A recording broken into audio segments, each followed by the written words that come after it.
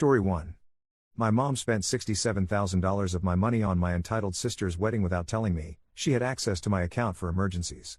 She thought I'd never notice.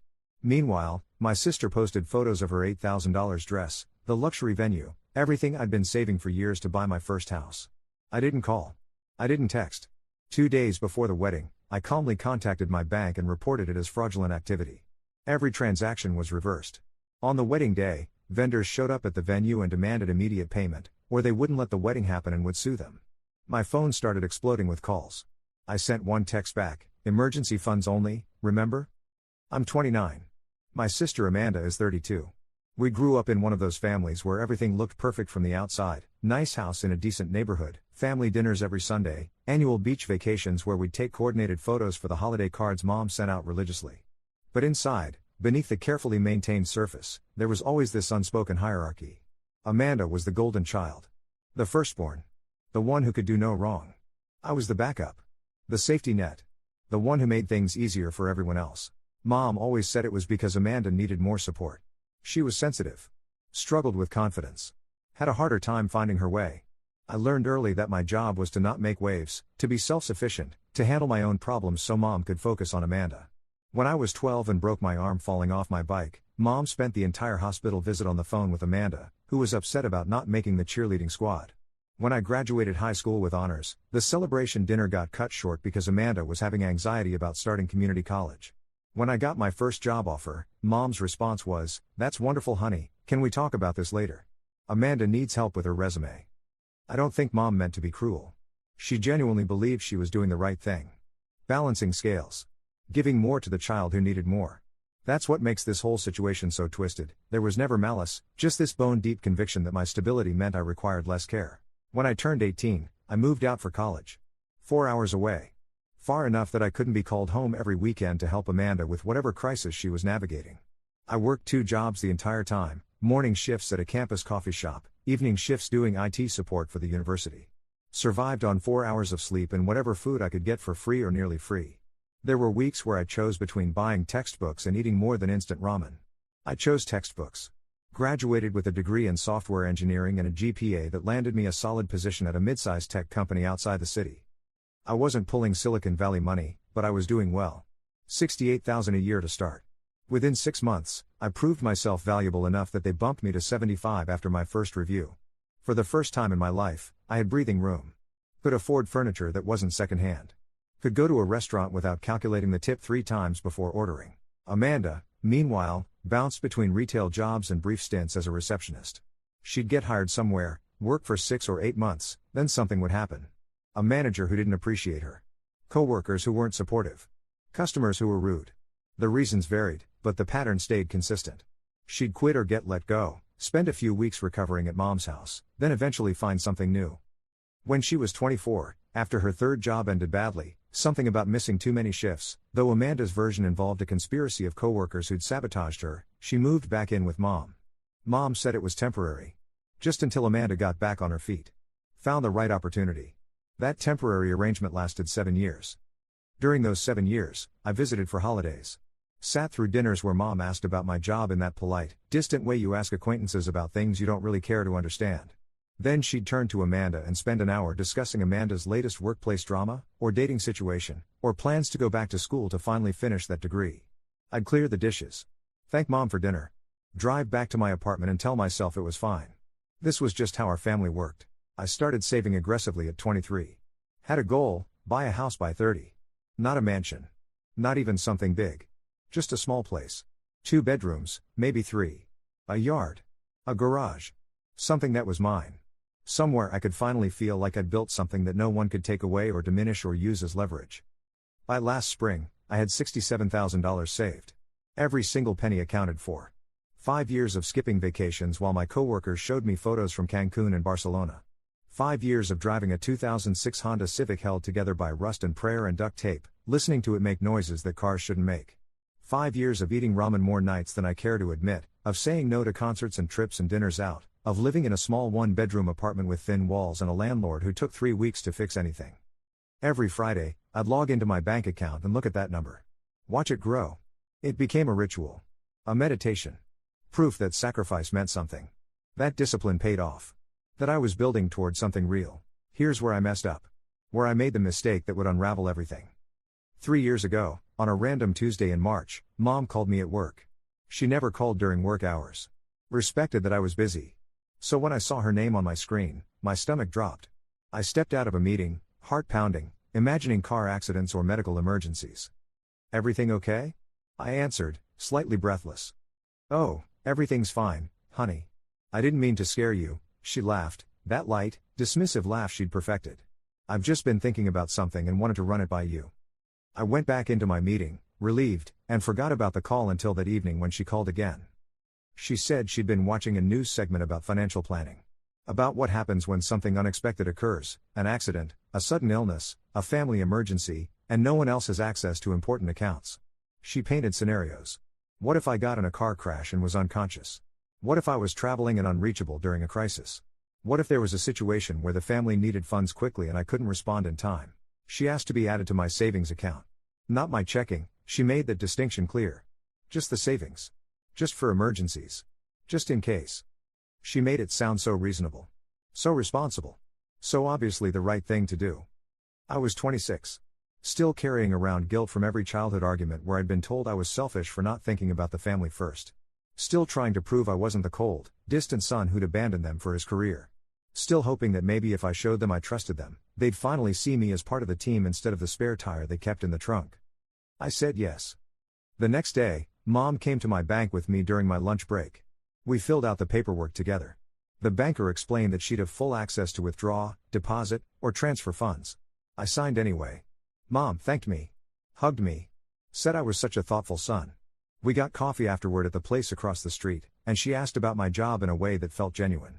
For 30 minutes, I felt like I mattered. She never touched the account. Not once in 3 years. I checked my balance obsessively, every Friday like clockwork. Sometimes more often, if I'd had a stressful week and needed that reassurance. That number climbing felt like watching a garden grow. Something I'd planted with my own hands, tended carefully, protected from harm. The account just sat there, accumulating. My name and her name both on the statements that came monthly. I barely noticed her name after a while. It became part of the landscape. Meaningless. Decorative. Until it wasn't. Then last April, Amanda announced her engagement. I was genuinely happy for her. Her fiancé, Derek, seemed decent enough. Stable job, treated her well, didn't seem like he was using her. The relationship had lasted 2 years, which was a record for Amanda. They set a date for October 5th. 6 months to plan. I offered to contribute $1,000 toward the wedding. It felt generous without being excessive. I knew Mom would cover most of it. She'd been setting aside money in a wedding fund for Amanda since Amanda was 16. Amanda thanked me. Hugged me. Said I was the best brother. I should have known something was wrong when she stopped posting on social media for 2 weeks after that. Amanda lived on Instagram. Her feed was a carefully curated highlight reel of her life, brunches, outfit photos, motivational quotes overlaid on sunset images. Radio silence from her meant something was brewing. Then the posts started. First, it was the venue. Some rustic barn place 2 hours upstate. The kind with string lights and exposed wooden beams that cost a fortune to rent. The caption read, "Dreams really do come true when you find the perfect place." Then the dress. She posted a photo of herself in a bridal boutique, standing on a pedestal, surrounded by mirrors. The dress was all lace and intricate beading. The kind you see in magazines. Caption, "Found the one. Can't wait to walk down the aisle in this beauty." I looked up the boutique later that night. Their dresses started at $4,000. The one Amanda was wearing had to be custom, judging by the fit. Then came the photographer. The florist. The catering company. Each post was a tiny brag wrapped in wedding excitement. My stomach started to knot. I texted Mom. "Hey, how much is Amanda's wedding costing? Those posts look expensive." She replied an hour later. "Don't worry about it, sweetheart. I've got it covered. You just focus on your toast." Something felt wrong.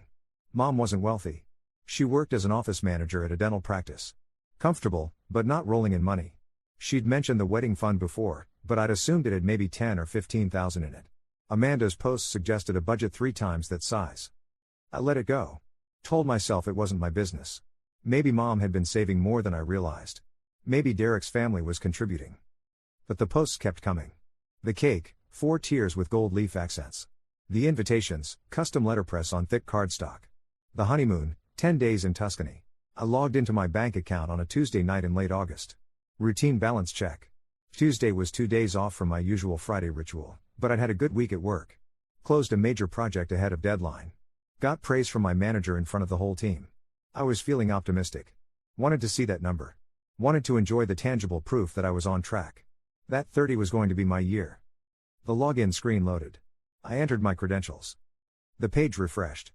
The number that appeared on the screen didn't make sense at first. My brain couldn't process it. Like seeing a word spelled wrong, you stare at it, knowing something's off, but unable to identify exactly what. $473. I sat there, mouse hovering over the screen, waiting for the page to load properly. Must be a glitch. A display error. Some technical issue on the bank's end. I refreshed the page. Same number. I logged out completely. Cleared my browser cache. Logged back in. $473. My hands started shaking. That involuntary tremor that starts in your fingers and spreads up your arms until you can't hold anything steady. I clicked through to transaction history with a hand that didn't feel like mine. The list went on for pages. I scrolled slowly, watching my entire life savings dissect itself line by line. Withdrawal, $8,000. Date, April 15th. Memo, Bridal Boutique. Withdrawal, $12,000. Date, April 22nd. Memo, Venue Deposit and Balance. Withdrawal, $6,000. Date, May 3rd. Memo, Photographer. Withdrawal, $4,500. Date, May 10th. Memo, Catering. Withdrawal, $3,200. Date, May 18th. Memo, Florist. On and on and on. 57 transactions over 4 months. All initiated by my mother. All approved automatically because her name was on the account. All perfectly legal.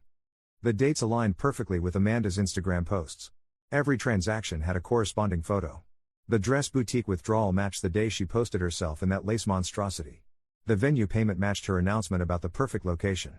The catering charge matched her food tasting photos with Derek. I'd been watching my sister spend my money in real time, narrating the theft through filtered photographs and excited captions, and I'd had no idea. I sat there in my apartment, in the dark, staring at the screen until my eyes burned and watered. The laptop's glow was the only light in the room. Outside, I could hear traffic. Someone's car alarm going off. Normal sounds from a normal Tuesday night in a world that had just inverted itself. $67,000. Gone. 5 years of work. Every sacrifice.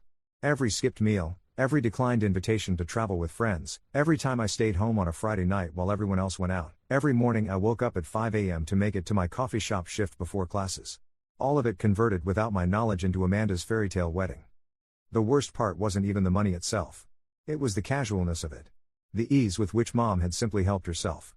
Transaction after transaction, week after week, watching my account drain like water from a bathtub, and never once thinking to call.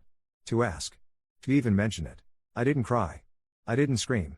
I didn't throw anything or punch a wall or do any of the dramatic things people do in movies when their world collapses. I just sat there feeling hollow. Scooped out. Like someone had reached inside my chest and removed something essential, leaving just a cavity where my future used to be. The next morning, I called Mom. Didn't sleep at all the night before. Just sat on my couch until sunrise, staring at the bank statement I'd printed out, reading it over and over like maybe the numbers would change if I looked long enough. She answered on the third ring. Cheerful. Bright morning voice. Hey honey, what's up? Calling early today. I need you to explain something to me. My voice came out flat. Mechanical. Her tone shifted instantly. Guarded. What's wrong? My savings account. You've been withdrawing money. Silence. Heavy. Deliberate. Then, oh. That. Oh. That. Like I'd brought up a minor scheduling conflict. You took $67,000. Now, hold on. Let me explain. Her voice took on that placating quality I'd heard my entire childhood. The tone she used when she was about to justify something indefensible. The same voice she'd used when she missed my college graduation because Amanda had a bad breakup. Amanda needed help. The wedding costs were adding up, and she was so stressed. You know how important this is to her. Derek's family isn't contributing much, his parents are retired and living on a fixed income, and you know I don't have that kind of money just lying around. I couldn't watch her struggle. So you stole mine. I didn't steal anything. Her voice sharpened. That account has my name on it. Legally, I had every right to access those funds. You put my name there specifically so I could help in situations like this. For emergencies, Mom. You said emergencies only. A wedding is not an emergency. This was an emergency. Amanda was beside herself. She'd already put deposits down on things, and then costs kept rising, and vendors kept asking for more money. I couldn't let her cancel everything. Do you know how humiliating that would have been for her? She already struggles with confidence. This was supposed to be her day to shine. Her one perfect day. I couldn't take that away from her. My jaw clenched so hard I heard my teeth creak. And taking my entire life savings wasn't humiliating for me? I was going to tell you. I just needed the right time. You've been so busy with work, and I didn't want to stress you out. And honestly, I thought you'd understand once I explained. Family helps family. That's what we do. You've always been the responsible one.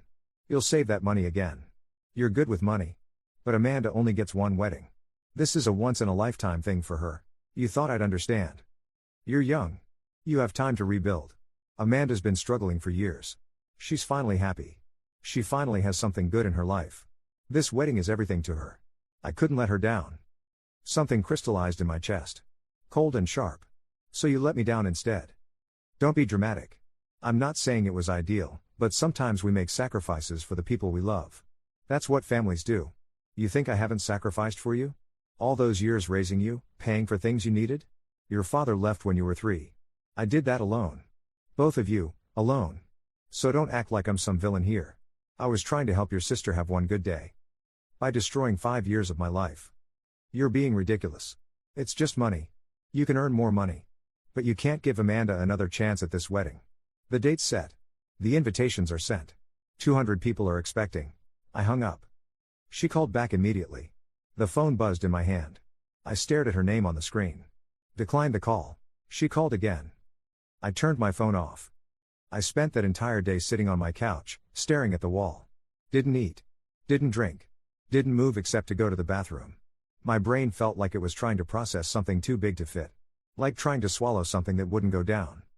The betrayal wasn't just the money. That was the easy part to articulate. The hard part was everything beneath it. The assumption that I'd just accept this. That I'd be the good son and swallow my anger because that's what I always did. The casual way she'd justified it. The way she'd made it sound like I was being unreasonable for being upset. The way she'd turned my anger back on me, reminding me that she'd raised me, like that gave her permanent access to whatever I built for myself. And beneath all of that, the confirmation of something I'd suspected but never wanted to believe, I didn't matter to her the way Amanda did. I was the functional one. The one who'd be fine. The one whose dreams were flexible enough to bend around everyone else's needs. By evening, a plan started forming. Not revenge at first. Just a thought. A question circling my mind like a drain. What would happen if I reported this? I turned my phone back on around 7 p.m. The notifications poured in like water from a burst pipe. 43 missed calls. 17 voicemails. 32 texts. I scrolled through them slowly. Methodically. Mom, please call me back. We need to talk about this like adults. Mom, you're overreacting. Let's just sit down and work this out. Come over for dinner tomorrow. Mom, I know you're upset but you're not thinking clearly. You're letting emotion cloud your judgment. Mom, I'm your mother. I deserve at least a conversation. Amanda, Mom told me what happened. I can't believe you're making such a big deal out of this. It's just money. Amanda, you're really going to ruin my wedding over this?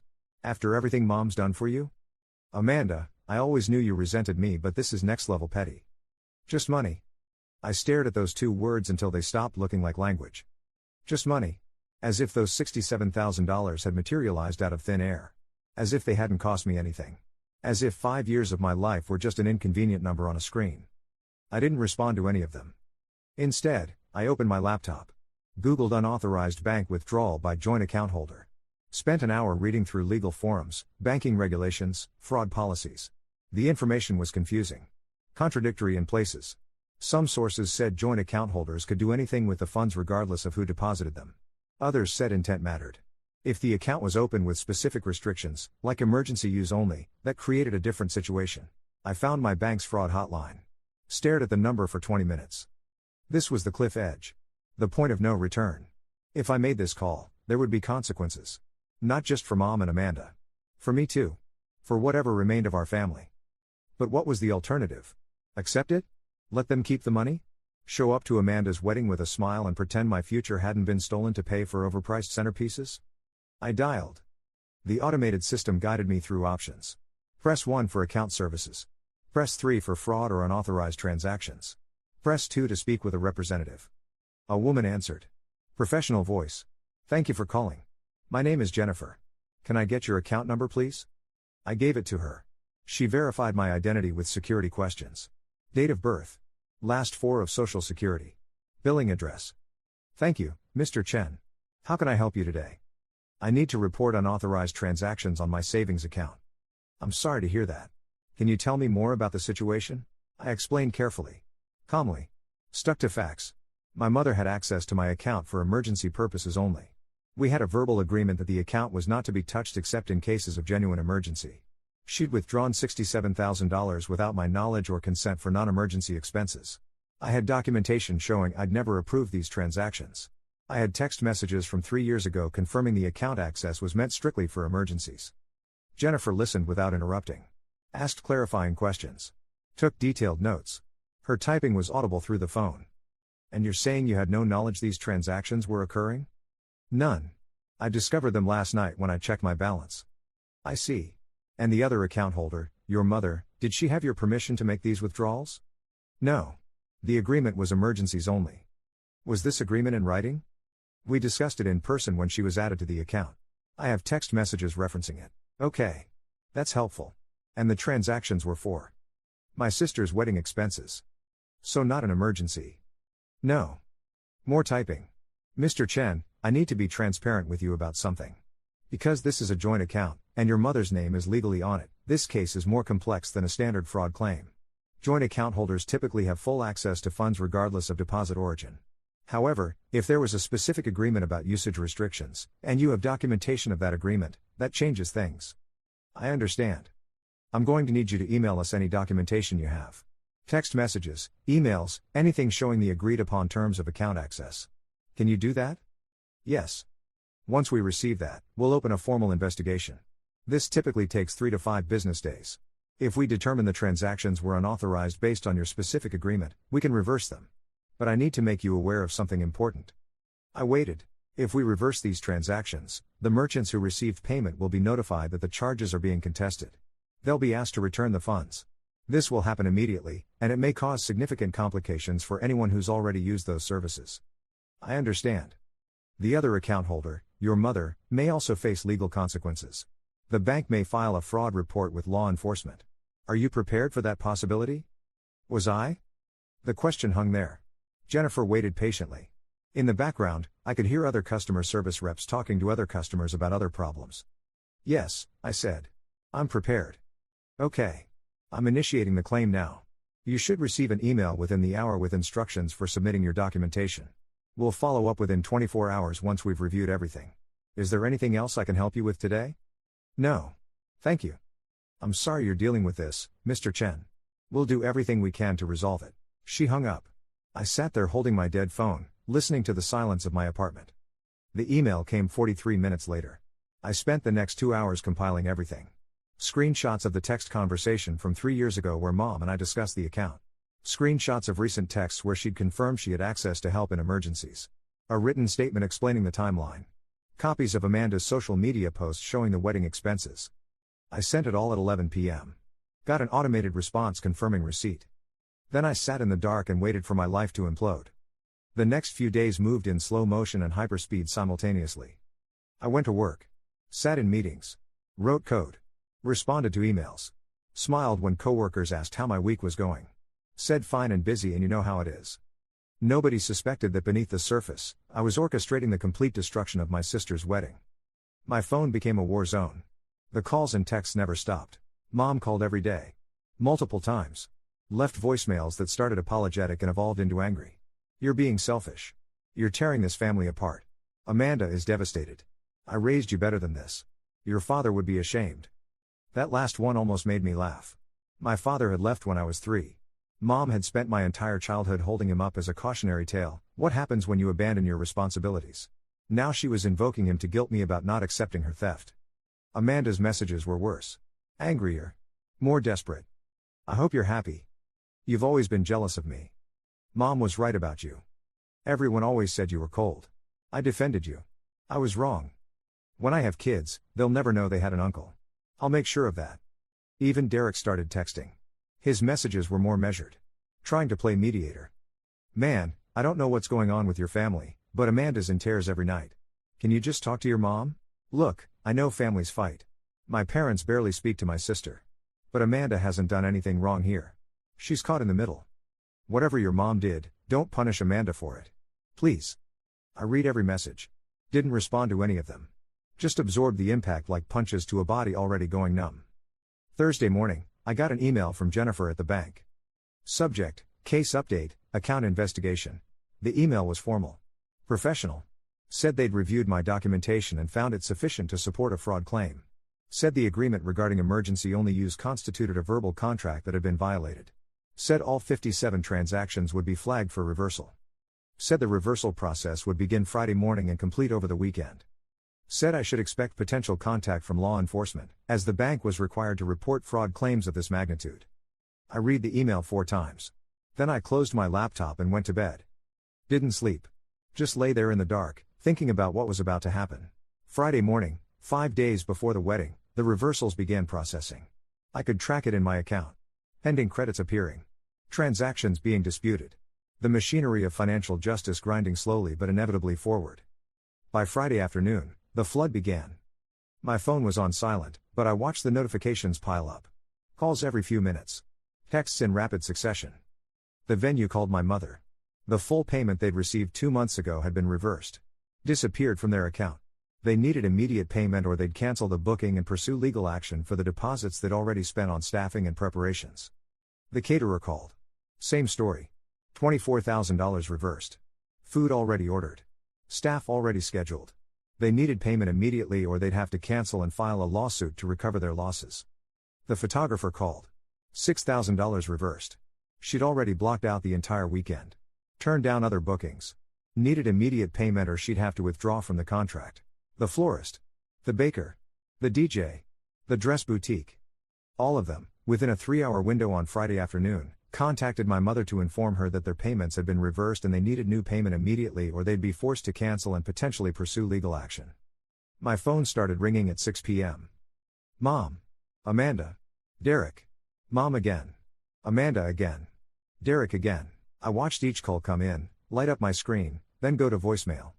Around 8 p.m., I got a text from a number I didn't recognize. This is Derek. Your mom gave me your number. Please call her. The wedding is falling apart.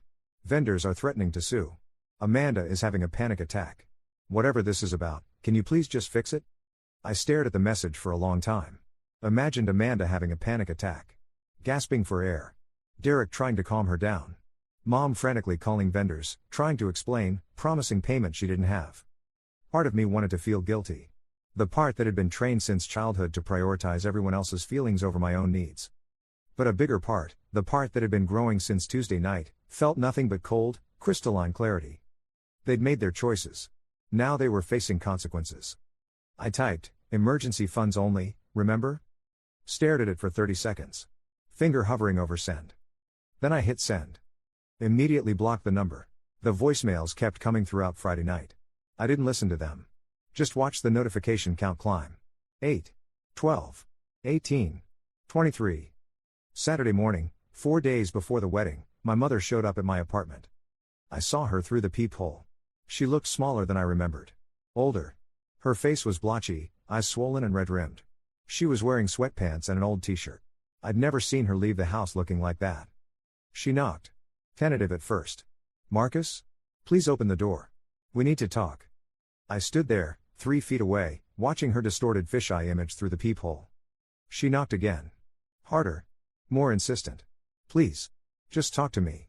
We can fix this. I didn't move. Barely breathed. I know you're in there. Your car's in the lot. I can see it from here. She knocked again, rapidly, desperately. Please. Just 5 minutes. That's all I'm asking. I sat down on my couch, 15 feet from the door, and waited. Amanda's wedding is in 2 days. 2 days. Her voice cracked. Every vendor is demanding payment or they're walking. The venue says if we don't have a cashier's check for $23,000 by Monday morning, they're canceling. The caterer needs $18,000. The photographer, the florist, the baker, everyone. We don't have the money. I don't have $67,000 just lying around. You know that. You know I don't have that. Silence. Just my breathing and hers, separated by a door. I made a mistake. I know I did. I should have asked you first. I should have been honest. But I was desperate. Amanda had already put deposits down on everything. She'd been planning this for months. And then Derek's parents told us they couldn't help after all, his dad's medical bills, and I panicked. I saw that account sitting there, and I thought I could replace it. I thought I'd get a loan, pay you back before you noticed. But everything cost more than I expected. And it just kept snowballing. She was crying now. I could hear it in her voice. Thick. Choked. I know I betrayed your trust. I know what I did was wrong. But please don't punish Amanda for my mistake. She didn't know where the money was coming from. She didn't know what I was doing. She thought I'd saved it. She's innocent in all this. Innocent. The word echoed. If you don't fix this, there won't be a wedding. Is that what you want? You want Amanda to remember this day for the rest of her life as the day her brother destroyed everything? Because that's what's going to happen. 200 people are coming. They've booked hotels, taken time off work, bought gifts. And they're going to show up to nothing. Just a locked venue and a bride having a breakdown. She pressed her forehead against the door. I heard the thud. I'm begging you. As your mother. I'm begging. I'll sell the house if I have to. I'll take out loans. I'll work 3 jobs for the next 10 years. Whatever you want. Just tell the bank it was a misunderstanding. Tell them you gave me permission. Fix this, and I'll spend the rest of my life making it up to you. I wanted to believe her. Some small part of me that was still that 12-year-old kid waiting in the hospital with a broken arm, hoping mom would notice I needed her too. But I'd heard versions of this promise before. After every forgotten event, every missed moment, every time Amanda's needs had eclipsed mine. I'll make it up to you. Next time will be different. I promise I'll pay more attention. The promises never meant anything. You're making a huge mistake, she said, her voice shifting from pleading to something harder. This is going to tear this family apart forever. Is that really what you want? To be the person who destroyed everything? Because that's what you're doing. You're not just hurting me, or Amanda. You're hurting Derek, his family, everyone who's been looking forward to this. You're showing everyone exactly who you are. And who am I? I said it quietly, speaking for the first time. She heard me. What? Who am I, Mom? In this story you're telling? Marcus, please open the door. Let's just talk face to face. Who am I? I repeated. Silence. Then, you're my son. You're supposed to help family. By being stolen from? I didn't steal. You took $67,000 without asking. Without telling me. You watched my account drain for 4 months and said nothing. You used my money to fund Amanda's fantasy while I ate ramen and drove a car that's falling apart. What would you call that? I call it making a sacrifice for your sister. You made a sacrifice? With my money? Family means, I know what family means to you, Mom. It means I give everything and get nothing back. It means Amanda's happiness matters and mine doesn't. It means I'm supposed to shut up and smile while you use me as a bank account. Is that what family means? That's not fair. Isn't it? Name one time, one single time in the last 10 years, where my needs came before Amanda's. One time where you chose me. Silence. You can't, can you? This isn't about keeping score. You're right. It's about respect. And you showed me exactly how much you respect me when you helped yourself to 5 years of my savings. So this is revenge. No. This is consequences. You committed fraud. The bank's treating it as fraud. The vendors are treating it as fraud. I'm just declining to fix your mistake. You're going to ruin your sister's life. Amanda's life will be fine. She'll still get married. Just not with my money funding it. She was quiet for a long time. When she spoke again, her voice was cold. Hard. I'll never forgive you for this. Join the club. I'm your mother. Then act like it. I heard her sob. Then footsteps. Then silence. She stayed outside my door for another 20 minutes. I heard her slide down against it, sitting on the hallway floor. Heard her crying. Making phone calls. Crying again. Eventually, she left. I sat there for another hour, listening to the silence, feeling nothing and everything at once. Sunday. 3 days before the wedding was supposed to happen. I woke up to 78 new notifications. Didn't look at them. Just cleared them all and made coffee. The day felt surreal. Beautiful outside. Sunny. Perfect October weather. The kind of day that would have been ideal for a wedding.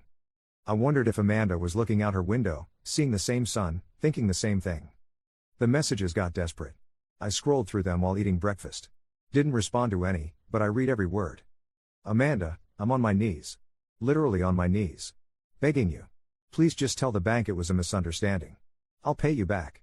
I promise. We'll set up a payment plan. Whatever you want. $500 a month. $1,000. Whatever I can afford. I'll work extra shifts. I'll get a second job. Just don't let this happen. Please. Derek, Amanda hasn't eaten in 2 days. She's having nightmares. Waking up crying. Her doctor prescribed anxiety medication. I don't know what happened between you and your family, but Amanda doesn't deserve this. She's done nothing but cry for 4 days straight. She can't even look at her dress without breaking down. Please, man. I'm begging you. Just fix this. Mom, I'll take out a loan. I called 3 banks yesterday. I can maybe get $15,000 approved. It's not enough to save everything, but maybe we can salvage the venue. I'm willing to mortgage the house if I have to. Just reverse the fraud claim. Please. I'm your mother. I gave you life. I raised you. Doesn't that count for anything? The entitlement in that last line made my jaw clench. As if giving birth to me meant she owned the next 30 years of my earnings. As if raising me, the bare minimum expectation of a parent, justified theft. Around noon, I got a message from a cousin I barely spoke to. Melissa. We saw each other maybe once a year at holiday gatherings. Hey, heard about the wedding situation. Just wanted to say your family is talking major trash about you. Saying you're destroying Amanda's life over money.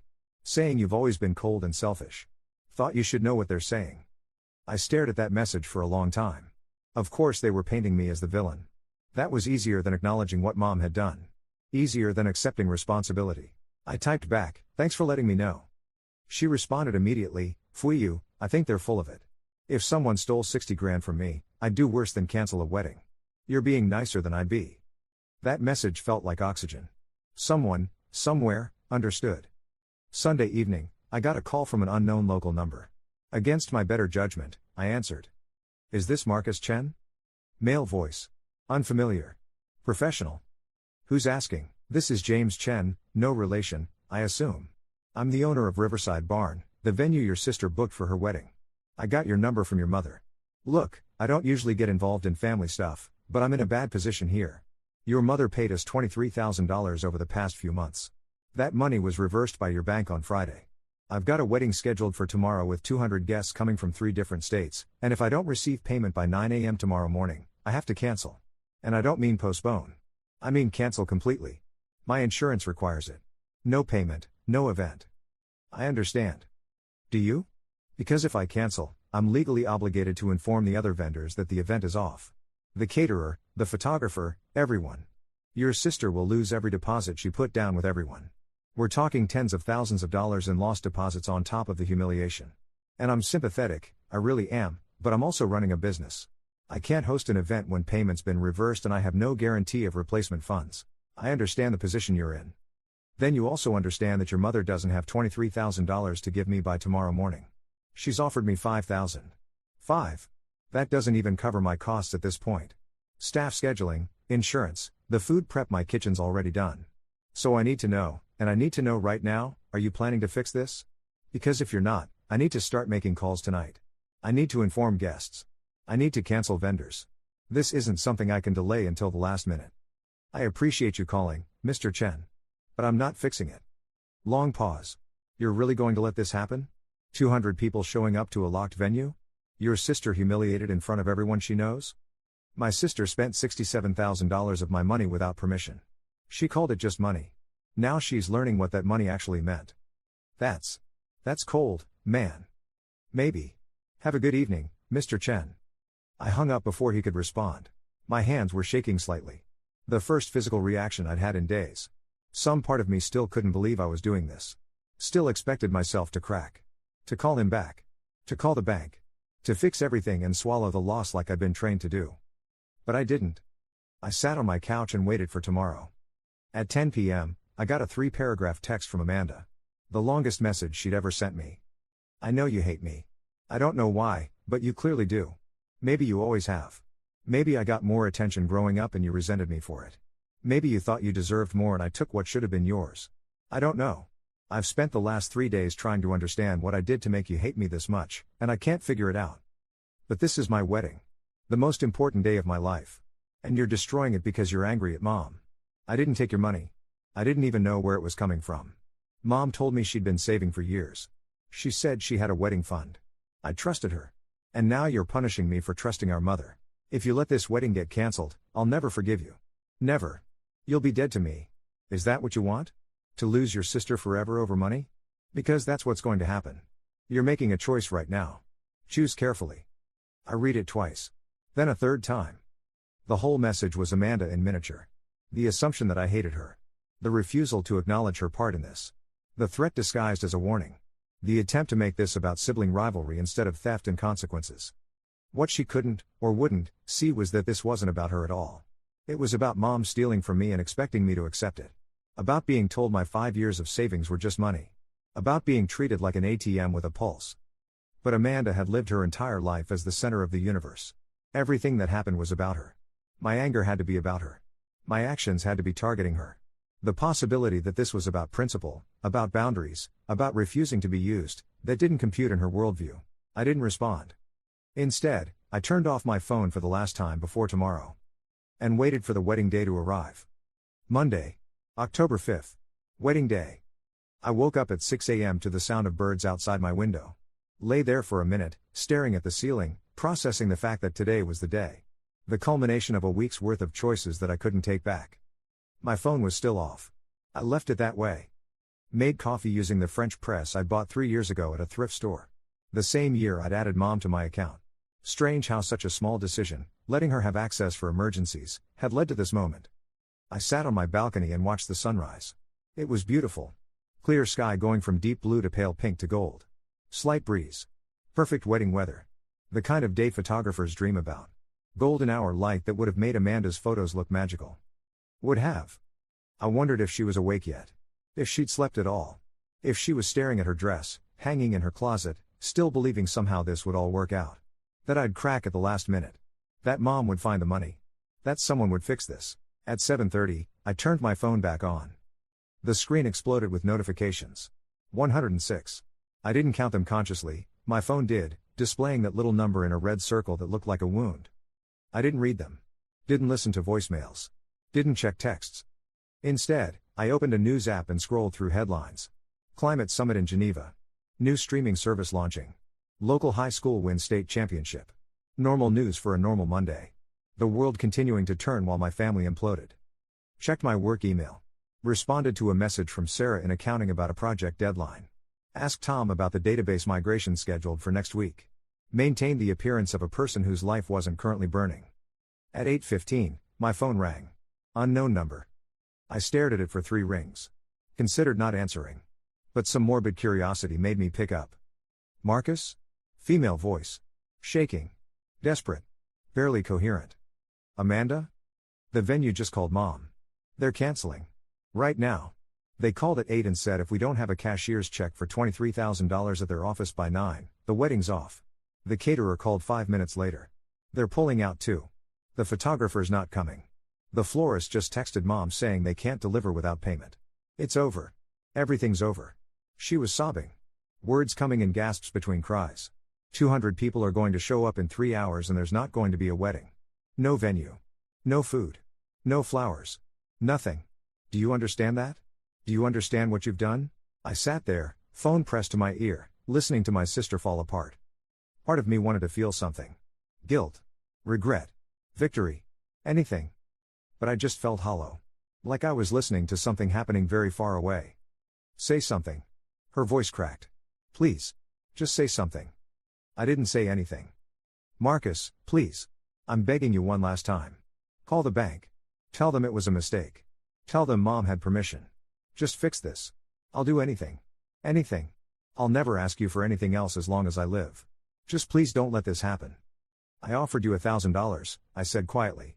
When you first got engaged. You hugged me. Said I was the best brother. That's what this is about? You wanted more credit? You wanted us to bow down and thank you? No. I wanted my mother not to steal my life savings. I wanted my sister not to call it just money. I wanted my family to treat me like I mattered. You do matter. We love you. You love what I provide. There's a difference. Please. The word came out broken. Barely recognizable. I'm begging you. Call the bank. I'll pay you back. I promise. I'll pay you back every single penny. It'll take years, but I'll do it. I'll sign a contract. We'll make it legal. Whatever you want. Just please, please don't let this wedding get cancelled. You don't have $67,000, Amanda. You've never had $67,000 saved. You don't know what that took. 5 years of my life. 5 years of choosing that number over everything else. And you called it just money. I'm sorry. I'm so sorry. I didn't understand. I was wrong. I was so wrong. But please don't punish me for being ignorant. Please. This isn't punishment. It's consequences. What's the difference? Punishment is what you do to someone to hurt them. Consequences are what naturally follow from choices. Mom chose to steal from me. You chose to benefit from that theft without asking questions. Now you're both facing the natural consequences of those choices. You're a monster. The word hung there between us. Monster. Maybe she was right. Maybe. Or maybe I'm just tired of being everyone's backup plan. You're going to regret this. When you're alone because you drove everyone away, when you realize what you gave up over money, you're going to regret this for the rest of your life. Then I'll owe you. For the rest of my life. I'll owe you that regret. She made a sound I'd never heard before. Not quite a scream. Not quite a sob. Something animal and broken. Then she hung up. I sat there holding my phone, feeling the weight of what I'd done settle into my bones like concrete. No satisfaction. No triumph. No vindication.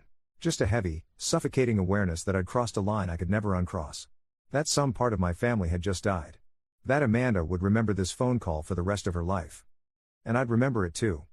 At 9 a.m., I got a text from Mom. It's done. The wedding's cancelled. Venue officially pulled out. Caterer sent a cancellation notice. Photographer found another booking. It's over. I hope you're happy. You've destroyed your sister's life. Destroyed this family. Don't bother calling. Don't bother apologizing. You're not my son anymore. I read it 3 times. Each time, the words hit differently. First time, shock. Second time, numbness. Third time, acceptance. You're not my son anymore. The words I'd been expecting since childhood. The threat that had always hung over me when I didn't comply. When I set boundaries. When I put my needs first. Now it was finally real. And strangely, it didn't hurt as much as I'd thought it would. I got up. Got dressed. Put on work clothes. Brushed my teeth. Made another coffee. Then I drove to work. Went to my desk. Opened my laptop. Started responding to emails. Sarah from accounting stopped by my cube around 10. Hey, did you have a chance to look at those budget projections? Yeah, sent you my notes this morning. Perfect. Thanks. She walked away. Normal Monday conversation. She had no idea that while we were talking about budget projections, my sister's wedding was being cancelled. That 200 people were probably getting calls right now, learning that the event they'd traveled for was off. That Amanda was somewhere having the worst day of her life. Around noon, my manager Tom stopped by. You good? You seem a little out of it today. Just tired. Didn't sleep well. Yeah, I hear that. October's been rough. Anyway, wanted to let you know the client loved your work on the Davidson project. Really impressed with how you handled that database issue. Thanks. Keep it up. He left. I sat there staring at my screen, thinking about how surreal it was that life just continued. That work didn't stop because your family imploded. That the world kept demanding your time and attention even when everything personal was burning. Later that afternoon, I got a text from Melissa, the cousin who'd warned me about the family gossip. Just heard the venue sent out cancellation notices to all the guests this morning. Apparently it's required for their insurance. Everyone's talking about it. Your Aunt Carol is having a field day spreading rumors. Just thought you should know. So that's how it ended. 200 people getting formal notifications that the wedding they'd planned to attend was cancelled due to unforeseen circumstances. No explanation. No drama. Just a brief, professional message from a venue covering their liability. I imagined those notifications arriving. The confusion. The awkward conversations. The scrambling to cancel hotel rooms and return gifts. Amanda's humiliation spreading outward in ripples, touching everyone she'd invited to witness her perfect day. I worked until 6. Drove home. Made dinner. Watched television without actually processing what was on screen. Went to bed. Stared at the ceiling for hours. The thought that kept circling my mind wasn't about the wedding. Wasn't about Amanda or Mom or the vendors or the guests. It was simpler than that. I'd chosen myself. For the first time in my life, when forced to choose between my needs and my family's demands, I'd chosen myself. And it felt awful. Not wrong. Not regrettable. Just awful. Heavy. Like wearing a coat made of stones. This was the cost of boundaries, I realized. This was what it felt like to refuse to be used. It wasn't liberating or empowering. It was just exhausting and lonely and necessary. I fell asleep sometime after 3 a.m., my phone still off, the silence of my apartment absolute. The following 2 weeks were quiet in the strangest way. No calls. No texts. No angry voicemails. Just silence. The silence was worse than the harassment had been. At least when they were calling, I knew where I stood. I was the villain. The monster. The person who'd destroyed everything. That role was clear. But the silence meant something different. It meant I'd been erased. Written out. "You're not my son anymore," Mom had said. And apparently, she'd meant it. I kept checking my bank account obsessively. Multiple times a day. The money was back. All $67,000, plus the $473 that had remained. The total sat there like evidence. Proof that this had really happened. That it wasn't some nightmare I'd eventually wake up from. I stared at that number the same way I'd stared at the 473 2 weeks earlier. Both felt equally unreal. Both felt like someone else's balance, not mine. Work became my sanctuary. 8 hours a day where I could pretend to be normal. Where nobody knew what I'd done. Where I was just Marcus from software development who brought his lunch in plastic containers and had strong opinions about code documentation. My coworker Lisa asked me once if I was okay. We were in the break room, both microwaving leftovers. "You've seemed off lately," she said. "Everything all right?" I wanted to tell her. Wanted to lay the whole thing out. Get an objective opinion from someone who didn't have skin in the game. Instead, I said, "Just family stuff. Nothing serious." "Family stuff is always serious," she said, but she didn't push. I appreciated that. The hardest part was the nights. During the day, I could stay busy. Keep my mind occupied. But at night, alone in my apartment, there was nothing to distract from the constant replay loop in my head. Amanda crying on the phone. Mom at my door, begging. The venue owner asking if I really was going to let this happen. The decision, over and over, to let it happen anyway. I'd lie in bed and wonder if I'd had other options. If there was a middle ground I'd missed. Some way to hold them accountable without destroying the wedding. But every time I walked through it, I came to the same conclusion. The wedding was already funded by theft. There was no way to address the theft without affecting the wedding. They were inseparable. And if I'd compromised, if I'd let the wedding happen and tried to get repaid later, I knew exactly how that would have gone. Excuses. Delays. Promises that never materialized. Amanda making payments for 6 months before life got in the way and the payment stopped. Me being told I was selfish for expecting repayment when Amanda had more important expenses. The only way to get my money back was to force it back. And that meant the wedding couldn't happen. Still, the knowledge that I'd been right didn't make it easier to sleep. 3 weeks after the wedding that never happened, I got a letter in the mail. Handwritten. Cream-colored envelope. Amanda's handwriting on the front. I almost threw it away without opening it. Stood by my kitchen trash can for a full minute, envelope in hand, debating. But curiosity won. I sat down at my kitchen table and carefully tore it open, like defusing a bomb. Half expecting vitriol. Expecting a final curse. A formal declaration of permanent hatred. The letter was 4 pages long. I unfolded them slowly. "Marcus, I don't know if you'll read this. I don't even know if I should be writing it. But I need to say some things, and I can't say them over the phone because I know you won't answer. You were right. I didn't understand what Mom did. Not really. When she told me she had money saved for the wedding, I just believed her. I didn't ask where it came from. I didn't question it. I should have. I should have wondered how she suddenly had enough to pay for everything I wanted. But I didn't because I didn't want to know. That's the truth. I didn't want to know because some part of me suspected it wasn't her money. And if I didn't ask, I could pretend I had no idea. That makes me complicit. I know that now. The wedding got cancelled. Obviously. Derek and I ended up going to the courthouse 3 days later and getting married there. His mom and dad were the witnesses. It wasn't what I dreamed about, but it happened. We're married. We also had to pay back $18,000 in deposits that vendors lost because of the cancellations. We took out a loan. We'll be paying it off for years. Mom's house is being foreclosed on. She took out a second mortgage to try to cover some of the vendor payments and avoid getting sued. She couldn't keep up with it. She's moving into a small apartment next month. I'm telling you this not to make you feel guilty. I don't think you should feel guilty. I'm telling you because you deserve to know the consequences of what happened. All of them. Not just mine. I've been thinking a lot about growing up. About the way Mom treated us differently. I always told myself it was because I needed more help. That I was less capable than you, less independent, less put together. And Mom reinforced that. She made me believe I needed her in a way you didn't. But the truth is, she made me dependent. She taught me that I didn't have to take responsibility for myself because she'd always fix things. And she taught you that your needs didn't matter because you could handle them on your own. Both of those things were wrong. I'm not asking you to forgive me. I don't think you should. I'm not asking you to forgive Mom either. What she did was inexcusable. I'm just asking you to know that I see it now. I see what happened. I see the pattern. I see how wrong it was. For what it's worth, I'm sorry. I'm sorry I didn't question where the money came from. I'm sorry I called it just money. I'm sorry I made your pain about my wedding. You were trying to build a life. Mom and I took that from you. Then we asked you to let us keep it. I understand why you did what you did. I don't like it. I wish it had happened differently. But I understand. If you ever want to talk, I'm here.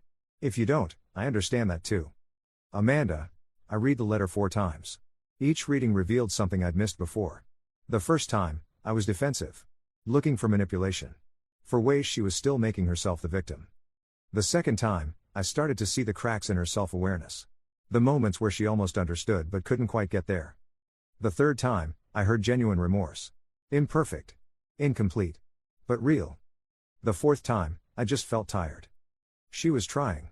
In her own limited way, she was trying to understand what had happened. To take responsibility. To acknowledge the pattern. It wasn't enough to fix things. Wasn't enough to undo the damage. But it was something. I folded the letter carefully, put it back in the envelope, and set it on my kitchen counter where it remained for the next week. Every time I walked past it, I'd see it. Think about responding. Then decide not to. What would I even say? Thanks for the apology, but it's too little too late? I appreciate your self-awareness, but I'm still not ready to reconcile? Good luck with therapy, hope you work through your issues? Everything sounded either cruel or patronizing or dishonest. So I said nothing. A month later, I got an email from Derek. Subject line, no pressure. I opened it cautiously, expecting another guilt trip. Another plea for reconciliation. Instead, I got information. Amanda was in therapy. Working through issues with Mom. Trying to understand the family dynamics she'd been complicit in. And she was paying me back. $50 a week. It would take 25 years at that rate. I sat with that information for a long time. 25 years. Amanda would be 57. I'd be 54. Our entire relationship, past and future, reduced to a series of $50 transactions extending across decades. The absurdity of it hit me. This was her penance. Her way of proving she understood. But what did it actually prove? That she could set up an automatic bank transfer? I didn't need her $50. The money was already back. My savings had been restored. I was on track to buy a house by next spring, only 1 year behind my original plan. But Derek was right about one thing. Amanda needed to give those $50. Not for me. For herself. To maintain the fiction that she was making amends. That eventually, someday, the debt would be repaid and things would be even. I didn't respond to Derek's email. Instead, I logged into my bank and set up a separate savings account. Titled it House Fund. Transferred $67,000 into it. Then I opened a new checking account and set up an automatic transfer. $50 a week. From the new account back to my original savings. I'd pay myself back. The same way Amanda thought she was paying me back. It felt symbolic. Like I was creating a mirror of her gesture. Both of us going through the motions of a transaction that didn't actually mean anything because the money had never really left my possession. But symbols matter sometimes. It's been 3 months now since the wedding that never happened. I haven't spoken to my mother. She's called twice. Left voicemails I haven't listened to. I see her name on my call log and feel nothing. Not anger. Not sadness. Just blank space where our relationship used to be. I got a message from Melissa, the cousin who'd texted me before the wedding, saying Mom's house was in foreclosure. That she'd taken out a second mortgage trying to cover vendor payments and legal fees from the cancellations. That she couldn't keep up with the payments. That she was moving into a small apartment next month. I should feel guilty about that. Should feel responsible. But I don't. Mom made choices. She chose to steal from me. She chose to take out loans she couldn't afford to try to cover up that theft. She chose to bet my future on Amanda's wedding. The foreclosure is a consequence of those choices. Not of mine. I haven't spoken to Amanda either. But I think about her sometimes. Wonder if therapy is actually helping or if she's just going through the motions. If she's really examining the family dynamics or just learning to better articulate why everything was someone else's fault. I hope it's the former. But I suspect it's somewhere in between. The money's back in my account. My house fund is growing again. I've started looking at listings online. Small places. 2 bedrooms. Yards that need work. Nothing fancy. Just something mine. Some people have told me I did the right thing. Coworkers I've confided in. Friends who've heard the story. They say family isn't an excuse for theft. That boundaries matter. That I stood up for myself. Others have said I was cruel. That family's supposed to be forever. That I should have found a compromise. That money isn't worth losing people over. A guy in my Thursday night gaming group said, family's supposed to be forever. You only get one. I told him that's exactly why they shouldn't take advantage of you. The people who have guaranteed access to your life have the most responsibility to treat you well. Not the least. Someone on a forum I posted to said I should have just talked it out. Found a compromise. Let the wedding happen and demanded repayment afterward. But here's the thing they don't understand. There was no compromise to be found. Mom had already taken every penny. The theft was complete. The wedding was already funded. I wasn't preventing something from happening, I was addressing something that had already happened. And if I'd let the wedding proceed, we both know how the repayment would have gone. Amanda would have made payments for a few months, maybe a year. Then something would come up. Car repairs. Medical bills. Christmas presents. The payments would stop. And when I asked about them, I'd be told I was being selfish. That family helps family. That I should just forgive the debt because it's just money. The only way to get my money back was to force it back. And that meant the wedding couldn't happen. I understand that now in a way I didn't fully understand when I made the decision. I wasn't choosing between the wedding and the money. I was choosing between accepting lifelong theft or enforcing consequences. And maybe that makes me a monster. Maybe I should have been the bigger person. Found a way to save the wedding while still holding them accountable. But I was tired. So deeply tired of being the safety net. The emotional support. The financial backup. The one whose needs came last because everyone assumed I could handle it. So I made a choice. I let the wedding burn. And now I'm living with what comes after. Some nights I sleep fine. Most nights, actually. I've surprised myself with how little guilt I feel day to day. How much of my anxiety was tied to the constant low-level dread of being used. How much better I feel knowing I'm not accessible for exploitation anymore. Other nights, less frequent now, but they still happen, I lie awake thinking about Amanda crying on the phone. About Mom losing her house. About the 200 guests who received cancellation notices, confused and embarrassed on Amanda's behalf. About the humiliation of having everyone know her wedding fell apart. Those nights are harder. But even then, I don't regret my choice. I regret the circumstances that made the choice necessary. I regret that my family put me in a position where the only way to protect myself was to hurt them. I regret the years of ignored boundaries that led to this moment. But I don't regret enforcing those boundaries. Even when enforcement meant destruction. I don't know if what I did was right. I just know it was honest. It was the first genuinely honest thing I'd done in my relationship with my family in years. Maybe ever. My family treated me like an insurance policy. Something they could cash in when they needed it and ignore the rest of the time. Something that would always be there, ready and willing, without complaint or condition. So I canceled the policy. They're dealing with the consequences of losing that coverage. And so am I.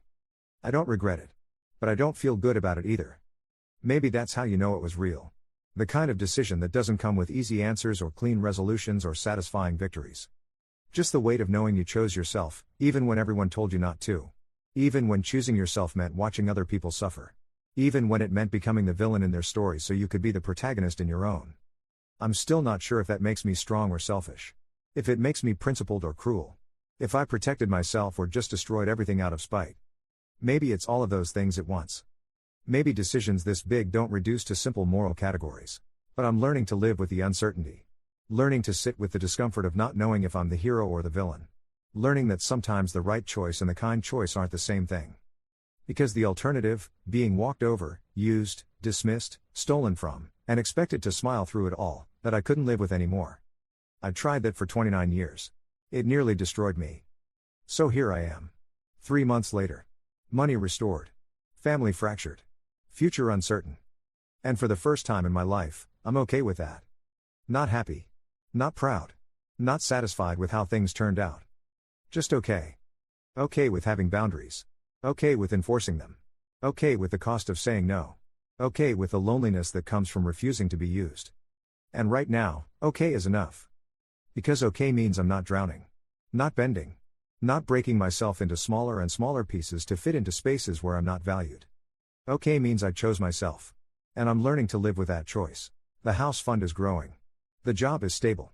The apartment is quiet. Amanda is in therapy. Mom is losing her house. Derek is probably wondering what kind of family he married into. And I'm here. Sitting with the consequences. Sleeping through most nights. Building towards something that's mine. That's not a happy ending. It's not really an ending at all. It's just where the story is right now. And for the first time in a long time, I'm the one deciding where it goes next. Not Mom. Not Amanda. Not family obligation or guilt or the desperate need to be seen as the good son. Just me. And that's enough. Story 2. After my in-laws showed up unannounced for the 50th time, barging into our bedroom at 6 a.m. on a Sunday, I finally changed all the locks and texted them, "You're not welcome here without calling first." When they called screaming about disrespect, I blocked their numbers. That was yesterday. This morning, they arrived at our door with a locksmith, loudly announcing they had grandparents' rights to enter my house whenever they wanted. When they opened the door, what they saw in my hands made them scream in horror. Look, I'm not a violent man. Never have been. But when someone breaks into your home, and yes, that's what it was, a break-in, you react. And what I was holding when that door swung open. Let me back up, because you need to understand how we got here. My in-laws have keys to our house. Had keys. Past tense, as of 2 days ago. They got them 4 years ago when Sarah was pregnant with our first, Emma.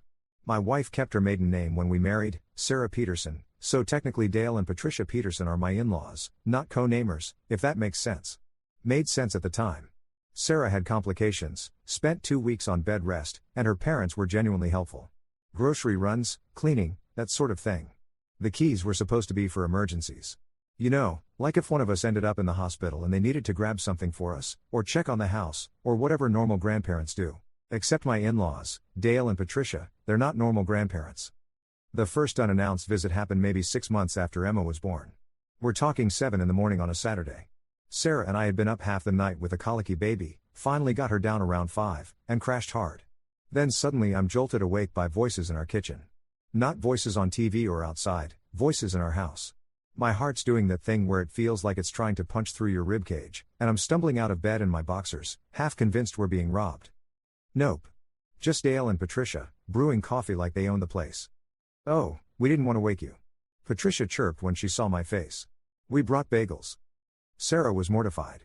Apologized to me about 6 times that day. Said she'd talk to them, set boundaries, all that. And she did talk to them. They nodded, promised to call first, seemed to understand. 2 weeks later, they did it again. Over the next 4 years, it became this grinding, soul-crushing pattern. They'd show up at random times, early mornings were their favorite, but we'd also get surprise lunch visits, dinner drop-ins, and once, memorably, they let themselves in at 10:30 at night because they saw our lights on and wanted to say hi. Every time, Sarah would have the conversation. Every time, they'd act wounded and defensive.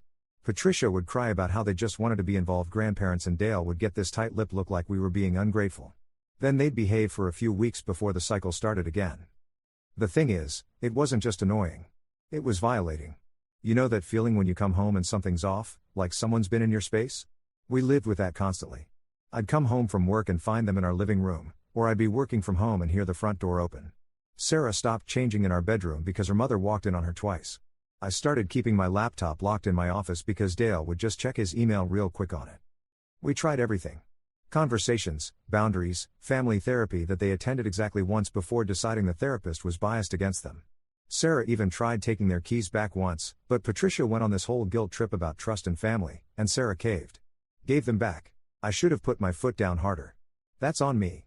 But Sarah was caught in the middle, and every time I pushed, it turned into this whole thing where I was the bad guy trying to keep her parents from their grandchildren. Never mind that they saw Emma, our almost 4-year-old, and Jack, our 2-year-old son, at least 3 times a week on actual planned visits. Never mind that they FaceTimed with the kids almost daily. That wasn't enough. They needed access. So yeah. Sunday morning. 6 a.m. that was the final straw. Sarah and I had actually had a rare date night on Saturday. Her sister watched the kids, we went to dinner, saw a late movie, got home around midnight. We were exhausted but in a good way, you know? Fell into bed, actually slept past 5:30 for once because the kids were worn out too. Then I heard our bedroom door open. Not knock. Open. I shot up in bed so fast I got dizzy. Sarah was still asleep beside me, and standing in our doorway, our bedroom doorway, was Patricia, already talking. "Oh good, you're awake. Dale's making pancakes for the kids, they were so excited to see us. Get out." My voice came out raw, barely more than a whisper, but something in it made her stop mid-sentence. "Get out of our bedroom. Get out of our house. Now." Patricia's face did this complicated journey through surprise, hurt, and indignation in about 3 seconds. "Well, we just wanted to surprise the children with breakfast. You broke into our house at 6 in the morning and walked into our bedroom while we were sleeping." I was fully awake now, anger burning through the grogginess.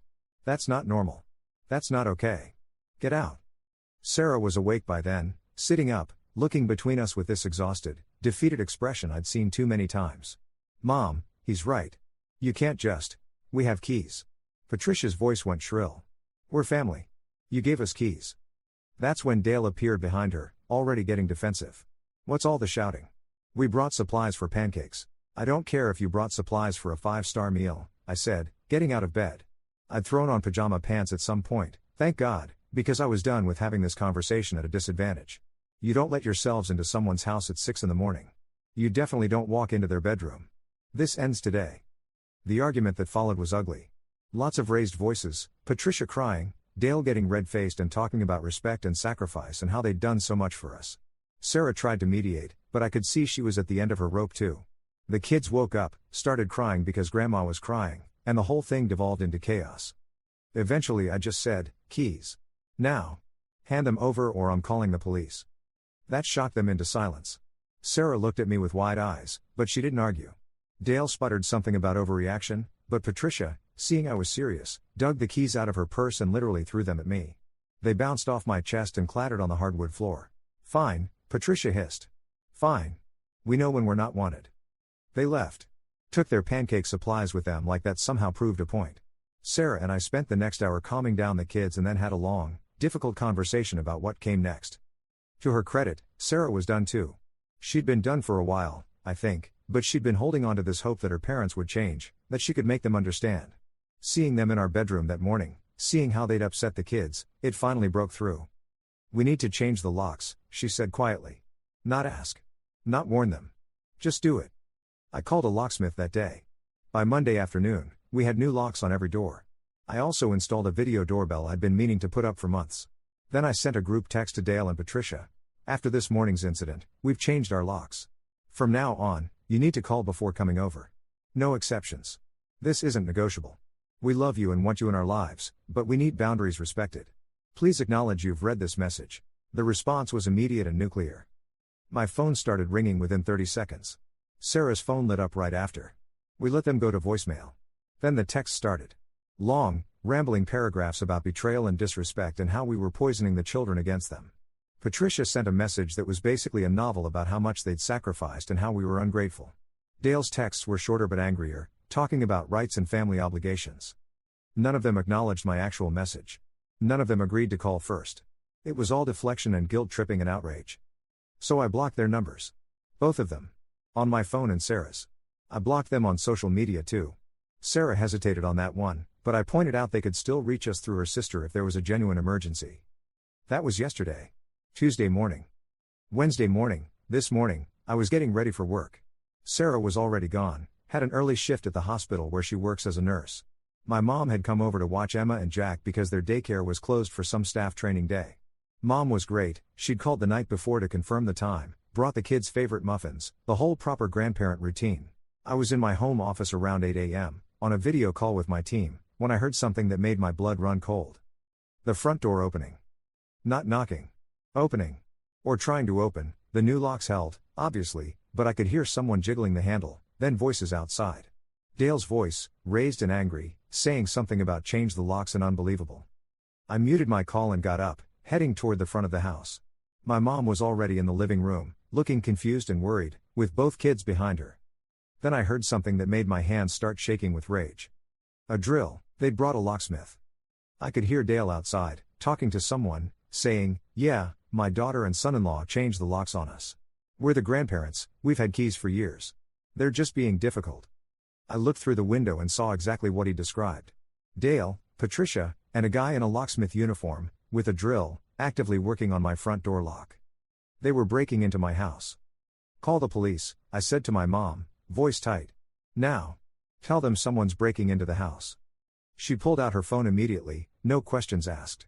I could hear her on with 911 as I stood there, watching through the window as this locksmith, who apparently didn't think to verify that the people hiring him actually owned the property, worked on my brand new lock.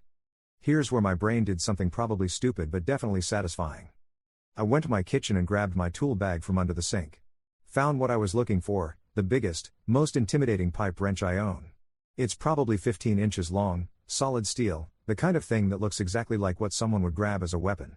Except I wasn't going to use it as a weapon. Obviously. I'm not insane. But I wanted them to see me holding it when that door opened. I wanted them to understand, viscerally, what they were doing. They were breaking into someone's home. My home. Where my children were. And whoever breaks into a home has to be prepared for the homeowner to defend it. I positioned myself in the entryway, wrench in both hands, ready. My mom had the kids in the back bedroom, and I could hear her still on the phone with 911, giving our address, describing the situation. The dispatcher was apparently telling her to stay on the line, that officers were en route. Then I heard it. The click of the lock giving way. The front door swung open. Dale came in first, Patricia right behind him, already talking. Now maybe we can have a rational conversation about this ridicule. They saw me.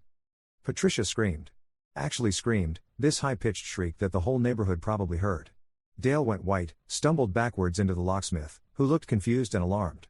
I didn't move. Just stood there, wrench in my hands, face absolutely calm. Get out of my house, I said quietly. You just broke into my home. The police are on their way. Get out. What are you doing? Dale had found his voice, but it was shaking. Are you threatening us? I'm standing in my own home, I said, still in that same level tone, holding a tool from my toolbox. You broke in. I looked at the locksmith, who was already backing away, drilled through my lock without verifying ownership. What did you think was going to happen when you broke into someone's house? Patricia was crying now, these big gasping sobs. We have grandparents' rights. You can't keep us from seeing the children. Grandparents' rights? I felt my jaw tighten. You think grandparents' rights means you can break into someone's house? We're family. Dale tried to sound authoritative but mostly sounded desperate. We have a right to see our grandchildren. You do see them. 3 times a week. On planned visits. What you don't have is the right to break into my house. I looked past them to the locksmith. You might want to leave. You just helped someone break into a private residence. The actual homeowner, me, is standing right here, and the police are coming. The locksmith didn't need to be told twice. He was already packing his drill, muttering something about not being told the full situation and backing toward his van. You can't do this. Patricia was still crying, but there was anger in it now. We'll sue. We'll take you to court. Grandparents have rights. Then take me to court, I cut her off. Get a lawyer. File whatever you want to file. But you will never, ever break into my home again. I heard sirens then. Close. Getting closer. Dale heard them too. His face went from red to pale. You actually called the police on us? You broke into my house, I said again. What did you expect? The next 20 minutes were a blur of police officers, statements, crying, accusations flying in every direction. Dale and Patricia tried to explain about the keys, about being grandparents, about how they just wanted to talk sense into us. The locksmith confirmed he'd been hired to open the door but claimed he thought he was helping grandparents locked out of their own daughter's house, which, okay, that was a lie, but he was trying to cover himself. The officers were professional but firm. One of them, a woman maybe in her 40s, took me aside while her partner dealt with Dale and Patricia. They're saying this is a family dispute, she said. That you changed the locks to keep them from their grandchildren. They had keys for emergencies 3 years ago, I explained, trying to keep my voice steady. They've been letting themselves in without permission constantly. Walking into our bedroom while we're sleeping. I changed the locks yesterday and told them they need to call before visiting. This morning they brought a locksmith and drilled through my lock. I have a video doorbell, I suddenly remembered, it's all on camera. The whole thing. Her eyebrows went up. You have video? I pulled out my phone, opened the doorbell app. Sure enough, there it was. Crystal clear footage of Dale and Patricia trying their old keys, then the locksmith arriving, them talking to him, the drilling. Audio too, where you could hear Dale saying they'd been locked out by their daughter and son-in-law. The officer watched it twice. Can you send that to me? I did, right there. She went back to her partner, showed him. Their whole demeanor shifted. They ended up citing Dale and Patricia. Not arresting them or taking them away in handcuffs or anything dramatic like that, but issuing them citations for criminal trespass and telling them they needed to come down to the station. Patricia collapsed into hysterics, talking about how we were destroying the family. Dale tried to argue, but one of the officers cut him off sharply. Sir, you drilled through a lock to enter a residence where you don't live, after being explicitly told not to come over without calling. That's trespassing. You're lucky he nodded at me, didn't actually use that wrench. In this state, he would have been within his rights. That shut Dale up fast. The locksmith got cited too, for failing to verify authorization. He left furious, threatening to sue Dale and Patricia for lying to him, which, good luck with that, buddy. After they all left, I stood in my doorway looking at the damaged lock. My mom came out from the back bedroom with Emma and Jack, both kids wide-eyed and quiet. Are Grandma and Grandpa okay? Emma asked in a small voice. That gutted me. Because yeah, this was messy and horrible, and my kids had just seen their grandparents being dealt with by police officers. But what was the alternative? Let Dale and Patricia keep violating our home? Teach my kids that boundaries don't matter? They made some bad choices today, I told Emma, crouching down to her level.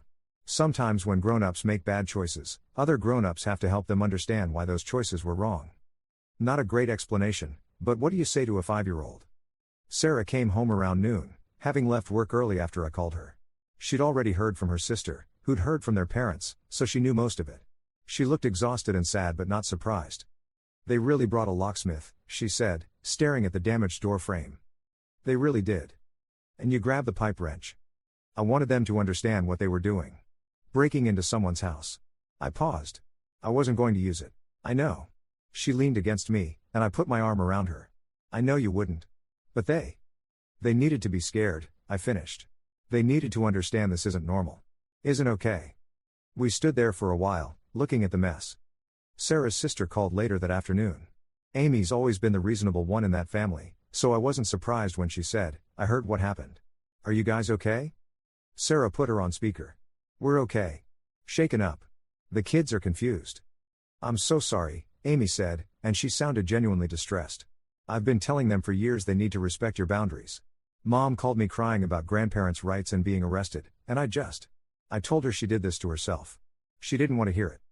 There's no such thing as grandparents' rights to break into someone's house, I said. I know. I told her that too. She's convinced herself you're being abusive, keeping the kids from her. Dad's feeding into it. They're already talking about lawyers. Sarah and I exchanged a look. Let them talk to lawyers, Sarah said quietly. Maybe a lawyer will finally make them understand. Amy was quiet for a moment. I hate this. I hate that it came to this. So do we, I said. But they wouldn't stop. After we hung up, Sarah and I had to figure out next steps. We called a lawyer ourselves, a family law attorney I'd found good reviews for, and had a consultation that evening over the phone. She was reassuring. They can absolutely file for grandparent visitation rights, she explained, but in this state, they'd have to prove that denying them access would harm the children. You're not denying them access, you're setting reasonable boundaries about advance notice before visits. The fact that they committed criminal trespass today seriously undermines any case they might make. What about the wrench? I asked bluntly. Could they argue I threatened them? Did you threaten them verbally? No. I told them to get out and that police were coming. That's it. Did you advance toward them with the wrench or make any threatening gestures? No. I just stood in my entryway holding it. Then no, you didn't threaten them. You were standing in your own home, holding a tool, after they'd broken in. Any reasonable person would interpret that as preparation to defend your home if necessary. The fact that you didn't actually use it shows restraint. That made me feel marginally better. The lawyer also recommended we file for a restraining order, given the pattern of behavior in today's break-in. We agreed. She'd draft the paperwork. By the time we got the kids to bed that night, Sarah and I were both drained. We sat on the couch, not even turning on the TV, just sitting in silence. Do you think I overreacted? I asked finally. With the wrench? Sarah was quiet for a long moment. No, she said finally. I think they'd gotten so comfortable violating our boundaries that nothing else was getting through. They needed to be shocked. They needed to understand what they were actually doing. I scared your mom pretty badly. You scared a woman who'd just broken into your house where your children were sleeping. That's kind of the point, isn't it? She looked at me. They had to be stopped. Nothing else was working. The next few days were tense. Dale and Patricia hired a lawyer, who sent us a letter demanding reasonable grandparent access and threatening to file for court-ordered visitation. Our lawyer sent back a response outlining the years of boundary violations, the criminal trespass, and our willingness to arrange supervised visits with advance notice. We filed for the restraining order. Had a hearing. Brought the video doorbell footage, documented every instance we could remember of them showing up unannounced, brought character statements from Sarah's sister and even our pediatrician, who'd heard us complain about the stress. The judge granted a temporary order. Dale and Patricia were prohibited from coming within 500 feet of our home and could only contact us through their lawyer. They appealed. We're still in the legal process now. It's expensive and exhausting and I hate that it came to this. But here's what's changed. Our home feels like ours again. I don't jump every time I hear a door. Sarah doesn't avoid changing in our bedroom. The kids have adjusted, they video call with Dale and Patricia once a week, supervised by Sarah's sister, and while Emma asks sometimes when she'll see them in person, she's not traumatized. Kids are resilient. Dale and Patricia, through their lawyer, have offered to agree to boundaries if we drop the restraining order and the trespass charges. We're considering it, but with very specific conditions. Written boundaries, signed by everyone. Visits only at agreed upon times, with 24-hour advance notice. Any violation results in immediate legal action. Our lawyer is drafting the agreement. Will it work? I don't know. Part of me thinks they learned their lesson. Part of me thinks they'll behave for a few months and then slowly start pushing again, testing limits, seeing what they can get away with. But here's what I do know: I'll never again hesitate to enforce our boundaries. I'll never again let it get to the point where someone feels entitled to break into my home. And if I'm holding a pipe wrench when they do? Well, that's what happens when you break into a house. Look, I'm not proud of how it all went down. I'm not proud that my kids saw police officers dealing with their grandparents. I'm not proud that we're in this legal mess. But I'm also not sorry. You don't get to violate someone's home, their privacy, their sense of safety, and cry victim when they finally stop you. People talk a lot about setting boundaries, but they don't always talk about what happens when someone refuses to respect those boundaries. When talking fails, when asking fails, when explaining and pleading and compromising all fail, what then? At some point, you have to enforce.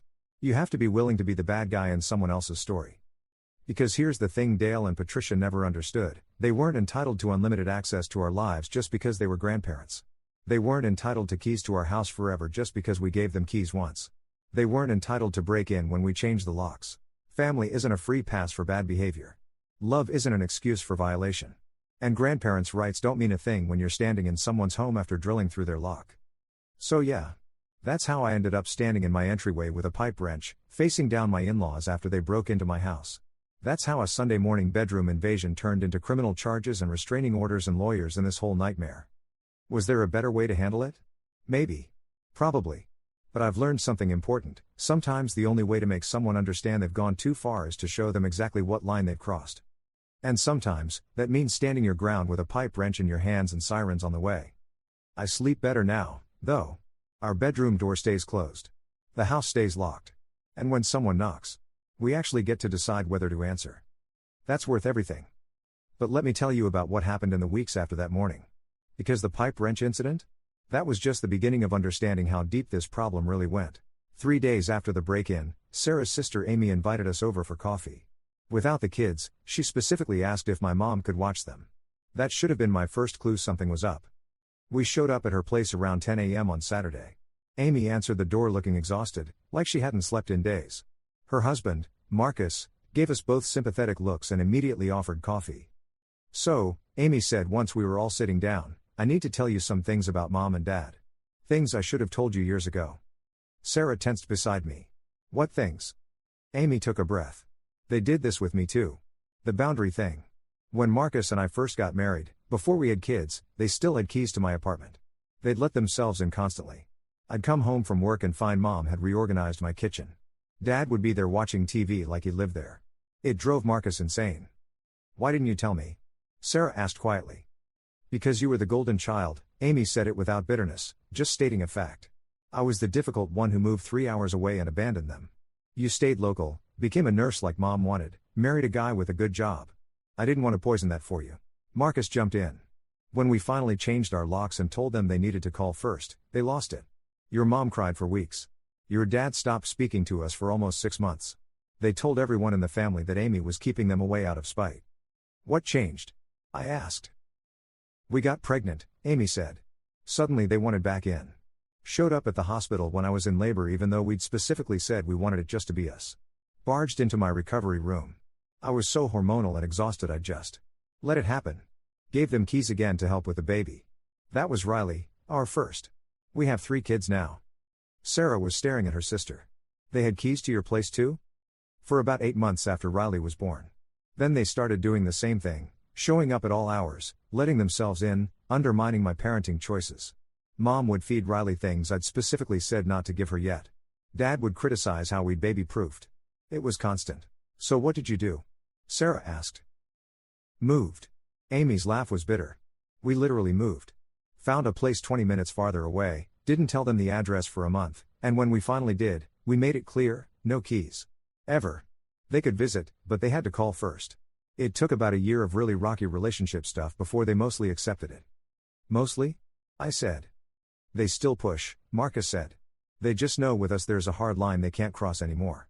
With you guys, they found they could push and you'd eventually give in. Sarah would cave after the guilt trips. You'd back down to keep the peace. So they kept pushing harder." That stung because it was true. How many times had I swallowed my anger because pushing back caused a family drama? How many times had Sarah given them back access because they cried? There's more, Amy said. She looked at Sarah. Do you remember Grandma Helen? Mom's mom? Of course. She died when I was in high school. Do you remember how Mom talked about her? How she always complained that Grandma was overbearing, that she wouldn't respect boundaries, that she'd just show up whenever she wanted. Sarah's face went pale. Oh my. Yeah, Amy said. Mom is literally doing to you what she spent years complaining about her own mother doing to her. Dads know better, his parents were super controlling too. They're repeating the exact pattern they hated. We sat in silence for a moment, letting that sink in. Have you tried telling them that? I asked. Amy shook her head. About 6 years ago, yeah. Mom cried and said it was completely different because she actually cares and Grandma was just nosy. No self-awareness at all. That's when I realized they'd never change unless they were forced to. Sarah was crying quietly. Not big sobs, just tears running down her face. I can't believe you dealt with this alone. I wasn't totally alone, Amy said, reaching across to squeeze her hand. Marcus was there. And I made my choice to handle it by creating distance. But you wanted to believe they could change. I couldn't take that hope away from you. We talked for another hour. Amy shared more stories, times when Dale and Patricia had undermined her parenting, criticized her choices, shown up at her kids' school events uninvited. She'd basically had to build a fortress of boundaries around her family, and even then, her parents tested them constantly. The pipe wrench thing? Marcus said as we were leaving. Honestly, I'm just glad you finally snapped. They needed someone to snap. On the drive home, Sarah was quiet. Finally she said, I keep trying to remember if there were signs. If I should have seen this coming. There were years of signs, I said gently. We just kept making excuses for them. No, I mean. Signs that they'd actually break in. That they'd go that far. I thought about it. Remember last year? When we were on vacation and they went into our house to water the plants. Sarah nodded slowly. We didn't ask them to water the plants. We didn't even tell them we were going on vacation. They figured it out from something Emma said and just let themselves in. Went through our house. Your mom sent you pictures of her organizing our pantry. I forgot about that, Sarah whispered. That's what they counted on, I said. That we'd forget. That each individual incident wouldn't seem that bad, so we just let it go. But it all adds up. The restraining order hearing happened 3 weeks after the break-in. Our lawyer, Jennifer, had prepared us well, but I was still nervous. Dale and Patricia showed up with their lawyer, a guy named Harold Becker who had the kind of slicked back hair and expensive suit that screamed I charge $400 an hour. The judge was a woman in her 60s named Judge Morrison. She had this no-nonsense demeanor that made me both hopeful and terrified. Becker went first, painting us as vindictive children trying to keep loving grandparents from their precious grandchildren. He made Dale and Patricia sound like saints, all the help they'd given us, all the sacrifices they'd made, how they'd only ever wanted to be involved in Emma and Jack's lives. These young parents, he said, gesturing at us like we were irresponsible teenagers, have unilaterally decided to cut off my clients without warning, without discussion, purely out of spite. My clients attempted to reach out, to have a conversation, and were met with hostility and ultimately violence. There was no violence, Jennifer interrupted calmly. Judge Morrison held up a hand. You'll have your turn, counselor. Becker continued. The respondent, he pointed at me, was holding a weapon when my clients entered the home. A large metal tool he wielded in a threatening manner. My clients were terrified for their safety. I kept my face neutral, but inside I was seething. They'd broken into my house, but somehow I was the threat? Then it was Jennifer's turn. She was methodical and devastating. She started with the video doorbell footage, which she'd had entered into evidence. The judge watched the whole thing, Dale and Patricia trying their old keys, the locksmith showing up, Dale clearly explaining that they'd been locked out by us, the drilling through the lock. Your Honor, Jennifer said, the respondent and his wife had explicitly told the petitioners the day before not to come to their home without calling first. They changed their locks because the petitioners had engaged in a years-long pattern of entering their home without permission. She then went through our documentation. Every instance we could remember of them showing up unannounced, which we'd written down with dates and times. Sarah's texts to her mother asking her to call before visiting. My emails to Dale asking for advance notice. The family therapy session they'd attended where boundaries were explicitly discussed. This wasn't a one-time misunderstanding, Jennifer argued. This was a sustained pattern of boundary violation that escalated to criminal trespass. The respondent was not wielding a weapon, he was holding a tool from his own toolbox while standing in his own entryway after his in-laws broke into his home. She pulled out a photo of the pipe wrench, which looked a lot less threatening in a picture than it had felt in my hands that morning. This is a common household tool. The respondent was preparing to defend his home if necessary, which is his right. He made no threatening gestures, did not advance toward the petitioners, and called law enforcement immediately. Then came the character witnesses. Amy testified about her own experiences with Dale and Patricia, how they'd violated her boundaries for years. Our pediatrician, Dr. Reeves, testified that she'd noted concerns about the stress level in our household during checkups, stress we'd attributed to unpredictable visits from grandparents. The most damaging testimony came from the locksmith, who'd been subpoenaed. He admitted under questioning that Dale had explicitly told him my daughter and son-in-law changed the locks and that he'd known this wasn't the petitioner's home. He'd taken the job anyway because Dale had paid cash up front and claimed it was a family emergency. So you knowingly assisted in gaining entry to a home that you knew the individuals didn't live in and didn't own? Jennifer asked. The locksmith squirmed. I thought it was just a family dispute. Old people wanting to see their grandkids. Did you verify ownership of the property? No. Did you ask to see identification proving they had a legal right to enter? No. Did you call the police to verify this was a legitimate request? No. Judge Morrison's expression throughout this was getting increasingly stern. When it was Dale and Patricia's turn to testify, things fell apart for them quickly. Becker had clearly coached them to stick to the loving grandparents' narrative, but under cross-examination, their entitlement came through loud and clear. Jennifer asked Patricia about the Sunday morning bedroom incident. We just wanted to surprise the children with breakfast, Patricia said, dabbing at her eyes with a tissue. At 6 a.m. on a Sunday morning? The children wake up early. Did you knock before entering the house? We had keys. We didn't need to knock. Did you knock before entering the respondent's bedroom? Patricia hesitated. The door was closed. We thought they might be awake. So you opened a closed bedroom door at 6 in the morning without knocking? We're family. Jennifer let that hang in the air for a moment. Ms. Peterson, did your son-in-law ask you to leave when you entered his bedroom? He was very rude about it. Did he ask you to leave, yes or no? Yes, but, and did you leave immediately? We tried to explain, yes or no, Ms. Peterson. Did you leave the house immediately when asked? Eventually. Jennifer moved on to the break-in itself. Why did you bring a locksmith to your daughter's home on Tuesday morning? We needed to talk to them. They weren't answering our calls. Because they'd blocked your numbers after you violated their explicitly stated boundary? Becker objected, but Judge Morrison overruled him. Patricia's face flushed. They had no right to block us. We're the grandparents.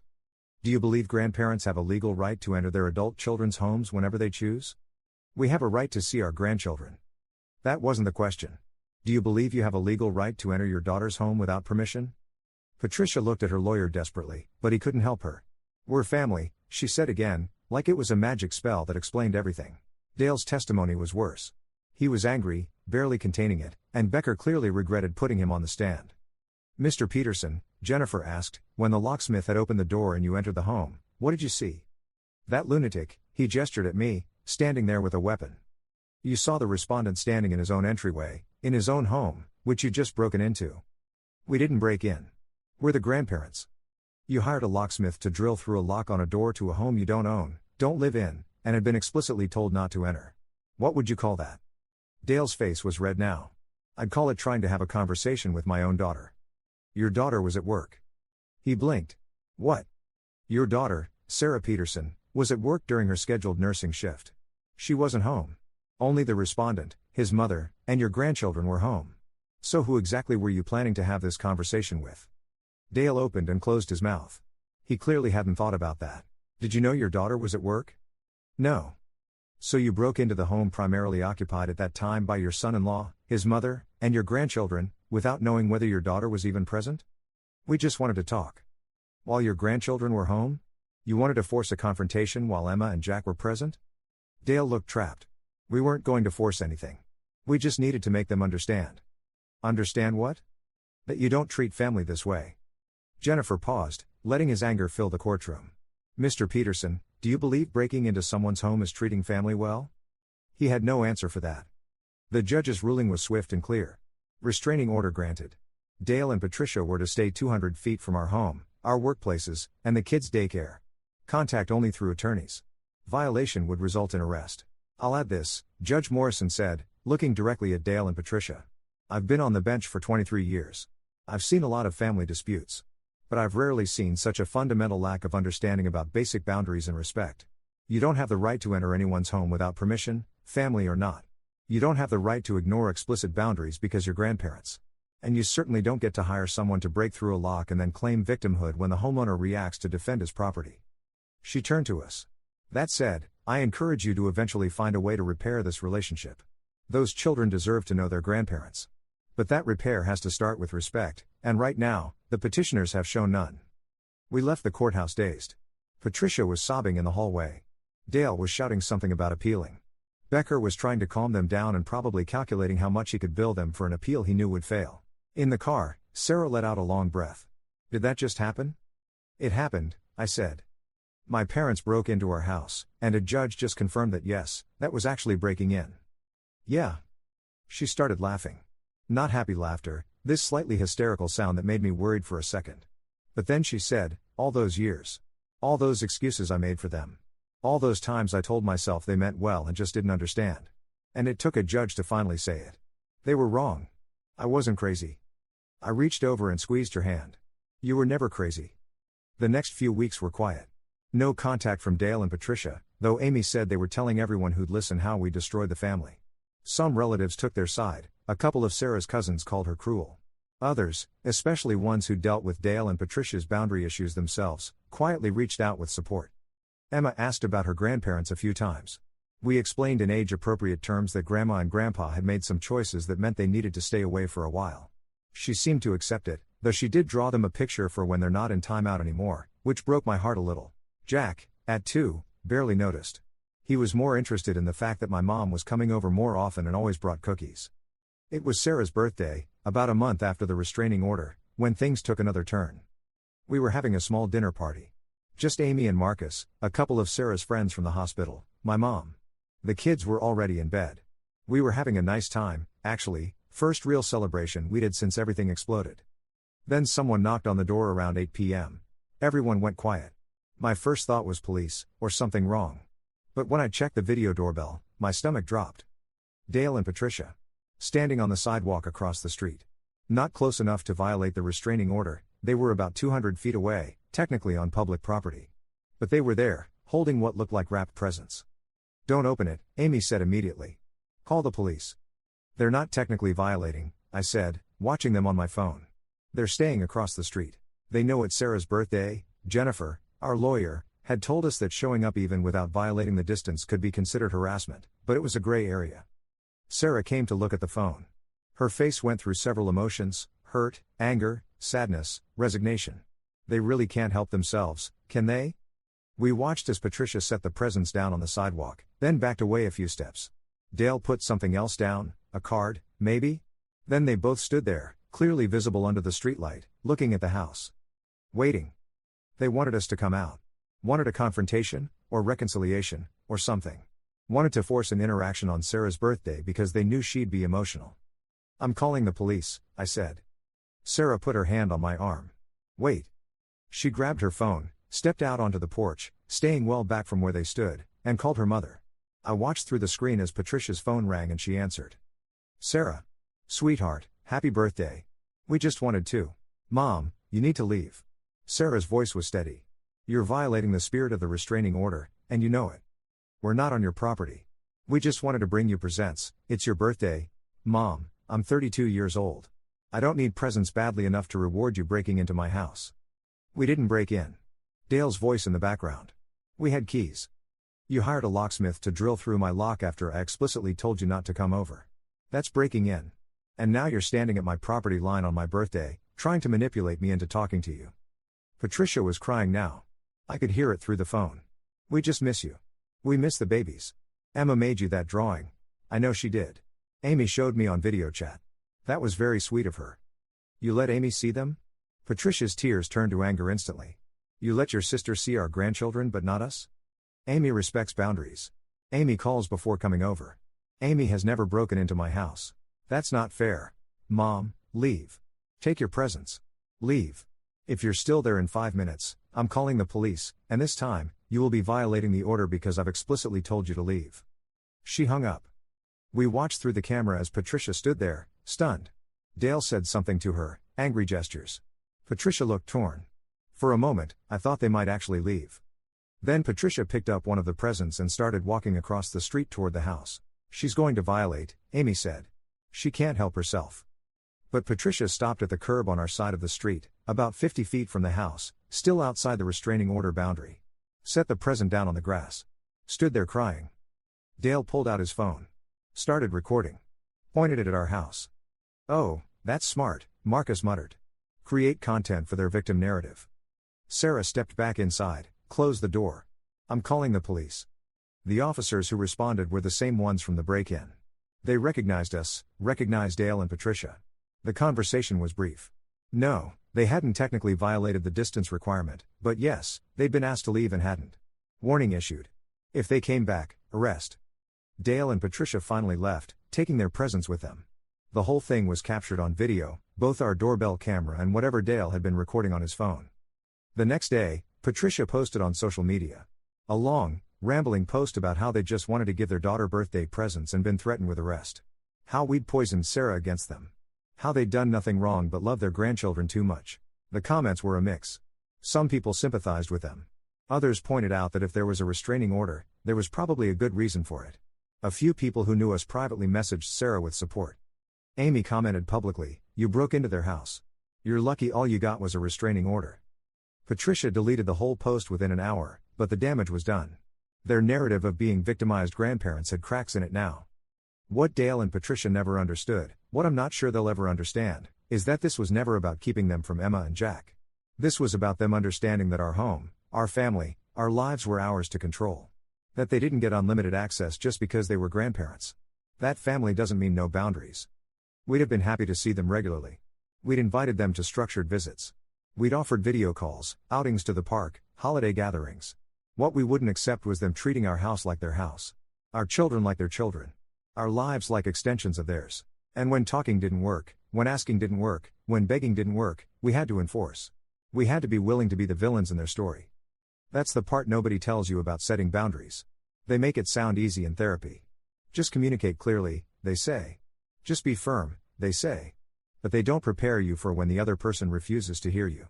When they cry and manipulate and break into your house and hire locksmiths and show up on your birthday and post on social media about what monsters you are. They don't prepare you for the guilt. For the voice in your head saying, they're just old people who love their grandkids. Maybe you're overreacting. Maybe you should give them one more chance. But here's what I learned, standing in that entryway with a pipe wrench in my hands: sometimes love isn't enough.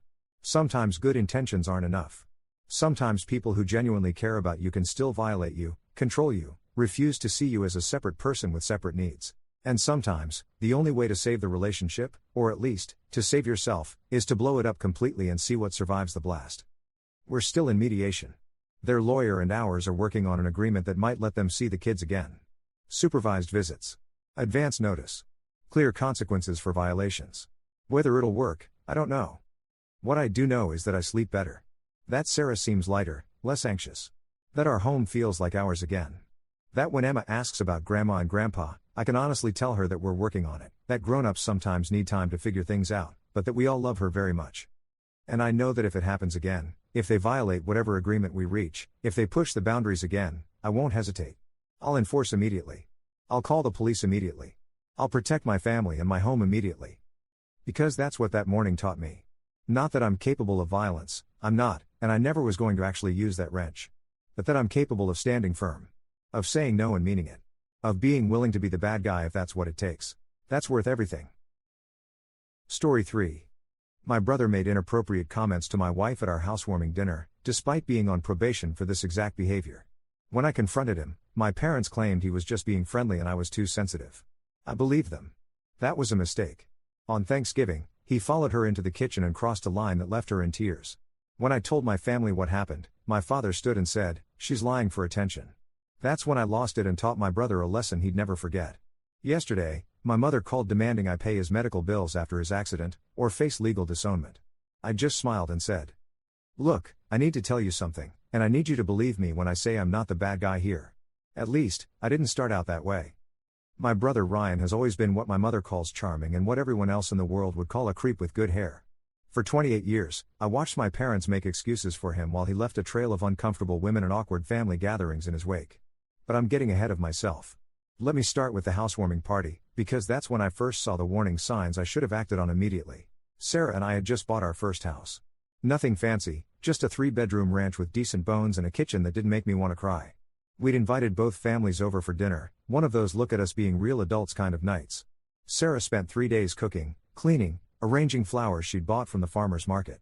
She wanted everything perfect. She always does. Ryan showed up late, which was typical. What wasn't typical was the way he looked at my wife when he walked through the door. I caught it for just a second, this slow up and down assessment that made my stomach tighten. But then he smiled, handed me a bottle of cheap red, and said, "Nice place, big brother. Sarah must have you working overtime to afford this," and I convinced myself I'd imagine it. The dinner started fine. My parents monopolized most of the conversation with stories I'd heard 1,000 times. Sarah's mom asked about our plans for kids, which made Sarah's jaw tense the way it always does when that topic comes up. Standard family dinner chaos. Then Ryan offered to help Sarah bring out dessert. I was in the middle of refilling my father's glass when I heard Sarah's laugh from the kitchen. Except it wasn't her real laugh. It was the one she uses with pushy salespeople or my mother when she's suggesting Sarah would look better with shorter hair. That laugh is armor. I excused myself and walked toward the kitchen. Ryan was leaning against the counter, too close to where Sarah was cutting pie, and I heard him say, "Come on, you can tell me.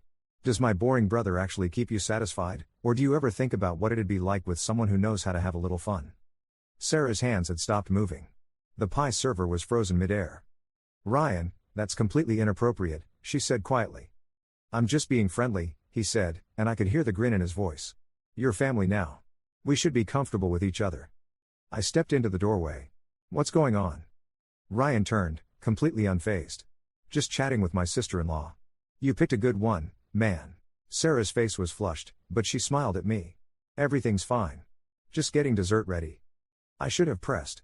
I should have asked her right then what he'd said. But my mother called from the dining room asking if we needed help, and the moment dissolved into the chaos of serving pie and coffee and pretending everything was normal. Later that night, after everyone left, Sarah was quiet while we cleaned up. I asked if Ryan had said something that bothered her. She hesitated, loading plates into the dishwasher with more force than necessary. "He made a weird comment," she finally said. "About whether you satisfied me. But maybe he was just joking around. Your family's always been more open than mine." "That's not okay," I said. "I'll talk to him." "Don't." She turned to look at me, her eyes tired. "Please don't. It'll just make things weird, and your parents will think I can't take a joke." "It's fine." "Really?" But it wasn't fine.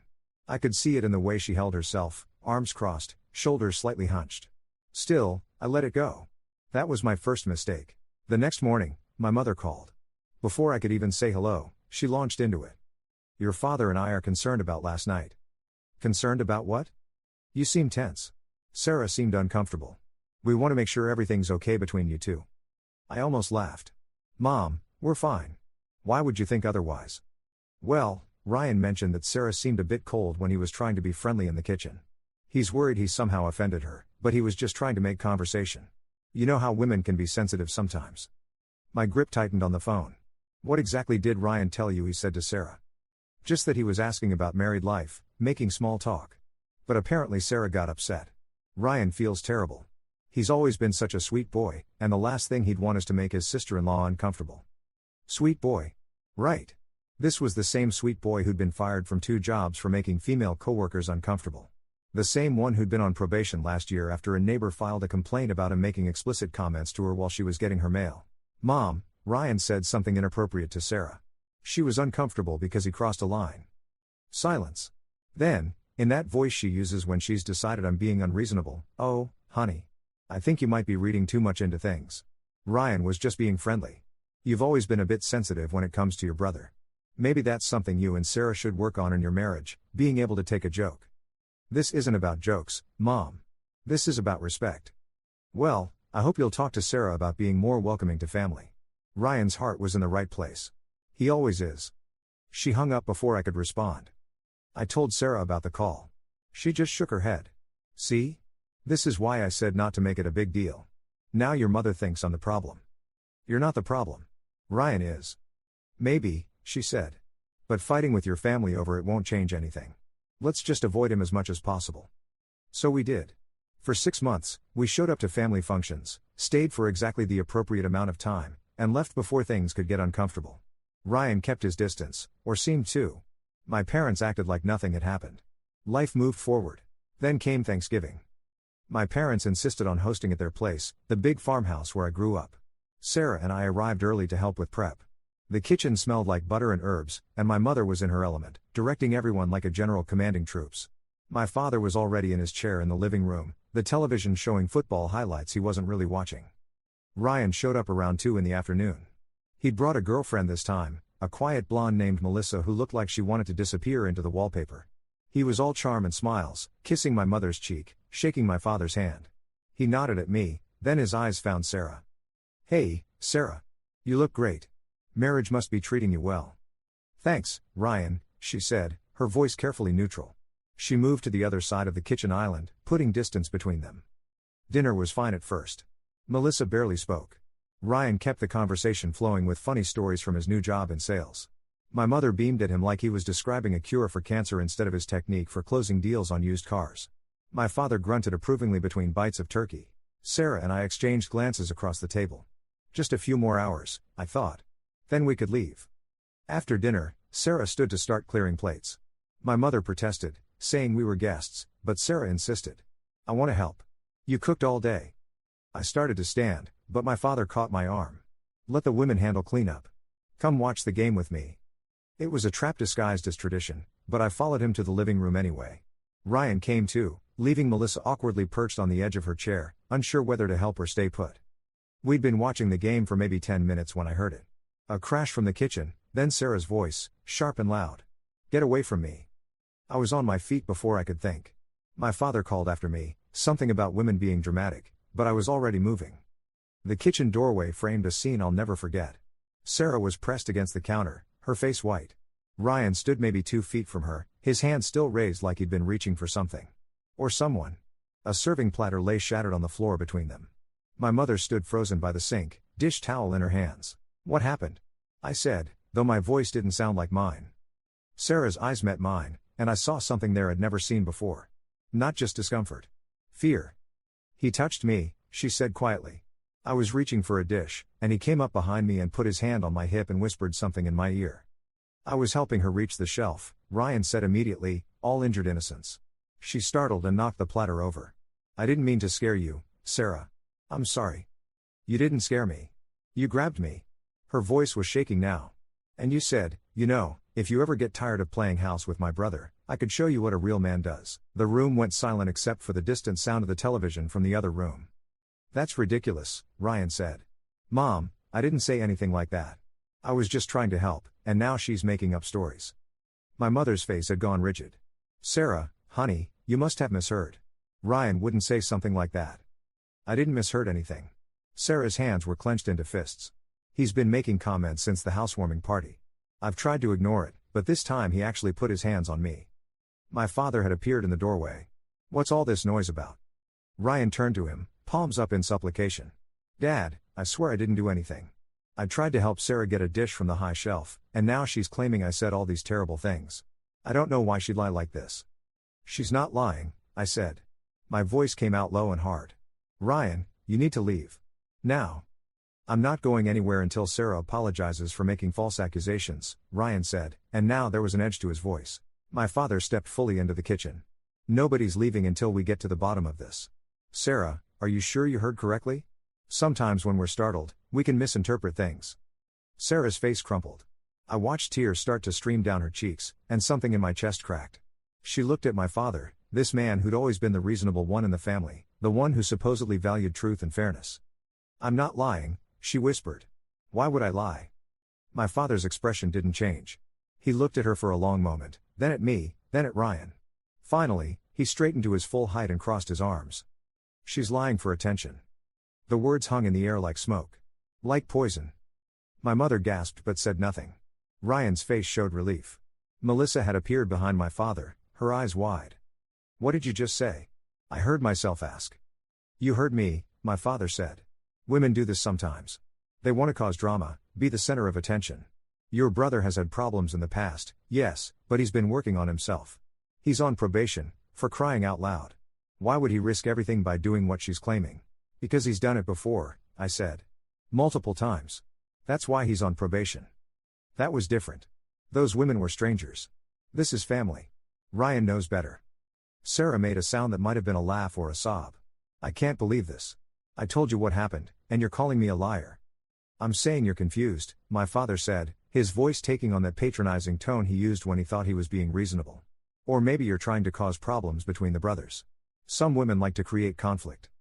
That's when I lost it. I don't remember deciding to move. 1 second I was standing there, trying to process my father's words. The next, I had Ryan by his shirt, slamming him back against the refrigerator hard enough to rattle the magnets. You think this is funny? I said, my face inches from his. You think you can put your hands on my wife and then hide behind mom and dad? Get off me, Ryan gasped, but I could see the fear in his eyes now, the realization that maybe he'd pushed too far this time. All those women you harassed, all those complaints, and you learned nothing. You thought coming after Sarah was safe because she's family and wouldn't make waves. But you were wrong. My father was yelling, trying to pull me away. My mother was crying. Sarah stood silent, still pressed against the counter. Ryan tried to push me back, and that was his second mistake of the day. His first was touching my wife. I'd trained in boxing for 6 years, back in college and after. Kept it up as a hobby, hitting the gym 3 times a week. Ryan had always been all mouth and no substance. I let him take one swing. Watched it come at me in slow motion, poorly telegraphed, all his weight in the wrong place. I stepped to the side, and his fist connected with the refrigerator door instead of my face. I heard something crack. Not the refrigerator. Ryan screamed, cradling his hand. But I wasn't done. Years of watching him make women uncomfortable, years of listening to my parents make excuses, years of biting my tongue, all of it came pouring out. I grabbed him again, this time by the collar, and drove him backward through the kitchen. Not throwing punches, just using momentum and leverage. We crashed through the doorway into the hallway. I heard my father shouting behind us, but the blood was pounding in my ears, and all I could think about was Sarah's face, the fear in her eyes, her tears. Ryan tried to plant his feet, tried to fight back, but he was off balance and scared. We stumbled into the living room. He grabbed for the back of the couch to steady himself. I didn't let him. One solid push, the kind you learn in sparring when you want to create distance, and he went over backward. The coffee table caught him on the way down. I heard the crack before I saw the damage. Ryan's head had connected with the corner of the table, the heavy wooden one my parents had owned since before I was born. He crumpled to the floor and didn't get up. The silence that followed was absolute. Then my mother started screaming. Ryan was conscious but not coherent. Blood was spreading across the hardwood floor from a gash on his temple. His right hand was swelling rapidly, already turning purple. He was making this awful whimpering sound. I stood there, breathing hard, my hands still clenched into fists, and looked at what I'd done. Sarah appeared beside me, her hand on my arm. We need to call an ambulance. He started it, I said stupidly, like we were kids on a playground. I know, she said quietly. But we still need to call. My father was kneeling beside Ryan, pressing a dish towel to his head. My mother was on the phone, her voice shrill as she spoke to the 911 operator. Melissa had disappeared, probably fled to her car. The next few hours were a blur. The ambulance arrived. Paramedics stabilized Ryan and loaded him onto a stretcher. My mother rode with him. My father stayed behind, and the look he gave me before he left to follow them to the hospital was pure hatred. You've destroyed this family, he said. Over a lie. Sarah and I left. We drove home in silence, her hand gripping mine the entire way. When we got to our house, she finally spoke. Thank you. I might have gone too far, I said. I could be arrested for assault. He assaulted me first. I'll tell them that. I'll tell anyone who'll listen. She turned to look at me, her eyes red but her voice steady. For once, someone believed me and protected me. Do you know how rare that is? I didn't sleep that night. I kept replaying the scene, wondering if I could have handled it differently. Wondering if I'd let my anger control me instead of my reason. But every time I closed my eyes, I saw Sarah's face when my father called her a liar, and I couldn't regret what I'd done. The police showed up the next morning. 2 officers, both polite but firm. They asked questions, took statements. Sarah told them everything, every detail from the housewarming party to Thanksgiving. They wrote it all down. Your brother's claiming you attacked him unprovoked, one officer said. That you've always been jealous of him and used this as an excuse. That's not true, Sarah said before I could respond. He sexually harassed me and put his hands on me without consent. My husband was defending me. The officers exchanged looks. Your brother's on probation for similar behavior? Yes, I said. Check his record. This is a pattern. They said they'd be in touch and left. I spent the rest of the day waiting for them to come back with handcuffs. They never did. Instead, my mother called that evening. Her voice was cold, mechanical. Ryan has a concussion, 3 stitches in his head, and 2 broken bones in his hand. The doctor says he'll need surgery. He can't work for at least 6 weeks, maybe longer. I'm sorry he's hurt, I said, and I meant it. I'd wanted to stop him, not hospitalize him. The medical bills are going to be over $30,000. His insurance won't cover all of it because it was an assault, not an accident. Mom, he grabbed Sarah. I was protecting my wife. That's your version. Ryan says he barely touched her, that she overreacted. Your father and I have discussed it, and we're willing to forgive you if you do the right thing. The right thing? Pay Ryan's medical bills. Take responsibility for what you did. Apologize to him and to this family.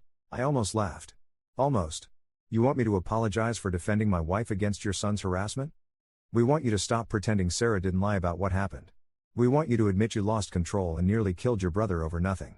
And we want you to pay for his medical care, or we'll pursue legal action. We'll sue you for the hospital bills and emotional damages. We'll also be cutting you out of the will and publicly disowning you. The word publicly caught my attention. My parents were prominent in their community, active in their church, known for their charity work. They were threatening their reputation as leverage. So either I admit my wife is a liar and fund Ryan's recovery, or you disown me and take me to court? We're giving you a choice, which is more than you gave Ryan. He could have permanent nerve damage in his hand. His career might be over. He's a used car salesman, Mom. And he's on probation for harassing women. He's your brother. He's family. Family protects each other. That's funny, I said. Sarah's my family too. But you don't seem to think she deserves protection. Sarah is an outsider who came into this family and caused nothing but trouble. First, she creates drama at your housewarming party. Then she makes up lies about Thanksgiving. And you, instead of being a loyal son and brother, you attacked your own flesh and blood. I'm done with this conversation, I said. And I'm done with you. Sarah told the truth. Ryan assaulted her. I defended her. If you can't see that, then maybe you're right and we shouldn't be family anymore. You have 24 hours to decide, my mother said. After that, we're calling our lawyer. She hung up. Sarah had been listening from the doorway. She looked pale. They're really going to sue you? Maybe. Probably not. It's a threat. What are you going to do? I thought about it for a long moment. Thought about Ryan's smirk when he made his comment at the housewarming party. Thought about my father calling Sarah a liar. Thought about years of watching my parents enable Ryan's behavior while expecting everyone else to just tolerate it. I'm going to wait, I said. And see what they do next. What they did next was worse than I expected. My mother started a phone campaign, calling every relative we had. She told them I'd attacked Ryan unprovoked, that Sarah had made false accusations because she was jealous of Ryan's new girlfriend, that I'd always been the problem child but they'd hoped I'd mature. My aunt called to tell me I should be ashamed. My uncle said I needed therapy for my anger issues. Cousins I hadn't spoken to in years sent messages saying I'd disappointed the family. The only person who didn't fall for it was my grandmother, my father's mother. She called on the third day after Thanksgiving. Tell me the truth, she said without preamble. All of it. So I did. Every detail, starting with the housewarming party. When I finished, she was quiet for so long I thought she'd hung up. That boy has always been trouble, she finally said. Your parents have been blind to it since he was in diapers. Your grandfather and I tried to warn them years ago, but they wouldn't listen. You believe me? Of course I believe you. I also believe Sarah. I've seen the way Ryan looks at women. I've heard the comments he makes when he thinks nobody important is listening. Your father was the same way before your mother trained it out of him. That was news to me. Dad? Oh yes. Not as bad as Ryan, but bad enough. Your mother worked hard to make him respectable. I think that's why she defends Ryan so fiercely. She thinks he just needs a good woman to straighten him out, like your father did. That's messed up. Most family dynamics are, she sighed. What are they demanding from you? I told her about the medical bills and the ultimatum. Don't pay a cent, she said firmly. Let them sue. I'll testify on your behalf if it comes to that. And I'll make sure they know exactly what I think of how they've handled this. Grandma, they might cut you off too. I'm 87 years old and rich enough that I don't care. Let them try. Her support helped, but it didn't stop the pressure. My parents called every day. My mother crying, my father threatening. They wanted money, or they wanted me to admit I'd overreacted, or they wanted Sarah to recant her story. The deadline they'd given came and went. No lawsuit appeared. Instead, Ryan himself called. His voice was rough, and I could hear the pain in it. I want to talk, he said. Face to face. Why? Because this has gotten out of control. Because we're brothers. Because maybe there's a way to fix this. I almost said no. But Sarah touched my arm and nodded. Hear him out, she whispered. Maybe he's finally realized what he did. We met at a coffee shop, neutral territory. Ryan showed up with his hand in a cast and a bandage still visible under his hairline. He looked smaller somehow, diminished. We sat across from each other, steaming cups between us, and for a full minute neither of us spoke. "I'm sorry," he finally said. I waited. "I'm sorry you hurt me," he continued. "I'm sorry this whole situation got so messed up. I'm sorry Mom and Dad are dragging everyone through this." "That's not what you need to apologize for," I said. "What do you want me to say? That I'm sorry I talked to your wife? That I'm sorry I tried to be friendly? I want you to admit what you really did. What you've been doing. Not just to Sarah, but to all those other women." His jaw tightened. "There it is. You've always thought the worst of me. Because you've consistently given me reasons too. I flirt sometimes. So what? That's not a crime. You don't flirt, Ryan. You harass. You make women uncomfortable. You cross boundaries. And when you get called out, you hide behind Mom and Dad and act like the victim. That's not fair. What you did to Sarah wasn't fair. What you said at our housewarming party wasn't fair. What you did to that woman in your apartment building last year wasn't fair. But somehow, it's always everyone else who's overreacting, right? Never you who's doing anything wrong." He stared at his coffee cup. "I didn't come here to be lectured." "Then why did you come?" "Because I need you to pay my medical bills. Mom and Dad can't afford it, and I can't work with this hand. The surgery alone is $15,000. I'm drowning in debt." There it was. Not an apology. Not remorse. Just another ask, another demand, another way for him to avoid consequences. "No," I said. "No? I'm not paying for anything. You hurt my wife. You scared her, you violated her boundaries, and then you let Mom and Dad call her a liar. You've learned nothing." "I could have died," he said, his voice rising. "You put me in the hospital. You put yourself there. You couldn't leave Sarah alone. You couldn't respect her or our marriage. You thought you could do whatever you wanted and hide behind our parents like you always have. But this time, there were consequences. So that's it? You're just going to let me suffer? You're not suffering because of me. You're suffering because of your own choices. Maybe if you're lucky, this time you'll actually learn from them." I stood to leave. "They're really going to disown you," Ryan said. "Mom already had the lawyer draw up papers. They're writing you out of the will. Telling everyone in the family you're unstable and dangerous. I know. And you don't care?" "Of course I care. They're my parents. But Sarah's my wife. She's my family too. And unlike you, I protect the people I love." I left him sitting there and drove home. Sarah was waiting on the porch, wrapped in a blanket despite the mild weather. "How did it go?" she asked. "About how I expected." She nodded slowly. "Your mom called while you were gone. She wanted to talk to me directly." My stomach dropped. "What did she say?" "That if I admitted I'd exaggerated what happened, they'd forgive everything. They'd welcome us back to the family, pretend none of this happened. They'd even pay for Ryan's medical bills themselves if I just said I misunderstood his intentions." "And what did you say?" I told her the truth. That I didn't exaggerate, that I didn't misunderstand, and that I'd testify to that in court if necessary. Then I hung up. I pulled her close, feeling her shake slightly. "I'm sorry you're going through this." "I'm not," she said. "For the first time in my life, someone believed me over their own family. Do you know how powerful that feels? How safe?" We stood there on the porch while the sun set, holding each other, and I realized something. My parents could take their money, their approval, their version of family. I didn't need it. I had everything I needed right here. The lawsuit never materialized. My grandmother made good on her threat and called my parents directly, telling them exactly what she thought of their behavior. Apparently, the call involved words like disgraceful and enabling and ended with her threatening to write them out of her considerably larger will if they pursued legal action against me. The family disownment, however, was real. My mother sent a formal letter, the kind you'd write to a stranger, informing me that I was no longer welcome at family gatherings and that my father had removed me as a beneficiary from all accounts and properties. The letter ended with, "We raised you better than this, but you have chosen a woman over your blood. You will have to live with that choice." I read it once, then filed it away. Sarah suggested burning it, but something in me wanted to keep it. Evidence, maybe. Or a reminder. Ryan's medical bills went into collections. He had to borrow money from friends to cover the surgery. His girlfriend left him. He moved back in with our parents. Through my grandmother, I heard updates. Ryan had to attend court-ordered therapy as part of his probation violation. Apparently, my defense of Sarah had triggered a review of his case, and multiple women came forward with new complaints. The probation was extended. My parents stopped their phone campaign after my grandmother made her position clear. Most of the extended family quietly resumed contact with me, awkward at first but warming over time. My aunt apologized. My uncle admitted he'd always suspected Ryan had a problem but thought it was handled. 6 months after Thanksgiving, my grandmother invited Sarah and me to lunch. Just the three of us, at her favorite restaurant.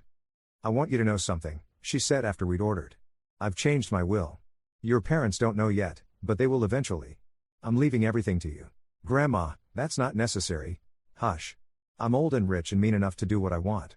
Your parents had their chance to raise good men. They got one right." She looked at me. "You protected your wife. You stood up for what was right even when it cost you everything. That's the kind of person who deserves to inherit my legacy." Sarah reached across the table and took my grandmother's hand. "Thank you. For believing us. For supporting us. Thank you for giving me a reason to," my grandmother said. "Too many people stay silent when they see wrong. You didn't. Neither did my grandson. Last week, my mother called. I almost didn't answer, but something made me pick up. 'Your father's in the hospital,' she said without greeting. 'Heart attack. He's stable, but it was serious.' I'm sorry to hear that. Ryan's been asking for you. He wants to talk." I have nothing to say to Ryan. He's changed. The therapy helped. He's working through things. That's good. I hope it sticks. "We miss you," she said quietly. "Your father won't admit it, but he does." "I do." "You could have had me," I said. "All you had to do was believe my wife and hold Ryan accountable. But you chose to protect him and call us liars instead. We thought we were protecting our son." "You were. The wrong one." She was quiet for a long moment. "If your father doesn't make it, will you come to the funeral?" "I don't know," I said honestly. "I'll think about it. That's all I can ask." She hung up. My father recovered. I didn't go to visit. My mother didn't call again. Yesterday, my grandmother called with news. My parents had found out about the will change and demanded she reconsider. She'd refused. They'd threatened to cut off contact with her. She'd laughed and told them to try it. "They're scared," she said. "They're realizing that protecting Ryan cost them everything that mattered. Their older son, their daughter-in-law, their mother, and eventually their reputation. Do you think they'll ever admit they were wrong? Some people can't. Admitting they're wrong would mean admitting they failed Ryan, enabled his behavior, hurt innocent people. That's too much for their egos to handle." "So that's it? Family destroyed over their pride?" "Not destroyed," she corrected. "Rebuilt. Better. You and Sarah, you're building something good. Something honest. That's more valuable than a family held together by lies and enabling." She was right, but it still hurt. Some part of me had wanted my parents to wake up, apologize, make amends. I'm starting to accept that might never happen. Sarah and I hosted our own Thanksgiving this year. Small, just us and my grandmother and Sarah's parents. No drama, no walking on eggshells, no inappropriate comments. Just people who loved and respected each other, sharing a meal and giving thanks for the good things in life. During dinner, Sarah took my hand under the table and squeezed. I squeezed back. "What are you thankful for?" my grandmother asked, going around the table. When it came to me, I looked at Sarah, then at the people around our table, then at our home with its imperfect kitchen and decent bones. "I'm thankful I learned to choose the right family," I said. My grandmother raised her glass. "To chosen family. The kind that protects instead of enables. The kind that believes instead of dismisses. The kind worth fighting for." We all drank to that. 3 days later, my mother called one more time. Her voice was different this time. Smaller. "Ryan's moving out. He got a job in another state. He's leaving in 2 weeks. Good for him. Before he goes, he wanted me to give you a message." I waited. "He said to tell you he understands now. What he did. Why you reacted the way you did. He said the therapy helped him see how his actions affected people. He's sorry. He couldn't tell me himself? He's ashamed. He knows you won't forgive him, and he doesn't blame you. But he wanted you to know." "Okay. Is that all you have to say?" "What do you want me to say, Mom?" "I want you to say you forgive us. That we can move past this. That we can be a family again." "We were never the family you pretended we were," I said. "We were just good at hiding the dysfunction. At making excuses. At protecting the wrong people for the wrong reasons." "So that's it? You're done with us forever?" "I'm done protecting people who hurt my wife. I'm done enabling bad behavior because it's easier than confrontation. I'm done pretending everything's fine when it's not." I paused. "If Ryan has really changed, I'm glad. Genuinely. I hope he becomes a better person. But that doesn't undo what happened. And it doesn't change the fact that when Sarah needed you to believe her, you called her a liar. We were scared. We didn't want to believe Ryan could do those things." "I know. But that was your choice. And choices have consequences." "I'm sorry," she whispered. "For what it's worth, I'm sorry." "It's worth something," I said. But it's not worth enough. I hung up feeling something I hadn't expected. Not anger. Not satisfaction. Just sadness for what could have been, mixed with relief for what was. Sarah found me standing in the kitchen, staring at nothing. "You okay?" she asked. "Yeah," I said, and I meant it. "I am." "Your mom?" She apologized. "Sort of." "How do you feel about that?" I thought about it. Like I'm closing a door I didn't want to close, but that needed to be closed anyway. She hugged me, and I held on tight. The next morning, I got a text from a number I didn't recognize. Just 3 words, "Thank you, Ryan." I stared at it for a long time, then deleted it. Maybe one day I'd be ready to respond. Maybe not. Either way, it was my choice to make. My grandmother says time heals all wounds, but I don't think that's quite true. Time makes wounds bearable. It gives you distance. It lets you build a life around the scar tissue. Sarah and I are talking about kids now. The conversation that used to make her jaw tense has become something she initiates. We talk about what kind of parents we want to be, what kind of family we want to build. "I want our kids to know they'll always be believed," she said last night. "That if someone hurts them or makes them uncomfortable, we'll take their side." "Even against family?" "Especially against family," she said. "Family's supposed to be the safe place. When it's not, when it's the source of harm, that's when people need protection the most." I kissed her forehead. "You're going to be an amazing mom." "We're going to be amazing parents," she corrected. She's right. We will be. Because we learned what not to do from my parents, and we learned what to do from choosing each other. So when my mother called yesterday with her final ultimatum, demanding I pay Ryan's now in collections medical bills or face legal disownment, whatever that means, I didn't get angry. I didn't argue. I didn't try to explain again why I wouldn't. I just smiled and said, "You already disowned me, remember? You wrote me that letter. You removed me from the will. You told everyone in the family I was dangerous and unstable. There's nothing left for you to take from me. Your inheritance from your grandmother is hers to give to whoever she wants. Not yours to bargain with. You're going to regret this. Choosing that woman over your family." And that's when I really smiled.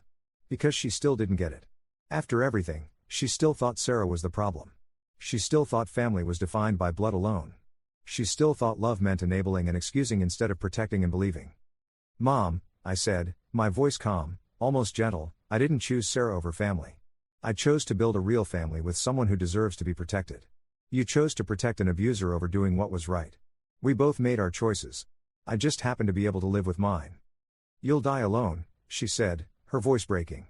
"You and that woman, with no real family." "No," I said. "I'll die surrounded by people who love me enough to hold me accountable. People who believe honesty matters more than appearances. People who understand that protecting someone means more than just covering up their mistakes." I could hear her crying on the other end of the line. "I have to go," I said. "Goodbye, Mom." Wait. But I didn't wait. I hung up. And this time, I blocked the number. Sarah was standing in the doorway, her hand resting on her stomach in a gesture that had become unconscious over the past few weeks. We hadn't told anyone yet, hadn't made any announcements. But there it was, the future, growing inside her. "How do you feel?" she asked. "Free," I said. And I meant it. Later that night, we sat on our back porch, watching the stars emerge one by one. Sarah's head rested on my shoulder, my hand covering hers. "Do you think you'll ever regret it?" she asked quietly. "Losing your parents? Your brother?" "I think I'll always be sad about it," I said. "But regret? No. I'd make the same choice every time." "Even knowing what it cost you?" "Especially knowing what it cost me. Because it taught me what really matters. It showed me who I want to be." She lifted her head to look at me. "And who's that?" "Someone my kid can be proud of," I said, placing my hand fully over her stomach. "Someone who'll always choose protecting the people I love over keeping the peace. Someone who understands that real family isn't about blood or obligation. It's about choosing each other, again and again, even when it's hard." She kissed me then, soft and certain, and I tasted salt. I couldn't tell if it was her tears or mine. "I'm proud of you," she whispered. "In case I haven't said that enough. I'm so proud of who you are." "We're going to break the cycle," I said. "Our kid is never going to watch someone they love get hurt and wonder if speaking up is worth it. They're going to grow up knowing that standing up for what's right is always worth it, even when it costs everything." "Yeah," she said. "We are." The night grew cooler, but we stayed outside, planning our future. Talking about nursery colors and parenting styles and all the ways we'd be different from the generation before us. All the ways we'd be better. Somewhere across town, my parents were probably sitting in their living room, surrounded by family photos that included a son who no longer spoke to them and a grandson they'd never meet. Maybe they were telling themselves they'd done the right thing. Maybe they were starting to realize they hadn't. Either way, it wasn't my problem anymore. I'd spent too many years trying to bridge the gap between who my family pretended to be and who they really were. Trying to protect people who didn't want to be saved while watching someone who deserved protection get hurt. Not anymore. Now I had my own family to protect. My own legacy to build. My own story to write. And this one would have a different ending. This one would be true. Story 4. At my second wedding, during the photo shoot, my 17-year-old daughter sat beside me in her maid of honor dress, smiling wider than I'd seen in years. 2 weeks later, the wedding photos arrived. She'd been edited out of every single one, cropped, blurred, erased. My daughter burst into tears, clutching the album and asking, "Dad, what did I do wrong? Why does she hate me?" I held her while she sobbed, then quietly walked to my office. I didn't confront my new wife. I didn't yell. I just made a few calls. The next morning, she opened her email and went completely pale. "I need to tell you something I've never admitted to anyone outside my lawyer and eventually my therapist. Not my brother, not my best friend, not even Lily herself, though she lived through the aftermath. Some secrets you keep because they're shameful. Others you keep because once you speak them out loud, they become real in a way they weren't before. This one's both. My name's Daniel, and 10 months ago I made the second biggest mistake of my life. The first was marrying my ex-wife, Caroline, but at least that gave me Lily. The second was marrying Vanessa Morgan. Let me back up. When Caroline left, Lily was 14. Old enough to understand what divorce meant but young enough to still need her dad to check under the bed for monsters. Except the monsters were real now, they were just wearing business suits and carrying briefcases full of custody paperwork. Caroline didn't fight me for custody. She didn't want it. 6 months after the divorce was finalized, she moved to Portland with her new boyfriend and started sending cards twice a year with $50 inside like that made up for anything. Lily took it hard. Stopped eating properly. Her grades slipped. She'd sit in her room with the lights off, just staring at her phone, waiting for texts that never came. I tried everything, therapy, new hobbies, family trips. Nothing stuck. She was drowning in slow motion, and I couldn't reach her no matter how hard I tried. Then I met Vanessa at a charity gala my firm was sponsoring. She was radiant, sharp, funny in that cutting way that makes you feel clever just for keeping up with her. She worked in marketing for a luxury hotel chain, spoke 3 languages, and had opinions about wine that made sommelier nod respectfully. She was 34 to my 41, but she carried herself like she'd already conquered the world twice. We dated for 8 months before I proposed. Looking back, that should have been a red flag, the speed of it. But I was lonely, and Lily seemed to be doing better. She'd started smiling again. Eating breakfast without me having to remind her. I thought maybe stability was what we both needed. Vanessa was good to Lily at first. Not warm, exactly, but polite. Respectful. She'd ask about school, compliment her outfits, even took her shopping once for homecoming. I convinced myself they were bonding.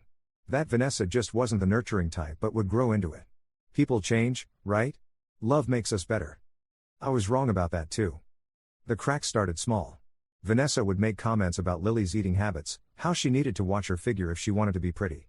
Little corrections about her posture, her laugh, the way she dressed.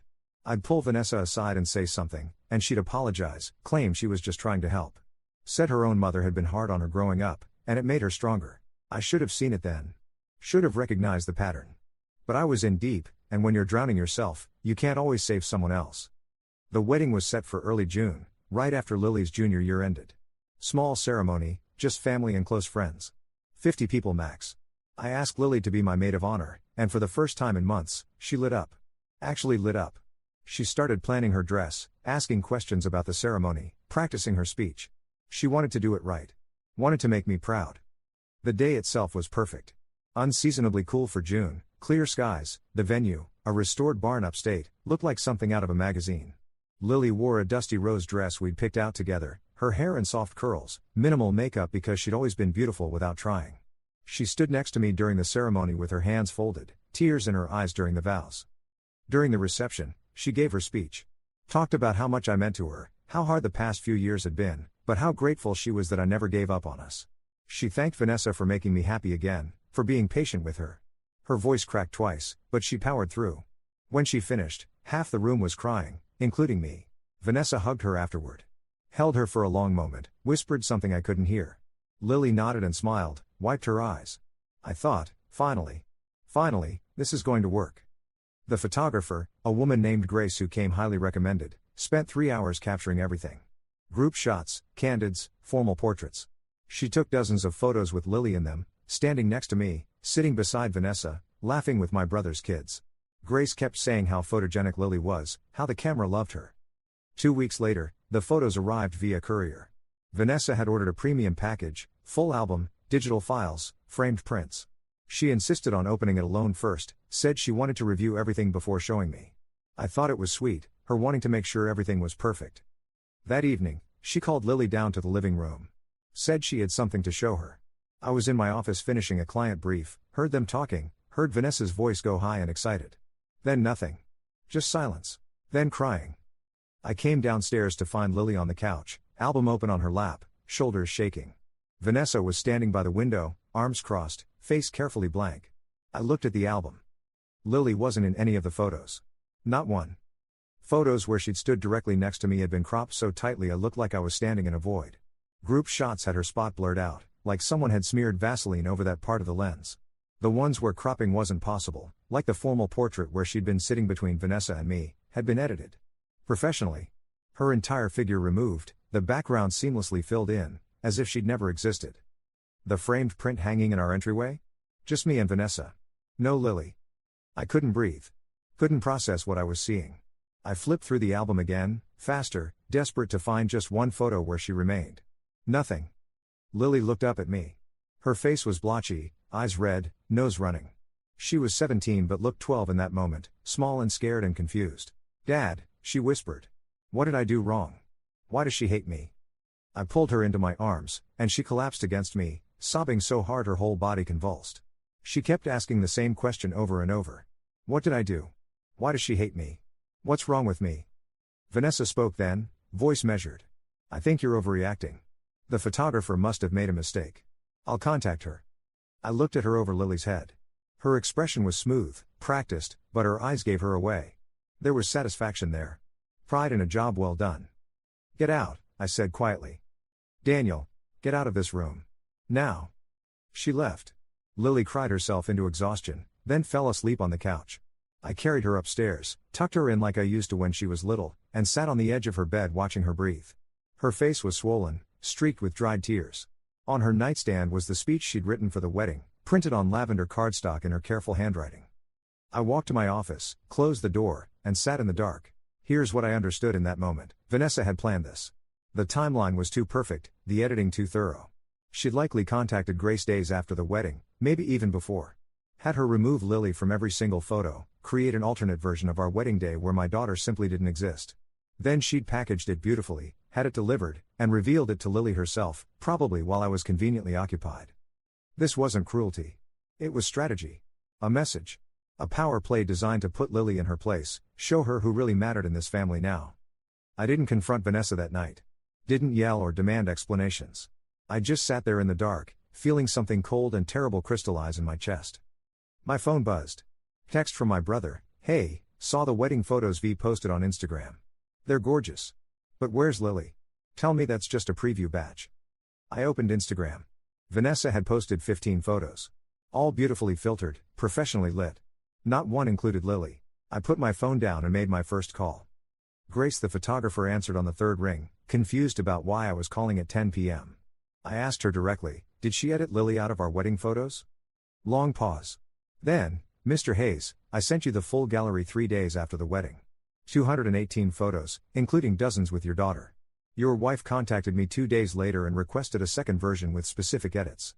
She said it was for a surprise gift, a special album she was making. She paid extra for rush service and was very specific about what she wanted removed. I thought it was unusual, but clients have all kinds of requests. I had no idea. Do you still have the original files?" "Of course. I keep everything for 2 years. I need them. All of them. Tomorrow. I can have them to you tonight if you want. Mr. Hayes, I'm so sorry. If I'd known. Not your fault. Send them to my email. All the originals, unedited." She did. By midnight, I had 218 photos in my inbox. Lily was in 73 of them, smiling, laughing, crying, beautiful. I downloaded everything, backed it up 3 times. Then I made my second call. Richard Chen was a family law attorney I'd worked with on several cases. Brilliant, ruthless when necessary, and permanently skeptical of people. I'd seen him eviscerate opposing counsel over misplaced commas. He answered his cell phone with a sigh. "Daniel. It's almost midnight. Someone better be bleeding. I need a postnup. Ironclad. Drafted by tomorrow afternoon. You've been married 3 weeks. I know. Silence. Then, what happened? I told him. The whole thing. The photos, the editing, Lily's face, the Instagram posts. When I finished, he was quiet for a long moment. That's psychological abuse, he said finally. Of a minor. Deliberate, premeditated, documented. Daniel, you're not just talking divorce here. If you want to push it, this could be grounds for a restraining order. Possibly even criminal harassment charges depending on how the prosecutor feels about parental alienation cases. I want options. All of them. Give me 12 hours. He called back at noon the next day. The postnup was ready. It stipulated that in the event of divorce initiated by either party within the first 5 years of marriage, Vanessa would receive no alimony, no claim to my assets, and no stake in my business. She'd leave with exactly what she brought into the marriage and nothing more. It also included a clause prohibiting her from contacting Lily directly without my explicit written permission. She'll never sign this, I said. She will if she doesn't want the alternative. I also drafted a potential harassment complaint you can file with the district attorney's office. It includes sworn statements from the photographer, screenshots of the Instagram posts, and medical documentation if Lily sees a therapist about this incident. The DA won't touch it unless you push hard, but the threat alone might be persuasive. You're a vicious man, Richard. You're paying me to be. Now, here's the key, you need leverage. Something that makes signing the postnup more attractive than refusing. Do you have anything on her? Financial irregularities, professional misconduct, skeletons she doesn't want exposed? I'll find something. Be careful. Don't do anything I'd have to defend you for in criminal court. Third call, a private investigator named Marcus Webb. We'd met years ago through work, stayed loosely in touch. Marcus was the kind of guy who could find out what you ate for breakfast in 1987 if you gave him a week and a decent budget. He didn't ask questions unless the job skirted legal lines. This one didn't. I need a full background workup on my wife. Financial records, employment history, past relationships, social media going back a decade. Everything. How deep? Deep enough to matter. Give me a week for the complete package. But I can work overnight and get you preliminary results by morning, previous marriages, major red flags, anything that'll give you immediate leverage. The deep dive takes longer. I need whatever you can get me by dawn. Overtime rates apply. This'll cost you double. I don't care. Vanessa came home that evening and found me in the living room with a photo album. She'd clearly spent the day convincing herself she could talk her way out of this, had her explanations ready. Daniel, sweetheart, I know you're upset, but let me explain. Grace sent me the originals. She stopped. Face went carefully neutral. I don't know what you mean. Yes, you do. Grace the photographer. She sent me all 218 original photos. Including the 73 that had Lily in them. Before you paid her to erase my daughter from our wedding day. Vanessa's mouth opened. Closed. She sat down slowly, like her legs had stopped working. It wasn't like that. Then what was it like? She's always there, Daniel. Always. I thought one day, just one day, could be about us. About our marriage. Is that so wrong? To want our wedding photos to focus on the couple getting married instead of your teenage daughter? The casual cruelty of it stole my breath. She genuinely didn't see the problem. Thought she was the victim here, the overlooked bride competing with a child for attention. She's my daughter. She's 17. She'll be gone in a year anyway. Off to college, starting her own life. But she's at the center of everything. Your schedule revolves around her activities. Our plans get cancelled if she needs something. I wanted one day, Daniel. One day where the photos didn't have to include her. She gave a speech at our wedding. About family. About accepting you. She called you patient and kind. I know. I heard it. And you hugged her. I was being polite. You held her for 15 seconds. Whispered something in her ear. She nodded and smiled. What did you say? Vanessa looked away. Jaw tight. I don't remember. Yes, you do. What did you tell my daughter? I said, thank you. For the lovely speech. Try again. She stood up, crossed her arms.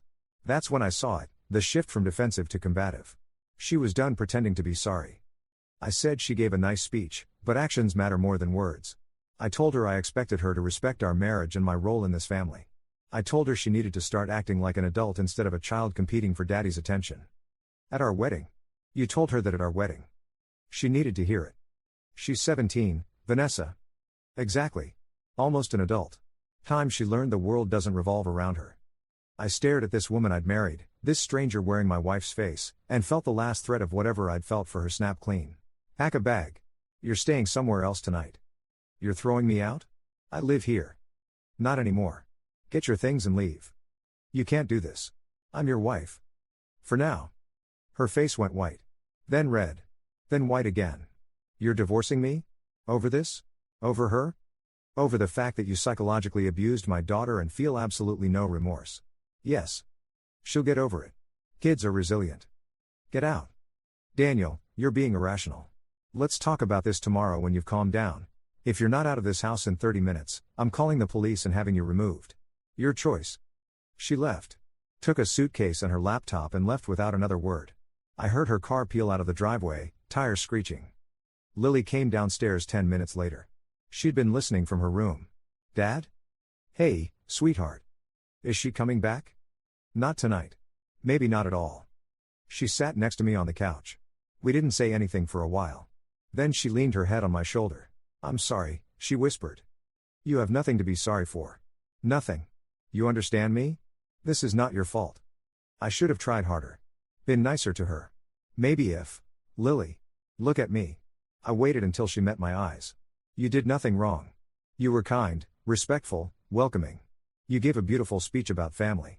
What she did was cruel and calculated and says everything about who she is and nothing about who you are. Why does she hate me? I don't know, baby. Some people just have darkness in them. We can't always see it until it's too late. She cried again, but quieter this time. More exhausted than devastated. When she finally fell asleep, I carried her upstairs again, and sat in my office until dawn, waiting for Marcus's preliminary report. It came through at 6 a.m. Marcus had moved fast. Vanessa's employment history was clean, but her financial records were interesting. She'd been married once before, to a man named Stephen Foster, for 18 months. The marriage ended badly, restraining order, allegations of emotional abuse, a settlement that heavily favored Stephen.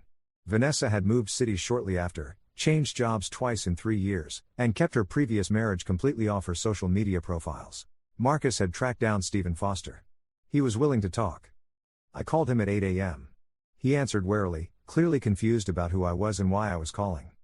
Mr. Foster, my name is Daniel Hayes. I'm married to your ex-wife, Vanessa Morgan. Long silence. You're calling me about Vanessa? Yes. How long have you been married? 3 weeks. He laughed.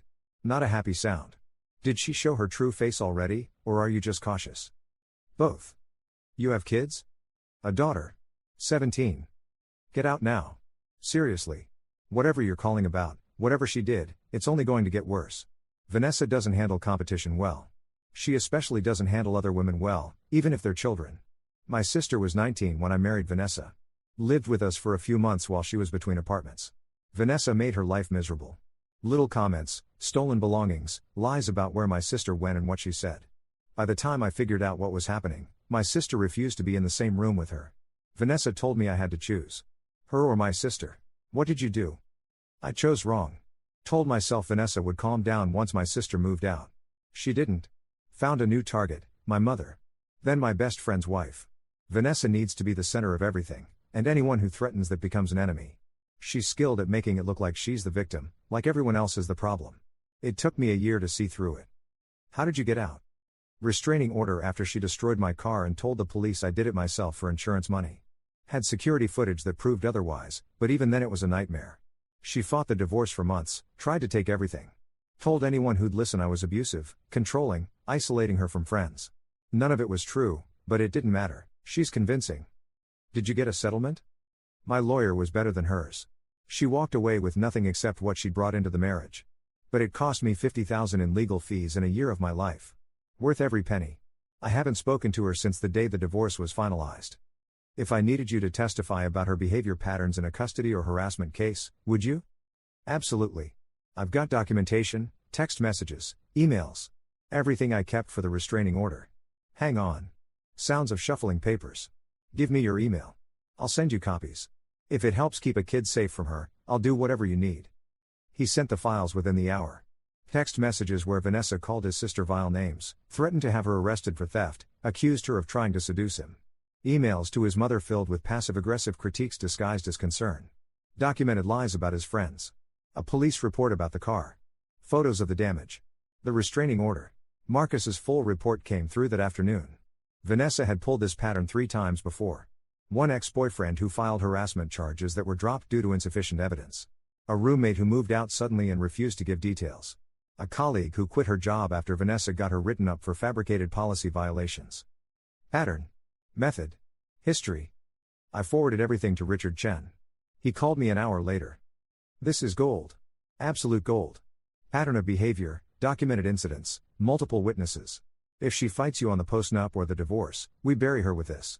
She'll have to disclose the previous restraining order in family court, and that alone will destroy any credibility she has. The harassment complaint becomes viable with this history.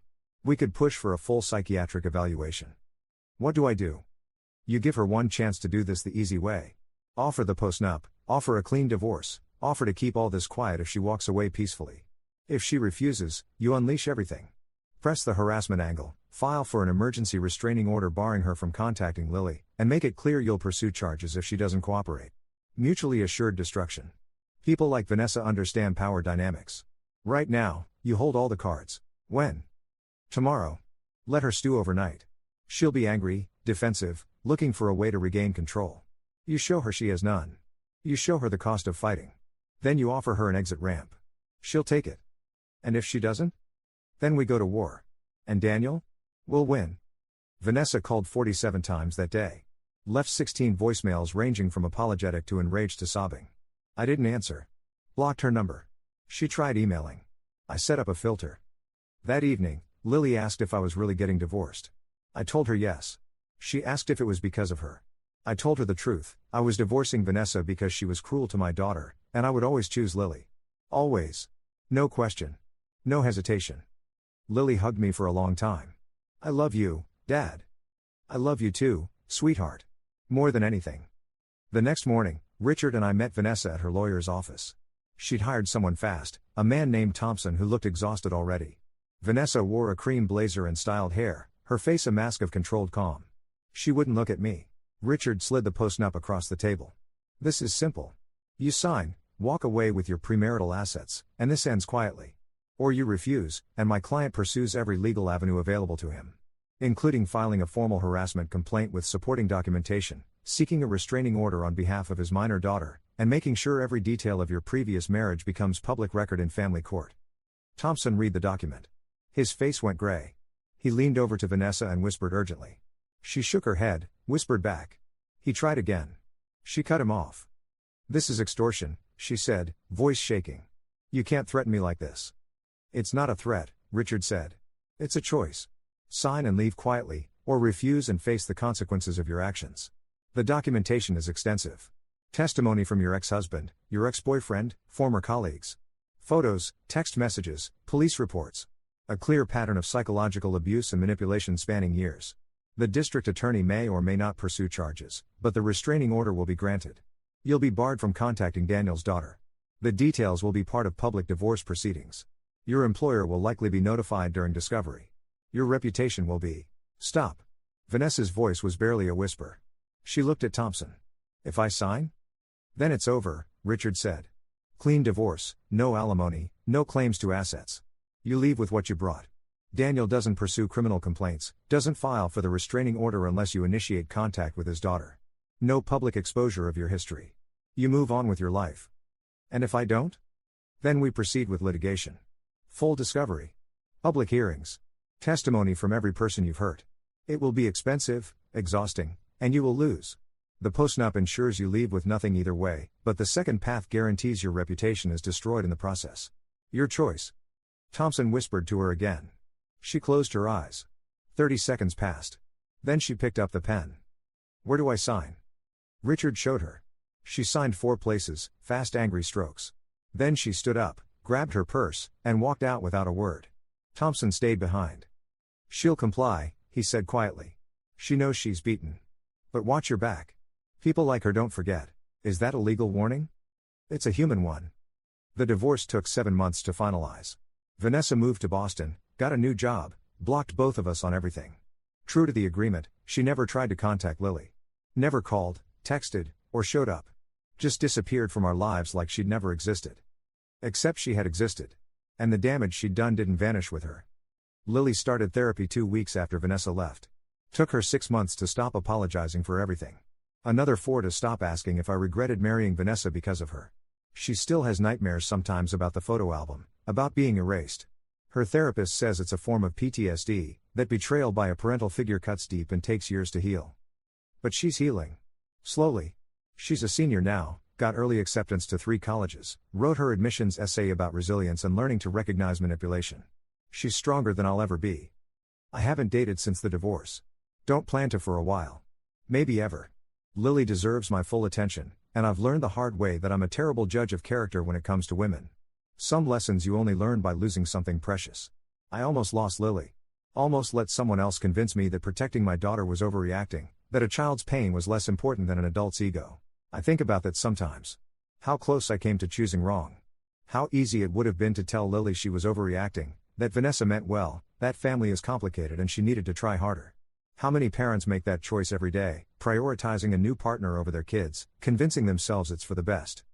The wedding photos, the real ones, are in an album on our coffee table now. Lily looks beautiful in every single one. Happy and hopeful and 17. Sometimes I catch her looking at them, and she smiles. Last week, she asked if she could take one to college. The photo of the 2 of us during the father-daughter dance, her head on my shoulder, both of us laughing at something my brother said. I had it framed for her. It's sitting on her desk now, next to her acceptance letters. People ask me sometimes if I regret marrying Vanessa. If I wish I'd seen the signs earlier, moved slower, protected Lily better. The answer is complicated. Do I regret how much pain she caused my daughter? Absolutely. Every day. But I learned something crucial in those 4 months of hell. There is no relationship, no love, no commitment more important than protecting your child. Not even your marriage. Especially not your marriage. You can't compromise on that. Ever. The morning after I kicked Vanessa out, Lily asked me why I believed her so quickly, why I didn't try to work things out or give Vanessa another chance. I told her the truth, because her pain mattered more than my marriage. Because she came first. Always would. She cried. Then she hugged me and said, "I'm glad you're my dad." I think about that a lot. About how close we came to a different ending. One where I chose wrong, where I let Vanessa gaslight me into thinking Lily was overreacting, where I convinced myself that staying together was more important than standing up for my daughter. Some people stay in bad marriages for years. Some people sacrifice their kids' well-being for their own comfort, their own fear of being alone, their own need to make a relationship work no matter the cost. I understand that impulse. I felt it. That desperate desire to believe you didn't make a mistake, that the person you married isn't who they're revealing themselves to be, that you can fix this if you just try harder. But there are moments in life where you have to make a choice. Where the path splits and you can't walk both directions at once. Where someone is going to get hurt no matter what you do, and you have to decide who bears that pain. I chose Lily. I'll always choose Lily. 3 months after the divorce was finalized, I got a message from Grace, the photographer.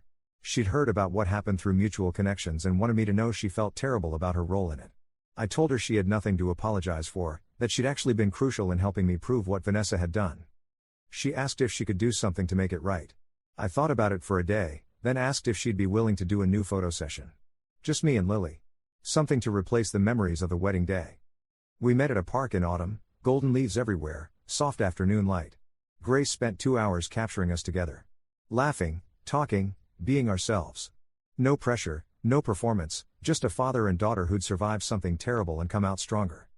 The photos arrived a week later. Lily cried when she saw them, good tears this time. Healing tears. She picked her favorite, a candid shot of me kissing the top of her head while she smiled at something off camera, and had it printed on canvas.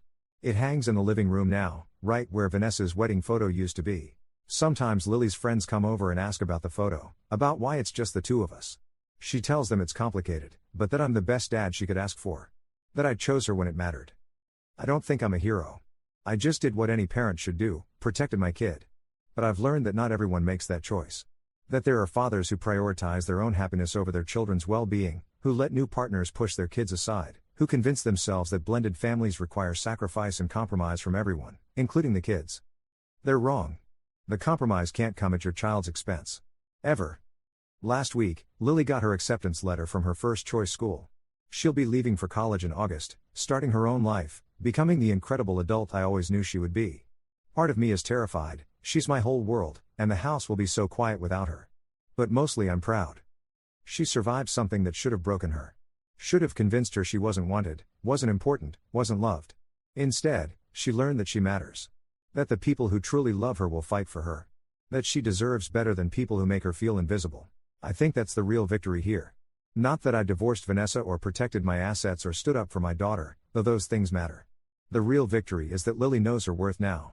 Knows what real love looks like. Knows that she deserves people in her life who choose her, who see her, who would never dream of erasing her from their memories or their photos or their lives. That's what I should have taught her all along. That's what Vanessa's cruelty accidentally gave us, a chance to prove that some bonds can't be broken, that some love is unconditional, that blood and history and shared pain can make you stronger instead of destroying you. I don't know where Vanessa is now. Don't care. I hope she got help, learned something, became a better person. But I doubt it. People like her don't change. They just find new targets, new victims, new ways to make themselves feel powerful by diminishing others. But that's not my problem anymore. My problem is figuring out how to survive Lily going to college. How to adjust to an empty house, quiet mornings, no one to cook breakfast for or drive to practice or argue with about curfews. My problem is learning to be proud instead of afraid, to let her go while knowing I did everything I could to prepare her for the world. That's the trade-off, I guess. You fight like heck to protect them, to give them roots and wings and unconditional love. Then you have to step back and watch them fly, trusting that you did enough, that they're strong enough, that the foundation you built will hold. I think it will. I think she'll be okay. Better than okay. And when she comes home for Thanksgiving, when she walks through the door with her laundry and her stories and her growing independence, I'll be here. Waiting. Ready to listen, to support, to remind her that she's loved beyond measure and always will be. Because that's what we do. That's what real love looks like. We choose each other. Every single time. No matter what. So yeah. That's my confession. The story I've never told anyone. The moment I almost failed my daughter, the woman who tried to erase her, and the choice I made that saved us both. I'd make it again in a heartbeat. No hesitation. No regrets. Lily comes first. Always has. Always will. That's not negotiable. Never was. Never will be. But let me tell you about the parts I left out.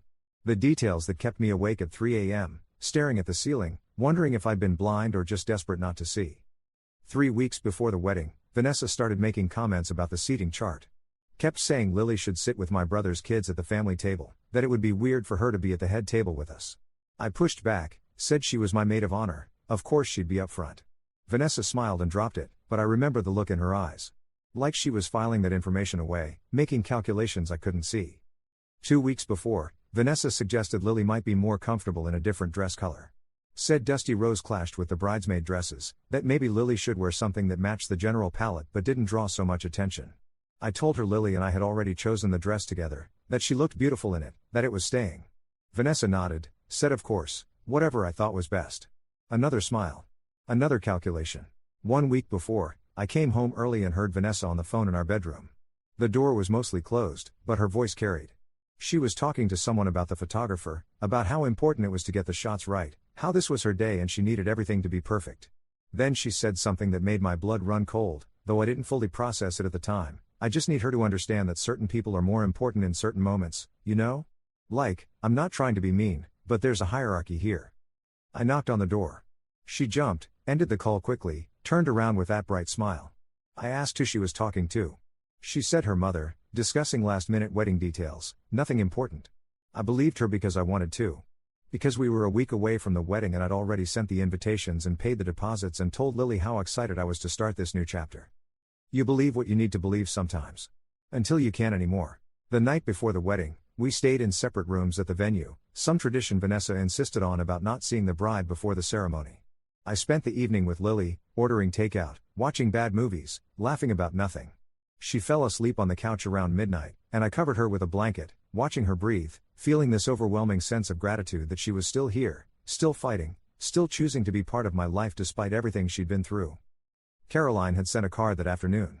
No phone call, no video message, just a card with a generic congratulations message and a check for $500 made out to me, not Lily. Nothing about her daughter. Nothing about missing this moment or wishing she could be there or hoping Lily was okay. Just money, like that solves something. I threw it away. Didn't even tell Lily it had arrived. What was the point? She'd spent 3 years learning that her mother didn't care enough to stay, didn't care enough to call, didn't care enough to be present for the moments that mattered. Why remind her the night before I married someone who was supposed to be different? Someone who was supposed to help heal those wounds instead of making new ones? The irony isn't lost on me. I married Vanessa partly because I thought Lily needed a mother figure, someone stable and present who could show her what healthy female relationships look like. Instead, I brought in someone worse than Caroline. At least Caroline's abandonment was clean, distant, understandable in its selfishness. Vanessa's cruelty was intimate, calculated, designed to hurt while maintaining plausible deniability. During the reception, after Lily gave her speech, I saw Vanessa talking to Grace the photographer. They were standing by the bar, heads close together, Vanessa gesturing at her phone. Grace nodded, made notes on her clipboard, nodded again. At the time, I thought they were discussing the shot list, making sure we got all the important photos. Now I know Vanessa was already planning her erasure, already arranging for the alternate version of our wedding day. That conversation probably lasted 3 minutes. 3 minutes to set in motion something that would break my daughter's heart and end my marriage. 3 minutes where I could have walked over, asked what they were discussing, maybe seen something that would have warned me. But I didn't. I was dancing with my mother, laughing about some story from my childhood, completely oblivious. You can drive yourself crazy thinking about moments like that. The tiny interventions that could have changed everything. If I'd walked over. If I'd asked questions. If I'd noticed the way Vanessa looked at Lily throughout the night, not with warmth or acceptance, but with cold assessment, like she was measuring an obstacle she'd soon remove. But I didn't notice. Didn't see. Didn't understand what I'd married until it was too late. After I kicked Vanessa out, after the calls to Richard and Marcus and Stephen Foster, after I'd built my case and prepared for war, I had a moment of doubt. It hit me at 4 a.m, staring at the photo album, looking at these beautiful pictures where Lily had been surgically removed. What if I was overreacting? What if Vanessa really did just want one set of photos focused on the couple? What if this was some misguided attempt at creating a romantic keepsake that had gone too far? What if I was about to destroy my marriage over something that could be fixed with therapy and communication? The doubt lasted maybe 30 seconds. Then I looked at the picture of Lily's empty chair during dinner, the way the background had been seamlessly filled in, the professional quality of the erasure. This wasn't an accident or a misunderstanding. This was hours of work. Multiple conversations with the photographer. Specific instructions about which photos to alter and how. Payment for rush service. Then the deliberate reveal, calling Lily downstairs, showing her the album, watching her realize what had been done. That's when I knew. This wasn't about wanting romantic photos. This was about sending Lily a message: you don't belong here. You're not important. You're not family. You can be erased. And if Vanessa could do that after 3 weeks of marriage, what would she do after 3 years? What small cruelties would accumulate over time? What damage would be done so slowly, so carefully, that neither Lily nor I would recognize it until it was too late? I thought about Stephen Foster's story. How it started with his sister, then his mother, then his friends. How Vanessa systematically isolated him from everyone he loved until she was his entire world. How by the time he recognized the pattern, he'd already lost years in relationships and parts of himself he couldn't get back. I thought about the other ex-boyfriend, the roommate, the colleague. All those people who'd seen this side of Vanessa and walked away damaged. How many more were there? How many people had she hurt that Marcus couldn't find, didn't talk, kept their stories private because the pain was too raw or the shame too deep? That's what Vanessa counted on. That people would doubt themselves. Would wonder if they were overreacting. Would choose the easier path of accepting her explanations, believing her apologies, giving her one more chance to prove she'd changed. I almost did. For 30 seconds at 4 a.m, I almost talked myself into it. Then I remembered Lily's face. The way she'd looked at me with those swollen, confused eyes, asking what she'd done wrong. The way she'd apologized, like being erased was somehow her fault. That's when the doubt died. That's when I knew I'd burn everything down before I let Vanessa hurt my daughter again. The 7 months between kicking Vanessa out and finalizing the divorce were strange. Hollow. I went through the motions, work, parenting, legal meetings, but felt disconnected from it all, like I was watching my life from outside my body. Lily noticed. Asked if I was okay. I told her I was fine, just stressed about the divorce, nothing to worry about. She didn't believe me. Started doing little things to help. Making dinner when I worked late. Keeping the house clean. Checking in with me the way I'd always checked in with her. The role reversal broke my heart. She was 17, dealing with her own trauma, and somehow she found the energy to take care of me. One night, about 2 months into the divorce proceedings, she sat me down and said, "Dad, I need you to stop blaming yourself." "I'm not." "Yes, you are. You think you should have seen it coming, should have protected me better, should have known what she was before you married her. But you didn't, and that's okay. You're not perfect. You made a mistake. But you fixed it as soon as you realized. That's what matters. You chose me. You believed me. You didn't make excuses for her or tell me I was being dramatic. You just acted.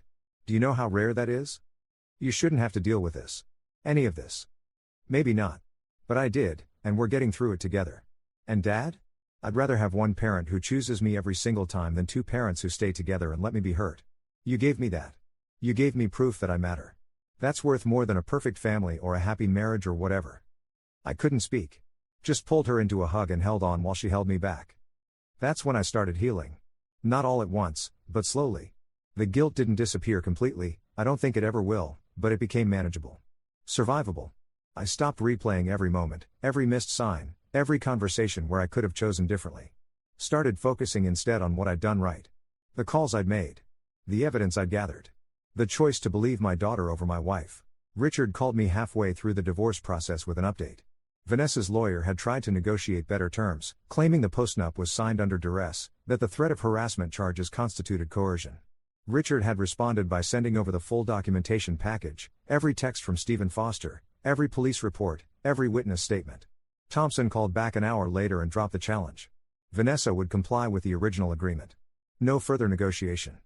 She's scared, Richard said. And she should be. If this goes to trial, if even half of this evidence becomes public record, she'll never work in her industry again. Never maintain a relationship. Never build credibility anywhere. She knows it. So she'll take the loss and disappear. People like her always do. What if she doesn't? What if she comes back? She won't. She's a predator, Daniel, but predators are smart. They don't waste energy on prey that fights back. You showed her you'll fight. That you'll expose her. That you'll make her suffer consequences for her actions. She'll find easier targets. People who'll doubt themselves. Who'll accept her apologies. Who'll give her the benefit of the doubt long enough for her to destroy them from the inside out. That's a horrifying thought. It is. But you can't save everyone. You saved your daughter. That's enough. Was it though? Knowing that Vanessa was out there somewhere, probably already charming some new victim, setting up her next target? Knowing that someone else would eventually experience what Lily experienced, what Stephen experienced, what all those other people experienced. But Richard was right. I couldn't save everyone. Could barely save myself and Lily. The world is full of people like Vanessa, charming, manipulative, skilled at finding vulnerabilities and exploiting them. You can't stop them all. You can only protect the people you love and hope that others are paying enough attention to protect themselves. Still keeps me up sometimes. Wondering where she is. Who she's hurting. Whether I should have pushed harder for criminal charges, made her face real consequences instead of just walking away. Whether my desire to protect Lily from a prolonged legal battle inadvertently enabled Vanessa to hurt someone else. But then I remember what Thompson said. About watching my back. About people like her not forgetting. And I realized that pushing harder might have made things worse. Might have turned her attention fully on destroying us instead of just moving on. Might have cost us years of litigation and appeals and harassment. Might have damaged Lily even more than she'd already been damaged. So I made peace with the choice. Let Vanessa disappear. Focused on healing. On being present. On making sure Lily knew, every single day, that she was loved and valued and important. That's all you can do sometimes. Make the best choice available, accept that it's imperfect, and live with the consequences. No decision is clean. No path is without cost. You just pick the one that hurts the people you love the least and hope it's enough. It was enough. Barely. But enough. Lily's leaving for college in 3 months. It's late May now, end of her senior year.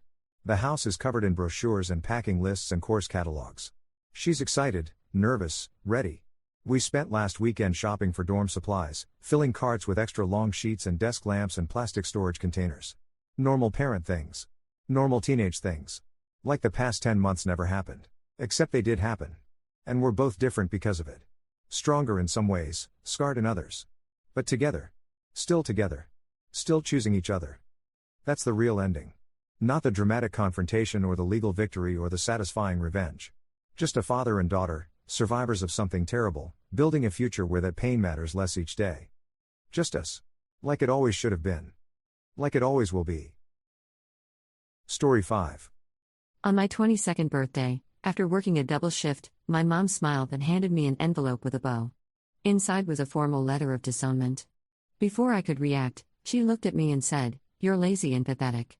Be more like your brother, he's actually going somewhere. And that $45,000 college fund from your grandparents? All transferred to your brother now. He deserves it." I'd been paying my entire family's rent and bills for 3 years while working 60-hour weeks. I just smiled, folded the letter, and said, "Thanks, Mom." Then I walked out. That was 6 months ago. Yesterday, I did something, and now my phone won't stop ringing. I need to tell someone this before I lose my mind. Look, I know how this sounds. I know what you're thinking because I'd be thinking the same thing if I were reading this instead of living it.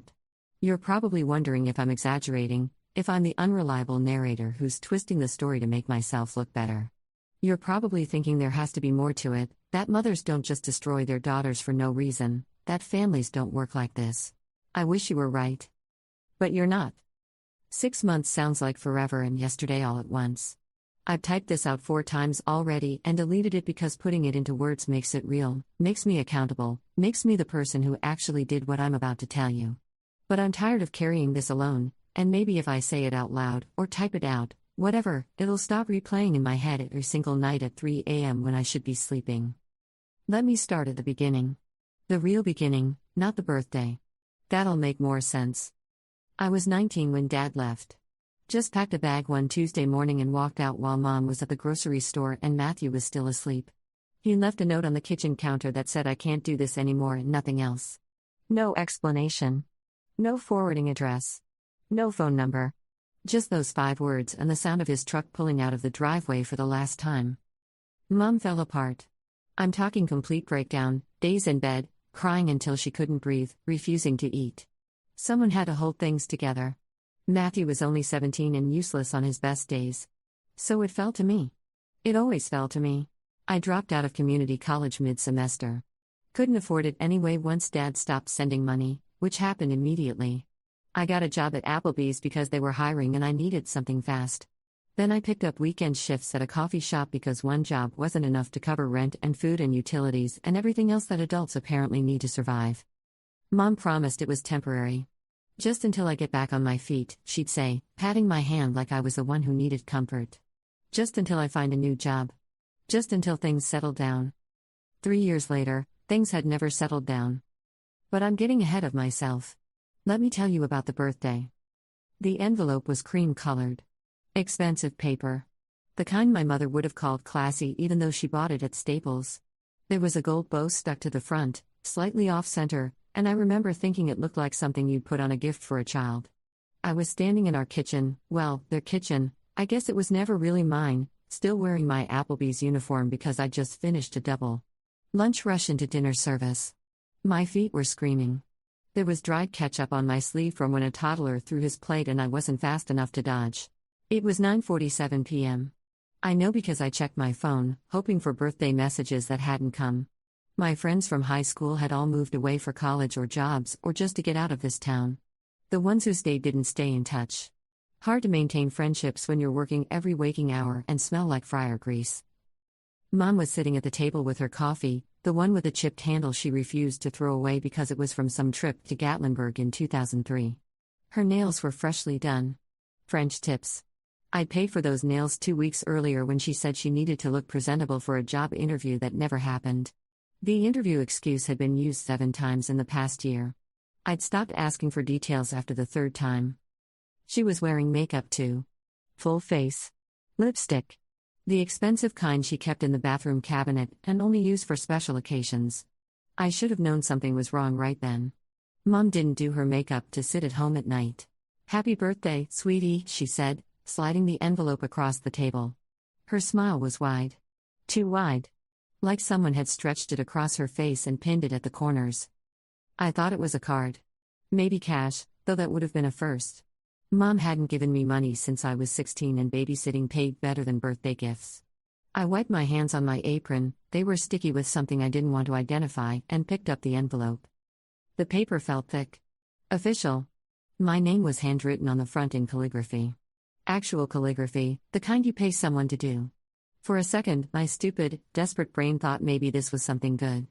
Maybe she'd signed me up for that online course I'd mentioned months ago.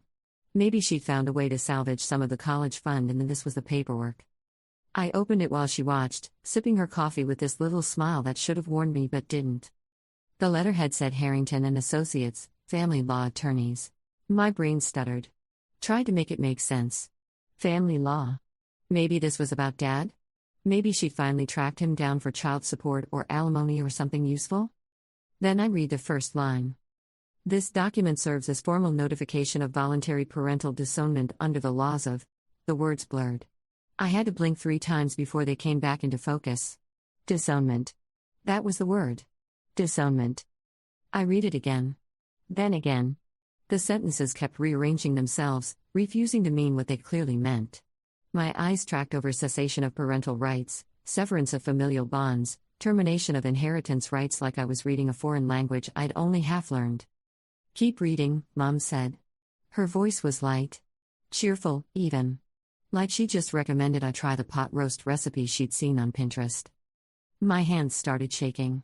The paper made this rattling sound that seemed too loud in the quiet kitchen. The refrigerator hummed. Someone's dog was barking 3 houses down. Matthew's TV was on upstairs, playing the same first-person shooter he'd been obsessed with for 2 months straight. I forced myself to keep going. Past the legal jargon. Past the section about mutual agreement to dissolve familial connection. Down to the part that really mattered. Furthermore, the college education fund established by David and Margaret Chen, my grandparents, Dad's parents, both dead for 5 years now, originally designated for the benefit of Emma Marie Chenme, has been lawfully transferred to Matthew James Chen, effective immediately. The kitchen tilted.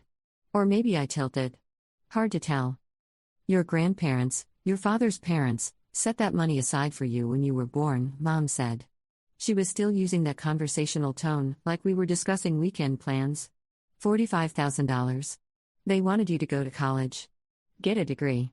Make something of yourself. She paused. Took another sip of coffee. I watched her throat move as she swallowed.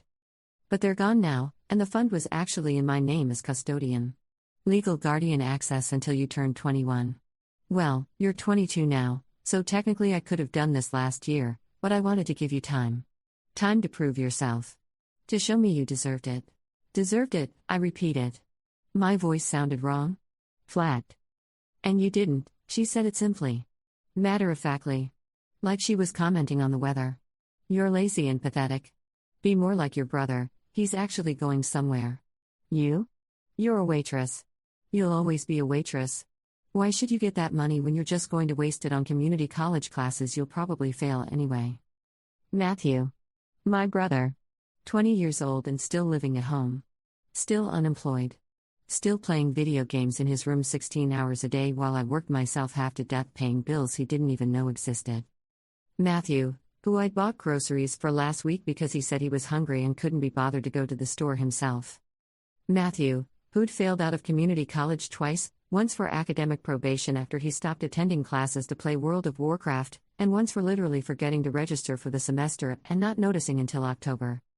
Matthew, who'd submitted one university application in his entire life because I'd filled it out for him while he watched YouTube videos about speedrunning Mario games.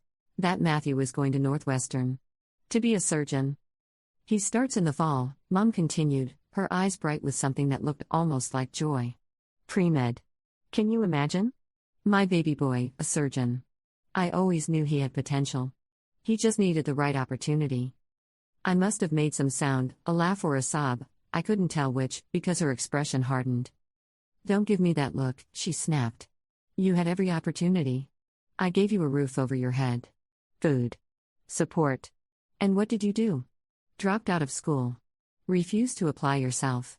Settled for serving rib platters to truckers for the rest of your life. The thing is, I wasn't even surprised. Not really. Hurt, yes. Destroyed, absolutely. But surprised? No. This was who she'd always been. I'd just been too busy keeping us all afloat to see it clearly. Too tired. Too beaten down. Too focused on surviving to notice I was the only one actually trying. I folded the letter carefully. Creased it along the original folds. Slid it back into the envelope with the stupid gold bow. Set it on the table between us. Thanks, Mom, I said.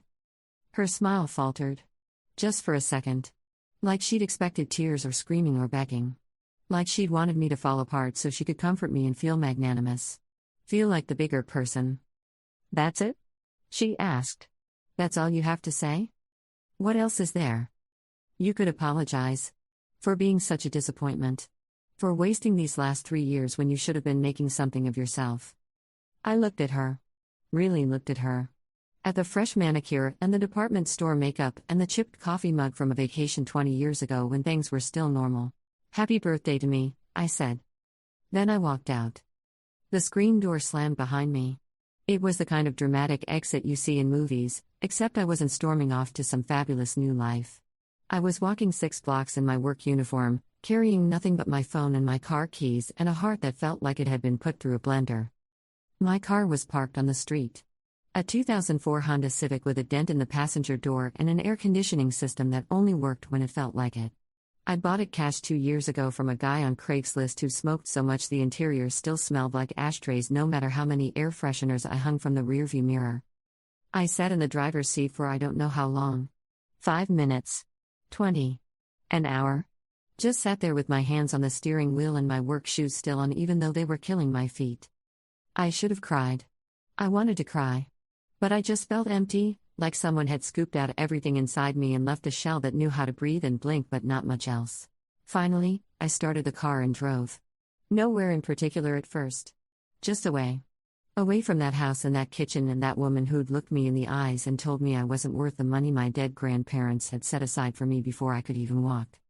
I ended up at a motel on the edge of town. The kind of place with hourly rates advertised on a flickering neon sign and a lobby that smelled like mildew and broken dreams. The guy behind the desk didn't even look up when I asked for a room. How long? A week. That'll be $180. Cash only. I pulled out the bills I'd been saving for my car registration and slid them across the counter. He handed me a key attached to a plastic diamond keychain. Room 14. Around back. Checkouts at 11. Room 14 was exactly what you'd expect. Double bed with a floral comforter that had definitely seen better days. TV bolted to a dresser that was bolted to the wall. Tiny bathroom with a shower that dripped. The carpet was brown, or maybe it used to be beige and had given up. There was a water stain on the ceiling shaped like a hand reaching for something it would never touch. I sat on the edge of the bed and the springs creaked like they were warning me. My phone started ringing around midnight. Mom. I stared at her name on the screen. Let it ring until it went to voicemail. 2 minutes later, it rang again. Matthew this time. Then Mom again. Then a text from Matthew, "Where are you?" Mom's freaking out. Another text, "She said you left?" What happened? Another, "Seriously, call me back." I turned the phone off and set it face down on the nightstand. The silence was absolute. No TV from Matthew's room. No Mom calling from downstairs asking me to do just one more thing before I went to bed. No sounds of a house full of people who needed me for everything and appreciated me for nothing. Just silence and the drip of the bathroom faucet and the distant sound of traffic from the highway. I lay down on top of the covers, couldn't bring myself to get under them, and stared at the ceiling. At the hand-shaped water stain reaching for nothing. The thing is, I'd imagined leaving before. Dozens of times. Hundreds, maybe. Late nights after closing shifts when I'd drive home too tired to think straight. Early mornings when I'd wake up at 5 a.m. for opening shifts and realize I'd only slept 4 hours. I'd fantasize about just not going back. About driving past the house and keeping going until I hit a different state or an ocean or just somewhere that wasn't there. But I'd never actually done it. Because where would I go? How would I survive? And what about Mom? What about Matthew? They needed me. Except they didn't need me. They needed my money. My labor. My constant, exhausting presence doing everything they couldn't be bothered to do themselves. They didn't need me. They needed a servant who'd work for free and feel grateful for the privilege. The empty feeling was starting to fill with something else. Something that felt like anger but colder. More patient. More calculating. I fell asleep sometime around 3 a.m. and didn't wake up until past noon the next day. The first thing I did was turn on my phone. 37 missed calls. 62 text messages. 4 voicemails. I didn't listen to the voicemails. Didn't read most of the texts. Just scrolled through them, watching the progression from confused to angry to desperate. Mom, where are you? Mom, this is ridiculous. Come home right now. Mom, I did this for your own good. You need to understand that. Matthew, Mom says you're mad about the college fund thing? That's messed up. She's trying to help us both. Matthew, just come home and talk about it like an adult. Matthew, you're being really selfish right now. Mom, the rent is due in 3 days. I need you to transfer the money. That one made me laugh. Actually laugh out loud in that depressing motel room with a hand-shaped water stain watching me from the ceiling. She thought I was coming back. She actually thought I'd come crawling back to keep paying her bills after she'd legally disowned me and stolen my college fund. The anger inside me crystallized into something sharp and clear. I made 3 phone calls that morning. First, my supervisor at Applebee's. Emma? Thank God. I thought you were dead. You missed your shift yesterday. I quit. Silence on the other end. Then, what? I quit. I'm done. I'm not coming back. Emma, wait. Let's talk about this. You're my best server. Whatever happened, we can work it out. Nothing to work out. I'm done. Thanks for everything. I mean that. I hung up before she could say anything else. Second call, my weekend supervisor at the coffee shop. Similar conversation. Similar result. Third call, the property management company that handled our rental house. Hi, this is Emma Chen. I'm calling about the property at 847 Maple Street. Oh yes, Ms. Chen. What can I do for you? I need to inform you that I will no longer be making rent payments for that property. Effective immediately. I'm sorry, I'm not sure I understand. You're listed as an authorized payer but not a tenant on the lease, correct? And I'm withdrawing my authorization. The primary leaseholder is Mary Chen. She'll need to make her own arrangements for payment. But you've been paying for 3 years. Is there a problem we should know about? No problem. I just don't live there anymore. Pause. I could hear typing. I see. We'll need to update our records. Can you confirm you're no longer residing at the property? Confirmed. I moved out last night. All right. I'll make a note. The primary leaseholder will be responsible for all future payments. Rent is due on the 1st, as you know. I know. Thank you for the call, Ms. Chen. I hung up and sat there on the motel bed, staring at my phone. 3 phone calls. 3 bridges burned. 1 life completely dismantled in less than 15 minutes. The next call came in less than an hour. Mom. I didn't answer. Then Matthew. Then Mom again. Then the text started. Mom, the property management company called. They said you're not paying rent anymore. This is a joke, right? Mom, Emma, answer your phone right now. Mom, you can't do this. We'll be evicted. Matthew, dude, what did you tell the landlord? Mom's losing it. I turned the phone off again.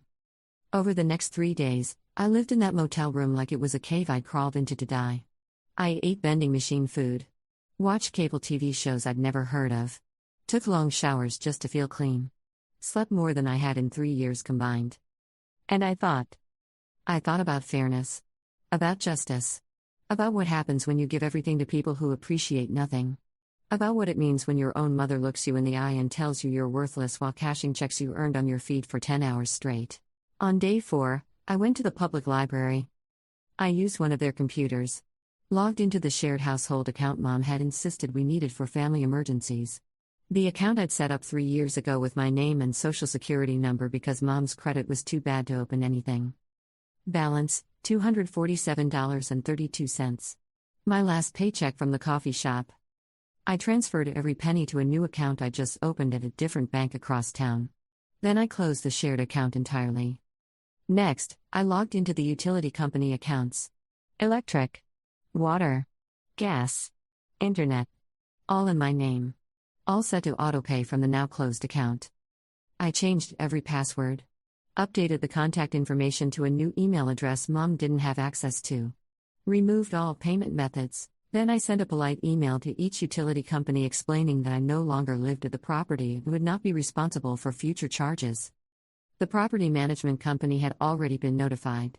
The utilities were now orphaned. The money was gone.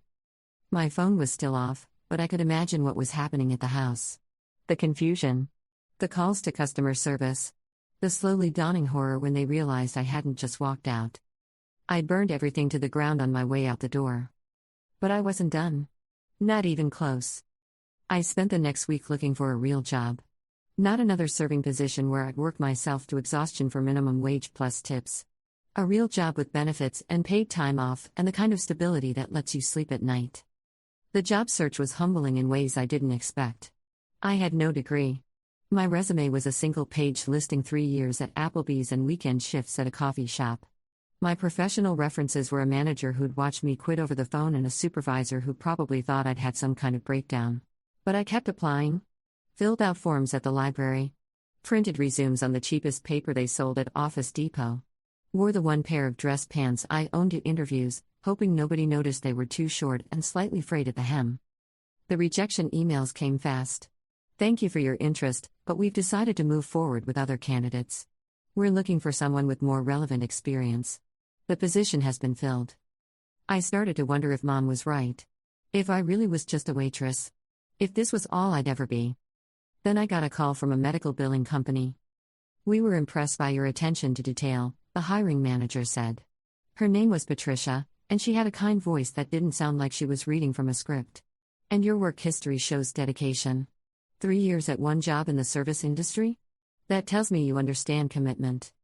Thank you, I managed. The position is data entry. Processing insurance claims. It's not glamorous work.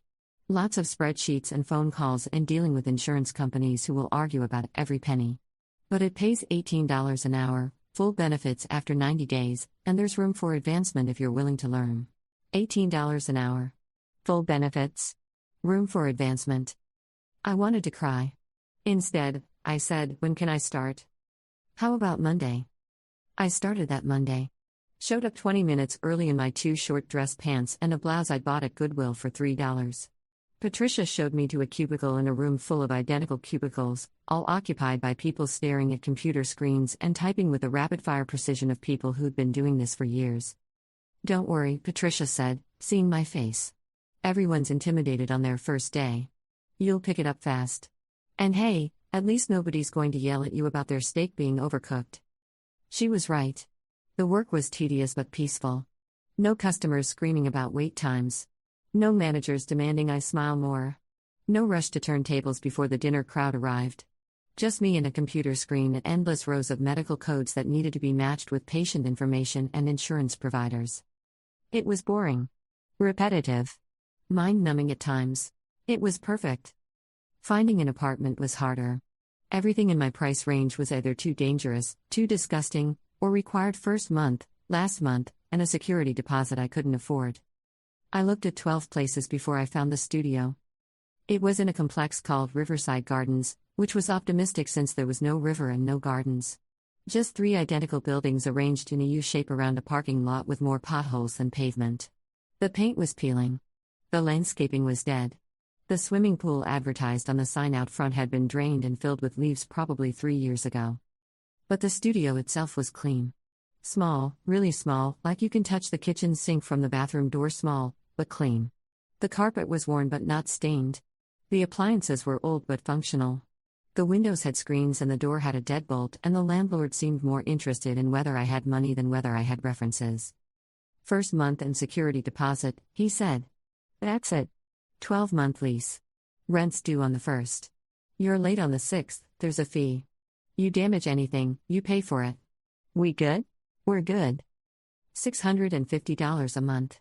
Utilities included except electric.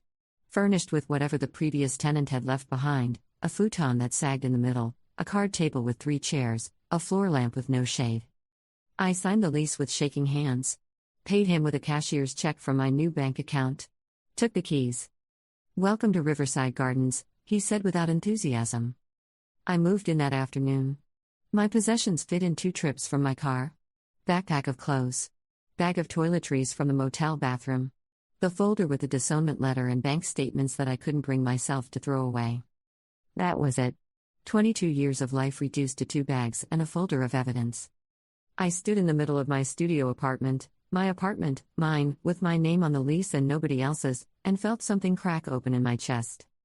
Then I sat on the sagging futon and cried for the first time since the birthday. Not sad crying. Not angry crying. Just crying because I'd been holding it in for so long that when it finally came out, it felt like my body was purging poison. I cried until my throat hurt and my eyes were swollen and the sun had set outside my screenless windows. Then I washed my face in my bathroom, ate a granola bar from the vending machine at work that I'd saved in my bag, and fell asleep on the futon still wearing my work clothes. When I woke up the next morning, the apartment was silent. No mom yelling up the stairs about something I'd forgotten to do. No Matthew's video games bleeding through the walls. No sounds of a house full of people who needed me for everything and appreciated me for nothing. Just silence. And sunlight coming through windows that were mine. I made a list that day. On a piece of paper I'd taken from work, with a pen that said Riverside Medical Billing on the side.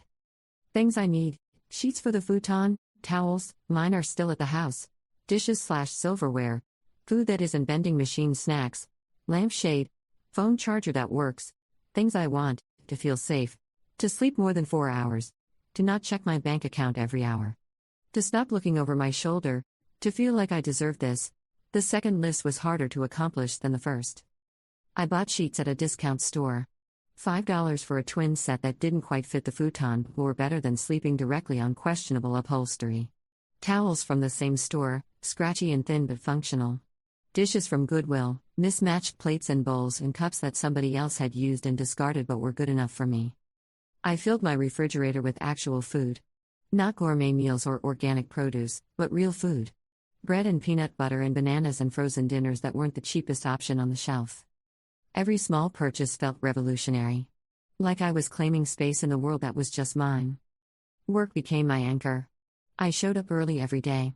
Stayed late when they needed help. Learned the medical billing codes faster than anyone expected. Patricia noticed. "You're doing really well," she said one afternoon, stopping by my cubicle. "Really well. Some people take months to get the hang of this. You got it in 2 weeks. Thanks. I like it. The work, I mean. It makes sense. It's a good fit." She paused. "I know you said you're looking for stability. If you keep this up, there's a supervisor position opening in 6 months. Just so you know." A supervisor position. More money. More responsibility. More proof that I was more than what Mom said I was. "I'll be here," I said. And I meant it. My phone stayed off for 2 weeks. When I finally turned it on, there were over 200 messages. Voicemails I didn't listen to. Texts I didn't read past the first few words. All of them demanding, pleading, threatening. All of them trying to pull me back into a life I'd escaped. I deleted them all without reading them. Blocked Mom's number. Blocked Matthew's number. Then I sat there staring at my phone, thinking about what came next. Because this was the thing, I'd gotten out. I had a job and an apartment and a life that was starting to feel almost normal. I could have just moved on. Let them figure out their own mess. Lived my life, and let them live theirs. But that felt like letting them win. Like their version of the story, poor struggling mother abandoned by ungrateful daughter, would become the truth simply because nobody contradicted it. I thought about my grandparents. The ones who died when I was 17, before everything fell apart. They'd been good people. Quiet. Kind. The type who showed love through action rather than words. Grandpa used to slip me $20 bills when Grandma wasn't looking. Grandma used to make my favorite cookies and send them home in old butter containers. They'd set aside that college fund because they believed in me. Because they wanted me to have opportunities they never had. And Mom had taken it. Not because Matthew needed it more. Not because I didn't deserve it. But because she could. Because it gave her power over both of us. Because she wanted to see me beg. I couldn't let that be the end of the story. So I did something I'd been thinking about every single day since the birthday. I took a photo of the disownment letter. The cream-colored paper with the law firm letterhead. The gold bow I'd carefully preserved even though it was stupid and sentimental. The calligraphy on the envelope. The formal legal language that explained how my mother had officially severed our family connection. Then I wrote a caption. Rewrote it. Deleted it. Wrote it again. Finally, I settled on something simple. Factual. Impossible to argue with. On my 22nd birthday, after working 60-hour weeks for 3 years to pay my family's rent and bills, my mother gave me this letter. She transferred my $45,000 college fund to my brother and told me I was lazy and pathetic. I'm sharing this because people deserve to know who they're really dealing with. Every word in this letter is real. Every claim I'm making is documented.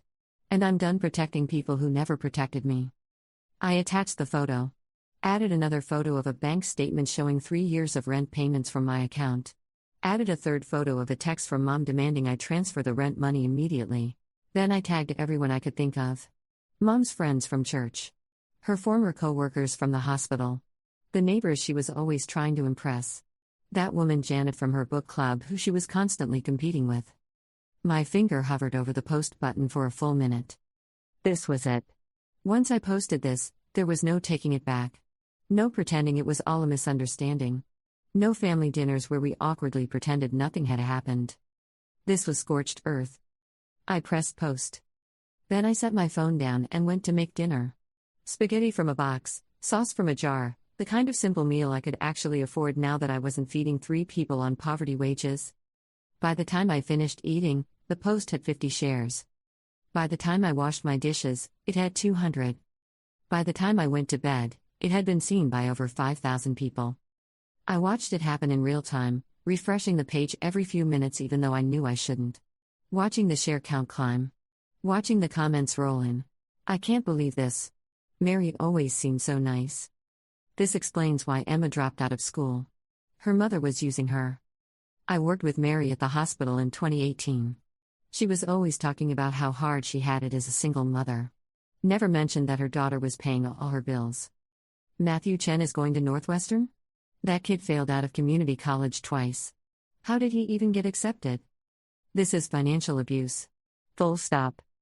Someone tagged the local news station. Someone else tagged a family law attorney. A third person tagged a domestic violence advocacy group. The shares kept climbing. 1,000.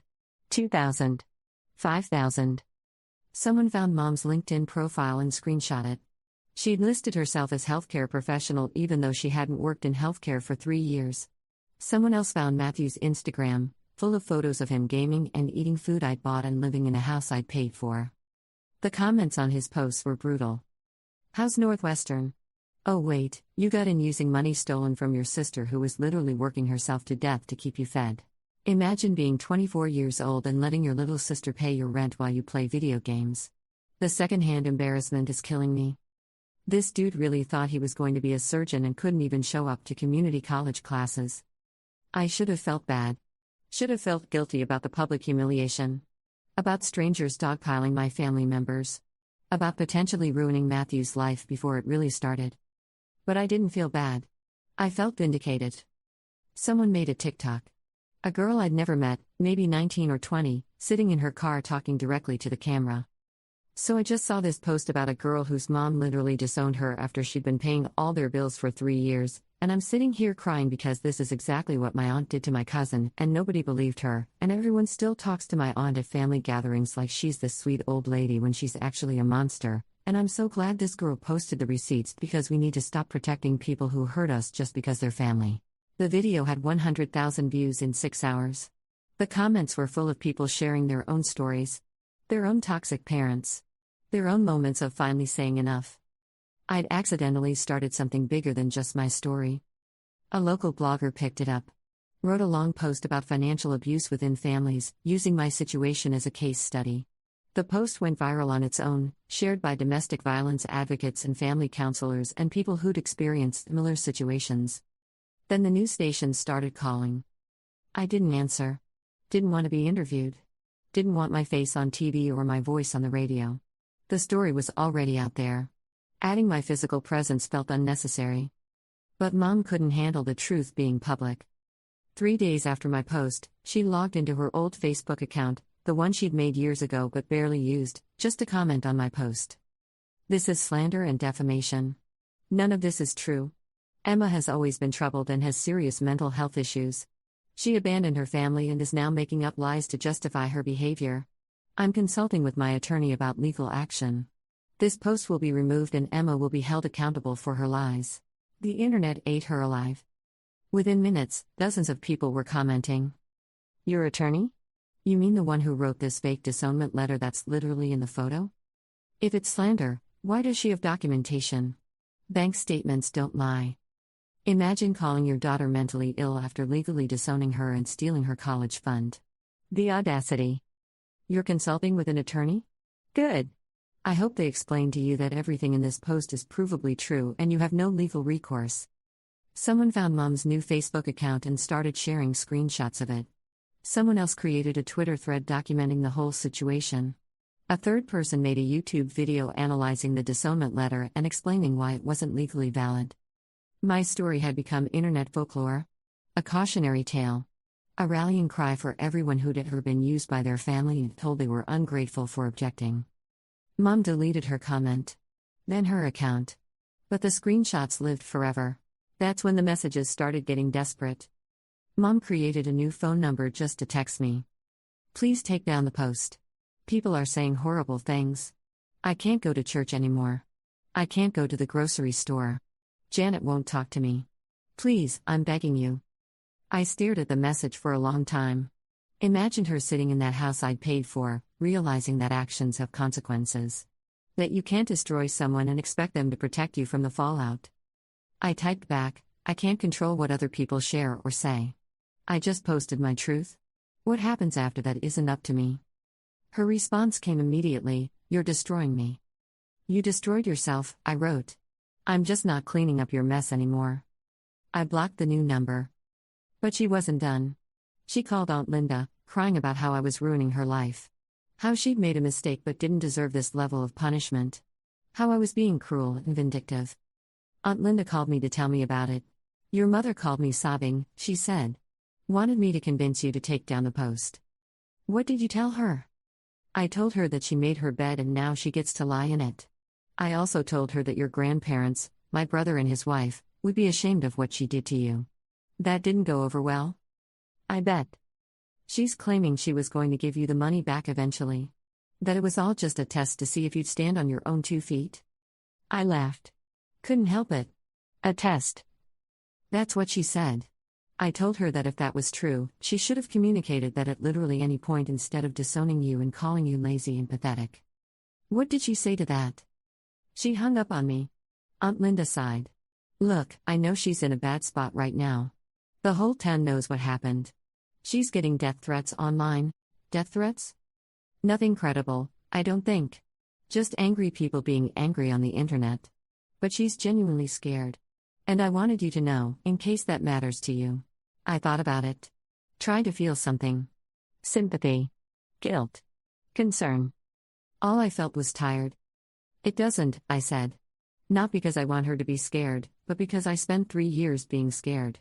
Scared I'd lose my job. Scared I'd get sick and not be able to work. Scared I'd end up homeless because I couldn't keep up with everyone's bills. And she never cared about that. So no, it doesn't matter to me that she's uncomfortable now. That's fair, Aunt Linda said. More than fair, actually. After we hung up, I sat in my apartment, my small, shabby, perfect apartment, and thought about fear. About how I'd lived with it for so long that it had become background noise. Constant anxiety humming underneath everything I did. And now? Now I was just tired. The fear was gone. The anger was fading. All that was left was exhaustion and the slow, careful work of building a life. Then the email came. Subject line, regarding your recent social media post, Harrington and Associates. My heart stopped. Legal threat. Had to be. Mom had finally convinced someone to sue me for defamation or something. I opened it with shaking hands. Dear Miss Chen. My name is Linda Harrison, and I'm the Senior HR Manager at Harrington & Associates. I'm reaching out because your social media post about a disownment letter from our firm has come to my attention. I want to be very clear, I am not reaching out in any legal capacity. Rather, I'm reaching out because I have serious concerns about the document you received and the attorney who prepared it. Would you be available for a phone call this week? I'd like to discuss your experience. Sincerely, Linda Harrison. I stared at the email for 10 minutes straight. Read it over and over, looking for the trap. The threat. The legal language that would tell me I was about to get destroyed. But it wasn't there. I called the number in her signature. She answered on the second ring. Linda Harrison. Hi, this is Emma Chen. You emailed me about the disownment letter? Emma, yes. Thank you for calling. I'm going to be direct with you because I think you deserve honesty. That letter you received? It's not legally binding. Disownment isn't something that can be formalized through legal documentation in our state. It's essentially a theatrical document with no legal weight whatsoever. My brain stuttered. What? The letter is meaningless. It might feel official, it might look official, but it has absolutely no legal standing. Your mother paid one of our attorneys $350 to write up a document that essentially amounts to an expensive, cruel letter. I sat down on my apartment floor. My legs wouldn't hold me anymore. The attorney who prepared it, Linda continued, is named Janet Michaels. She's been with our firm for 6 years and has been on thin ice for a while due to ethical concerns. Preparing a meaningless legal document and charging a client for it, especially one designed to cause emotional harm, is grounds for serious disciplinary action. Why are you telling me this? Because I need to know, are you willing to file a formal ethics complaint? Your testimony, combined with our internal review, could result in significant consequences for Attorney Michaels. She knowingly created a fake legal document for the purpose of causing emotional distress. That's not just unethical. It's potentially criminal. What kind of consequences? Suspension. Potentially disbarment. Definitely termination from our firm. We take ethical violations very seriously, especially ones that involve exploiting clients' family relationships for profit. I thought about Janet Michaels, whoever she was. Some lawyer I'd never met who'd looked at my mother's request and thought, sure, I'll help you psychologically torture your daughter for $350. Yes, I said. I'll file the complaint. I'll send you the forms tonight. Thank you, Emma. And for what it's worth, I'm genuinely sorry about what you went through. The forms came through an hour later. 20 pages of questions about the document, the circumstances, the impact. I filled out every single page. Attached the letter. Attached bank statements showing 3 years of rent payments. Attached screenshots of Mom's Facebook comments. Attached everything. I sent it back before I could second guess myself. That was last week. The next morning, my phone started ringing again. I'd unblocked the numbers because I wanted to see what would happen. First call, Mom. I answered. You ruined everything, she hissed before I could even say hello. The lawyer called me. They're investigating her because of your complaint. She's blaming me. She says I misrepresented the situation. They might sue me for bringing the firm into disrepute. How could you do this to me? You did this to yourself, I said calmly. You paid someone to write a fake legal document to hurt me. That's on you. It wasn't fake. It was real. You're not my daughter anymore. Then why are you calling me? Silence. Exactly, I said, and hung up. Second call, Matthew. Mom's talking about bankruptcy, he said without preamble. The law firm might sue her. She can't afford a lawyer. She can't afford anything. The utilities got shut off yesterday. We got an eviction notice this morning. What did you do? I stopped letting her use me. That's all. That's all? You destroyed our lives. No, Matthew. I stopped holding up your lives while you destroyed mine. There's a difference. She's our mother. She disowned me. Legally. Or tried to, anyway. Turns out the letter was fake, but she didn't know that when she gave it to me. She meant every word. So no, she's not my mother anymore. She made sure of that. I didn't know, he said quietly. About the money? About you paying for everything. She told me you wanted to help. That you felt bad about living there rent-free. And you believed her because it was easier than asking questions. I'm sorry. Are you? Or are you just sorry that the money's gone now? He didn't answer. Get a job, Matthew. Figure out your own life. Stop letting Mom use you as a weapon against everyone else. I hung up. Third call, Aunt Linda. My dad's sister. The only family member who'd ever shown me any genuine kindness. I hadn't talked to her in years. Emma? Is that really you? Hi, Aunt Linda. I saw your post. I've been trying to find you. Your mother told everyone you'd run off with some guy, that you'd abandoned the family. She said you stole money from her. She lied. I know. I have eyes. I can read bank statements and letters. What she did to you? Her voice cracked. Your grandparents would be heartbroken. They're dead. They don't have to know. I know. And I'm so sorry, sweetheart. I should have checked in more. I should have seen what was happening. You couldn't have known. I could have tried. She paused. What are you going to do now? Live my life. That's all. Good.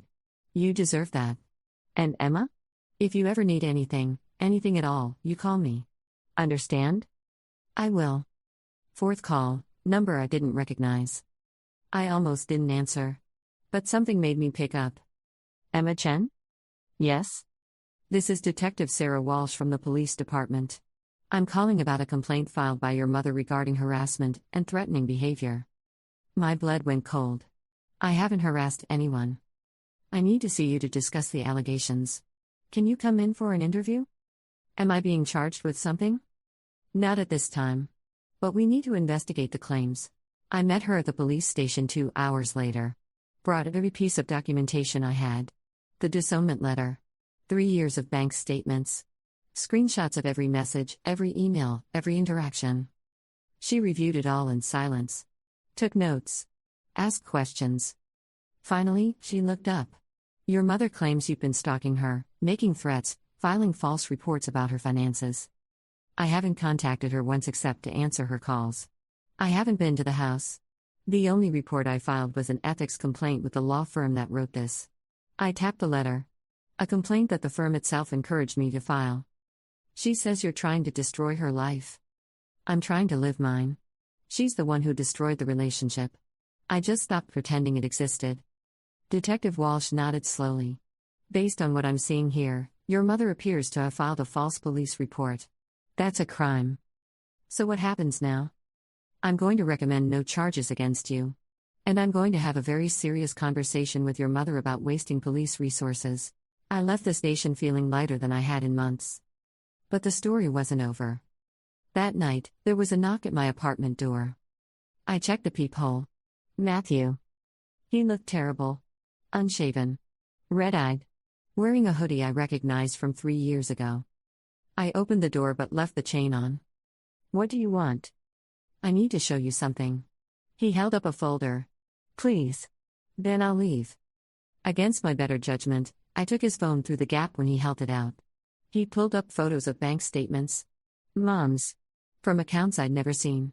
Accounts with balances that made my head spin. 3 different accounts. Combined balance over $120,000. She was never broke, Matthew said flatly. She was never struggling. I found these in her closet after everything blew up. She was hiding them. I stared at the numbers. The dates? The regular deposits from something called MR Trust. Her maiden name was Reynolds, Matthew continued. Mary Reynolds. This is her inheritance from her parents. Our other grandparents. The ones who died when we were kids. She told us there was no money. She lied. I scrolled through more photos on his phone. Transaction after transaction. Years of hiding money while I worked myself to exhaustion. I took pictures before she realized they were missing, he said. I can send them to you if you want. Send them, I said quietly, handing his phone back through the gap. She had money the whole time, I whispered. Over $100,000. Plus whatever she saved from your rent payments. She was testing you. That's what she told the lawyer. Mom wanted to see if you'd crawl back. If you'd beg. She thought you'd fall apart without her. But I didn't. No. You didn't. And she can't handle it. He put his phone back in his pocket. Northwestern rescinded my admission last week. The ethics investigation flagged my file. When they found out about the college fund transfer, they called it financial impropriety. I'm blacklisted. I'm sorry. Don't be. I didn't earn it. He wiped his eyes. I got a job. Warehouse work. Night shift. It's not much, but it's mine. And I'm taking online classes. Maybe I'll never be a surgeon, but I can be something real. What about Mom? Eviction notice came through. She can't make rent with her accounts under investigation. She's moving to Florida to live with her sister. He shrugged. I'm not going with her. Where will you go? Found a room to rent. 3 guys looking for a 4th roommate. It's cheap. It's far from here. That's all I need. He turned to leave, then stopped. I just wanted you to know the truth. About the money? About what she really did. You deserve to know. Matthew? He looked back. Good luck. He nodded once. Then he was gone. I closed the door. Locked it. Sat down on my floor with my phone in my hand, those photos Matthew sent already arriving in my messages. She was never struggling. Never desperate. Never in need. She just wanted to see how much I'd give before I broke. And when I didn't break, she tried to destroy me for it. My phone is sitting on the counter. Still on. Still accessible. But I'm not answering anymore. Not for her. Not for anyone from that life. I have a job now. A real one with benefits and paid time off. I have an apartment with my name on the lease. I have a bank account with money I earned that nobody else can touch. And I have that college fund. All $45,000 returned to my account 3 weeks ago after the ethics investigation revealed the transfer was fraudulent. Mom had forged documents claiming I'd signed off on the transfer. She hadn't counted on me fighting back. Tomorrow, I start online classes. Business management. Maybe it'll lead somewhere. Maybe it won't. But it's mine. Is it revenge if all you did was stop letting someone hurt you? Is it payback if you just stepped aside and let the truth crash down on them? I don't know. I don't care anymore.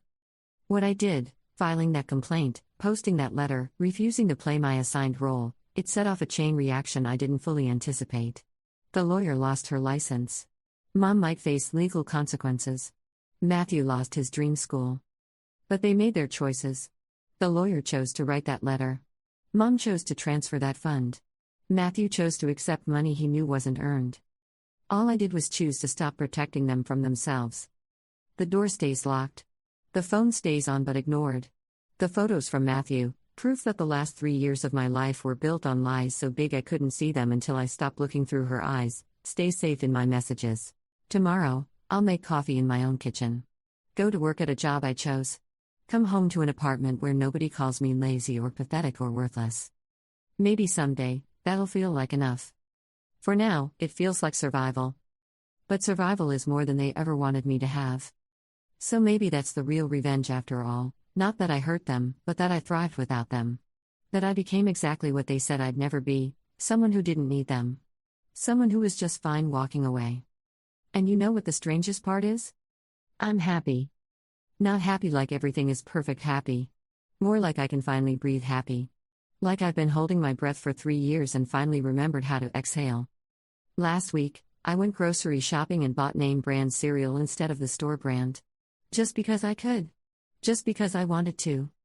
I stood in the cereal aisle for 5 minutes holding that box, almost crying because for the first time in 3 years I could buy something I actually wanted instead of whatever was cheapest. That's what freedom feels like, apparently. Name brand cereal and not checking my bank account every 6 hours to make sure there's enough for rent. The phone just buzzed. Text from a number I don't recognize. I almost don't open it. But curiosity wins. This is Linda Harrison from Harrington and Associates. Janet Michaels has been formally disbarred. The State Attorney General's office is reviewing several other cases she handled. Your complaint opened an investigation that revealed a pattern of ethical violations spanning 6 years. Thank you for your courage in coming forward. You likely saved other families from similar exploitation. I read it 3 times. Then I save the number and type back, "Thank you for believing me." Her response comes immediately, "Thank you for not staying silent." I set the phone down and look around my apartment. At the secondhand furniture and the water stain I haven't fixed yet, and the windows that overlook a parking lot instead of a garden. It's not much. But it's mine. And that's everything. The revenge wasn't what I did to them. It was what I did for myself. I walked away. I told the truth. I stopped carrying their weight. That was 6 months ago. The ethics complaint was last week. Today, I'm still here. Still standing. Still moving forward. And tomorrow? Tomorrow I start building a life they can't touch. That's the real payback. Not destruction. Reconstruction. Not revenge. Freedom. I'm done now. Done explaining. Done justifying.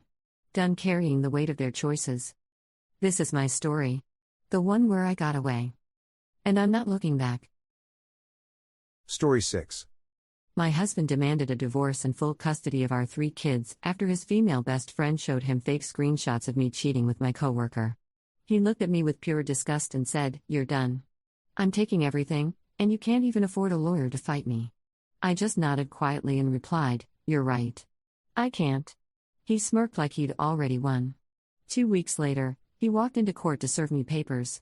But then he saw who was sitting next to me, the city's most feared divorce attorney, the one with a 98% win rate. His face went ghost white. She smiled and said, "Shall we begin?" I watched my husband pack his gym bag that Wednesday morning, and I knew something was different. Not in a good way. Not in that butterflies in your stomach way you feel when someone's planning a surprise. This was different. His movements were mechanical. Precise. Like he'd already left the marriage in his head and his body was just catching up. "I'll be back late," he said without looking at me. I was feeding our youngest, Emma, who was 3 and had yogurt smeared across her cheek like war paint. "How late? Does it matter?" The question hung in the air between us.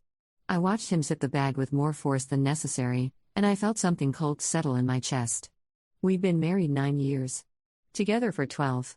I knew the difference between a bad mood and a death sentence. He still didn't look at me when he left. That was a Wednesday. By Friday, he'd moved into our guest room. By Sunday, he wasn't speaking to me at all except in one-word answers in front of the kids. Our oldest, Jake, was 8. He noticed. Kids always notice. "Why is Daddy sleeping in the other room?" he asked me while I was making pancakes Monday morning. "He's just been working late, honey. Doesn't want to wake me up." The lie tasted like ash. Jake looked at me with those dark eyes, his father's eyes, and I could see he didn't believe me.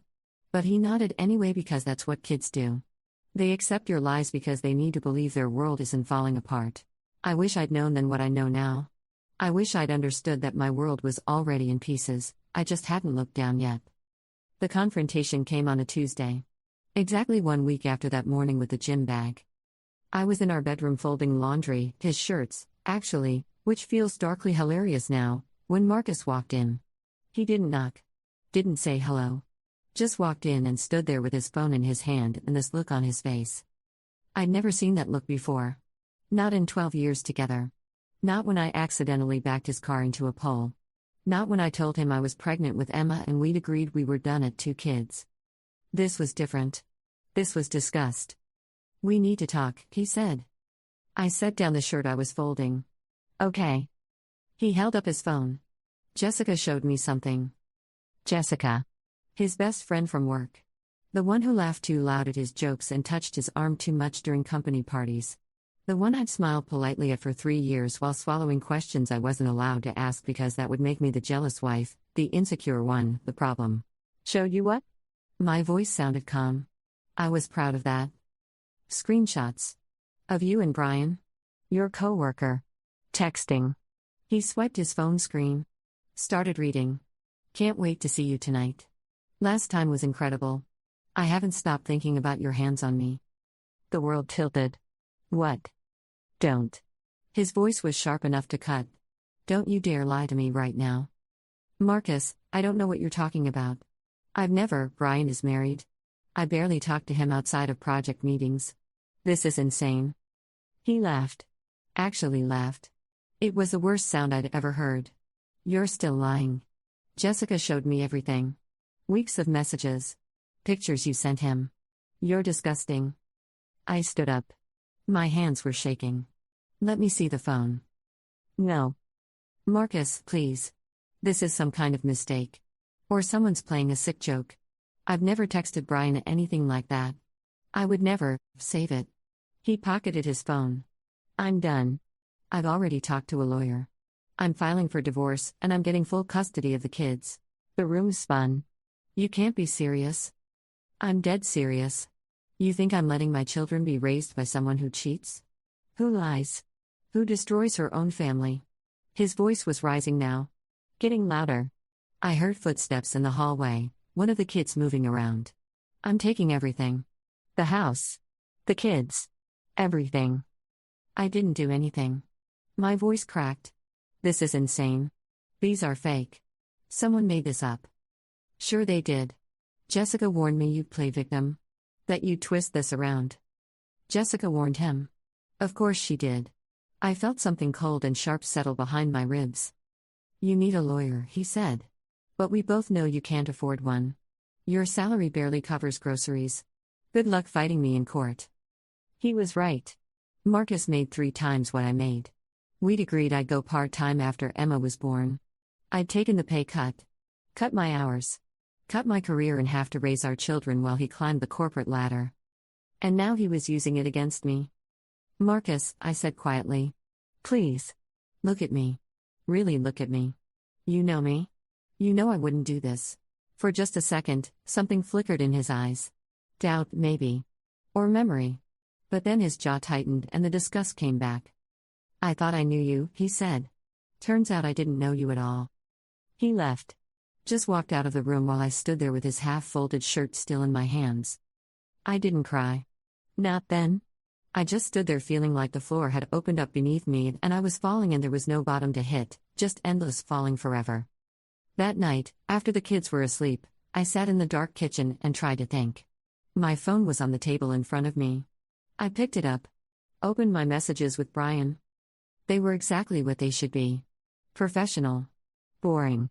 The last message was from 3 weeks ago about a deadline extension. Before that, a question about a client file. Nothing personal. Nothing inappropriate. I took screenshots of everything. The whole conversation history. Then I opened my bank account. Looked at the numbers sitting there. $3,000. That was my personal savings. $3,000 to fight a man who could spend 30 times that without blinking. I thought about calling my parents. But they were retired and living on fixed income. My sister had 3 kids of her own and a mortgage underwater. I had friends, sure, but not the kind who could loan me legal fees. I was alone. That's what Marcus was counting on. He'd backed me into a corner with no exits, and he knew it. I looked at my phone again. Thought about Googling lawyers. But what was the point? Even a consultation would probably cost money I didn't have. So instead, I did something else. Something I still can't fully explain. I Googled Jessica. I don't know what I was looking for. Evidence? Proof she was lying? Some magical smoking gun that would make this nightmare make sense? What I found was her social media. Public account. Hundreds of photos. Her and Marcus at work events. Her and Marcus at the gym. Her and Marcus at happy hour with coworkers. In every single photo, she was touching him. His arm. His shoulder. Leaning against him. And in every single photo, he was smiling. I scrolled back. Months. Years. The photos went back almost to when she'd started at his company 3 years ago. There was a pattern. A steady escalation. At first, just group shots. Then pairs. Then just the 2 of them. Then I found it. A photo from 6 months ago. Marcus and Jessica at some work conference in Seattle. The caption said best conference partner ever. With a heart emoji. I remembered that conference. Marcus had been weird when he got back. Distant. Jumpy when I asked questions. I chalked it up to work stress. But looking at this photo now, at the way Jessica was looking at him, at the way his arm was around her waist, not her shoulders, her waist, I felt something shift. This wasn't about texts. Real or fake. This was about Jessica wanting my husband. And Marcus either not seeing it or not caring. Or worse, encouraging it. I took screenshots of everything. Every photo. Every caption. Every comment. I didn't know what I'd do with them. But I saved them anyway. Then I did something I'm not proud of. I hacked Marcus's iCloud. It's not as dramatic as it sounds. We'd shared account information years ago for convenience. I still had the password saved in my phone. He'd probably forgotten I ever knew it. I logged in. Opened his photos. Started scrolling. There were photos he'd never shown me. Messages he'd backed up.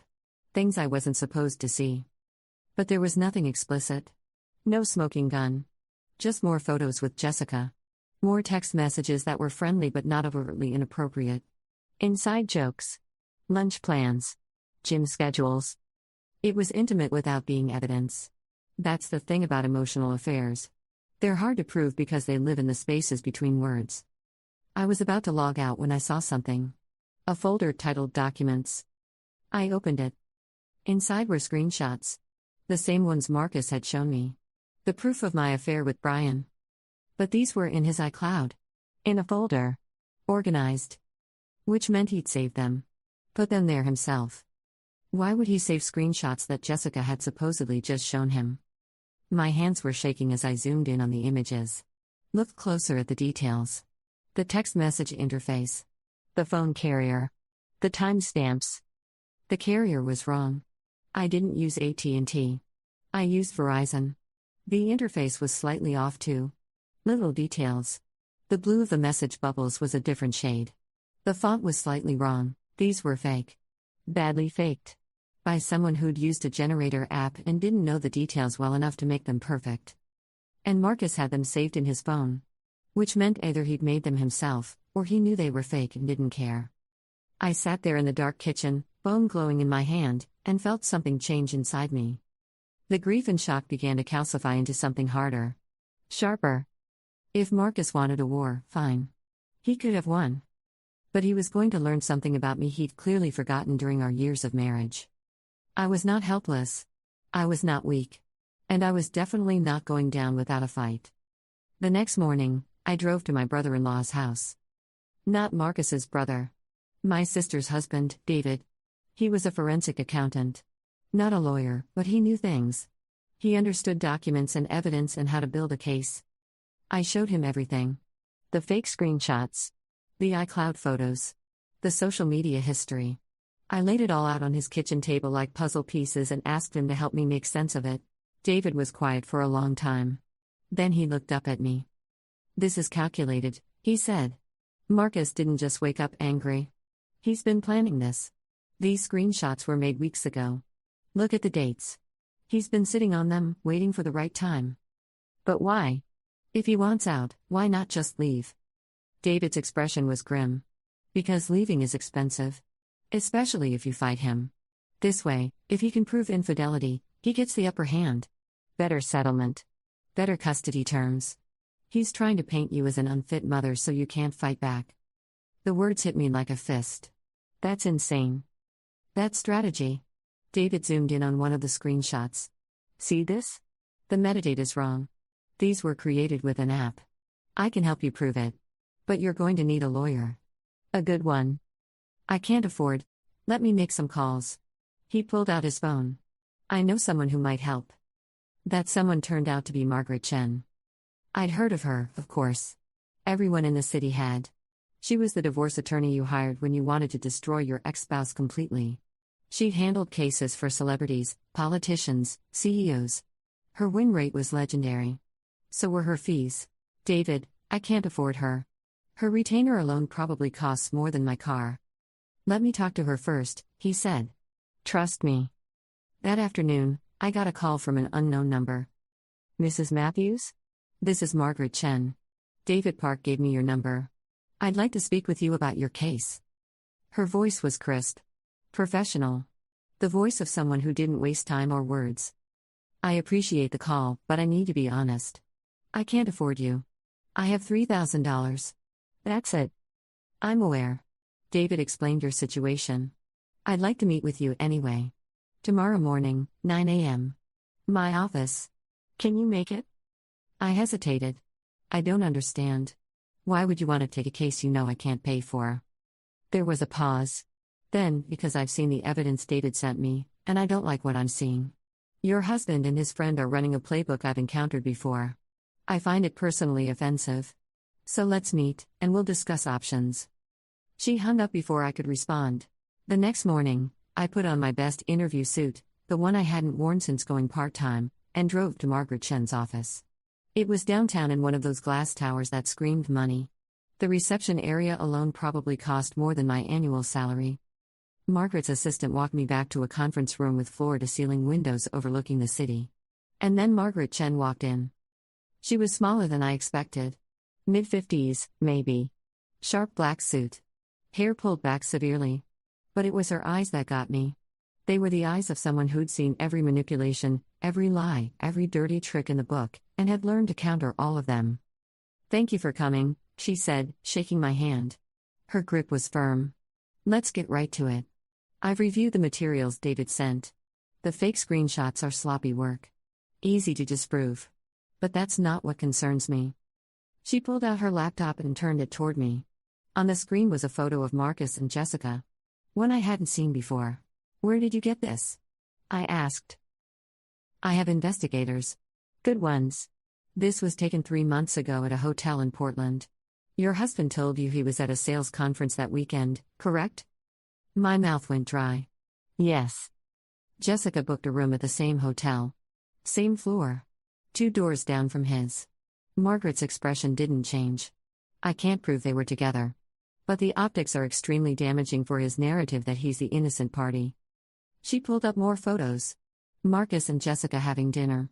Leaving a bar together. Getting into her car. "How did you?" "I've been practicing for 30 years, Mrs. Matthews." When David called me, I recognized certain patterns. So I did some preliminary investigating. I wanted to see if my instincts were correct. She closed the laptop. "They were. Your husband has been having an affair with this woman. I'd stake my reputation on it. But he's smart enough not to leave obvious evidence. So instead, he's creating false evidence against you to control the narrative." I felt like I couldn't breathe. Why? Because it's cheaper than a fair split. It's cleaner. If he can paint you as unfaithful, he gets the house, the kids, and pays minimal support. He probably figures you'll give up because you can't afford to fight. Most people in your position would.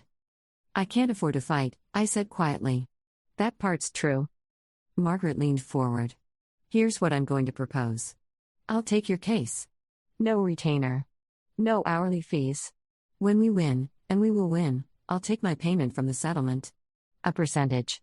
Your husband has assets. A 401k. Home equity. Investment accounts. We'll make sure you get what you're entitled to, and I'll take my cut from that. I stared at her. Why would you do that? Because I can. Because I choose to. She smiled, and it wasn't a warm smile. It was the smile of a predator who'd just spotted prey. And because I want to watch Marcus Matthews's face when he realizes he picked the wrong woman to frame.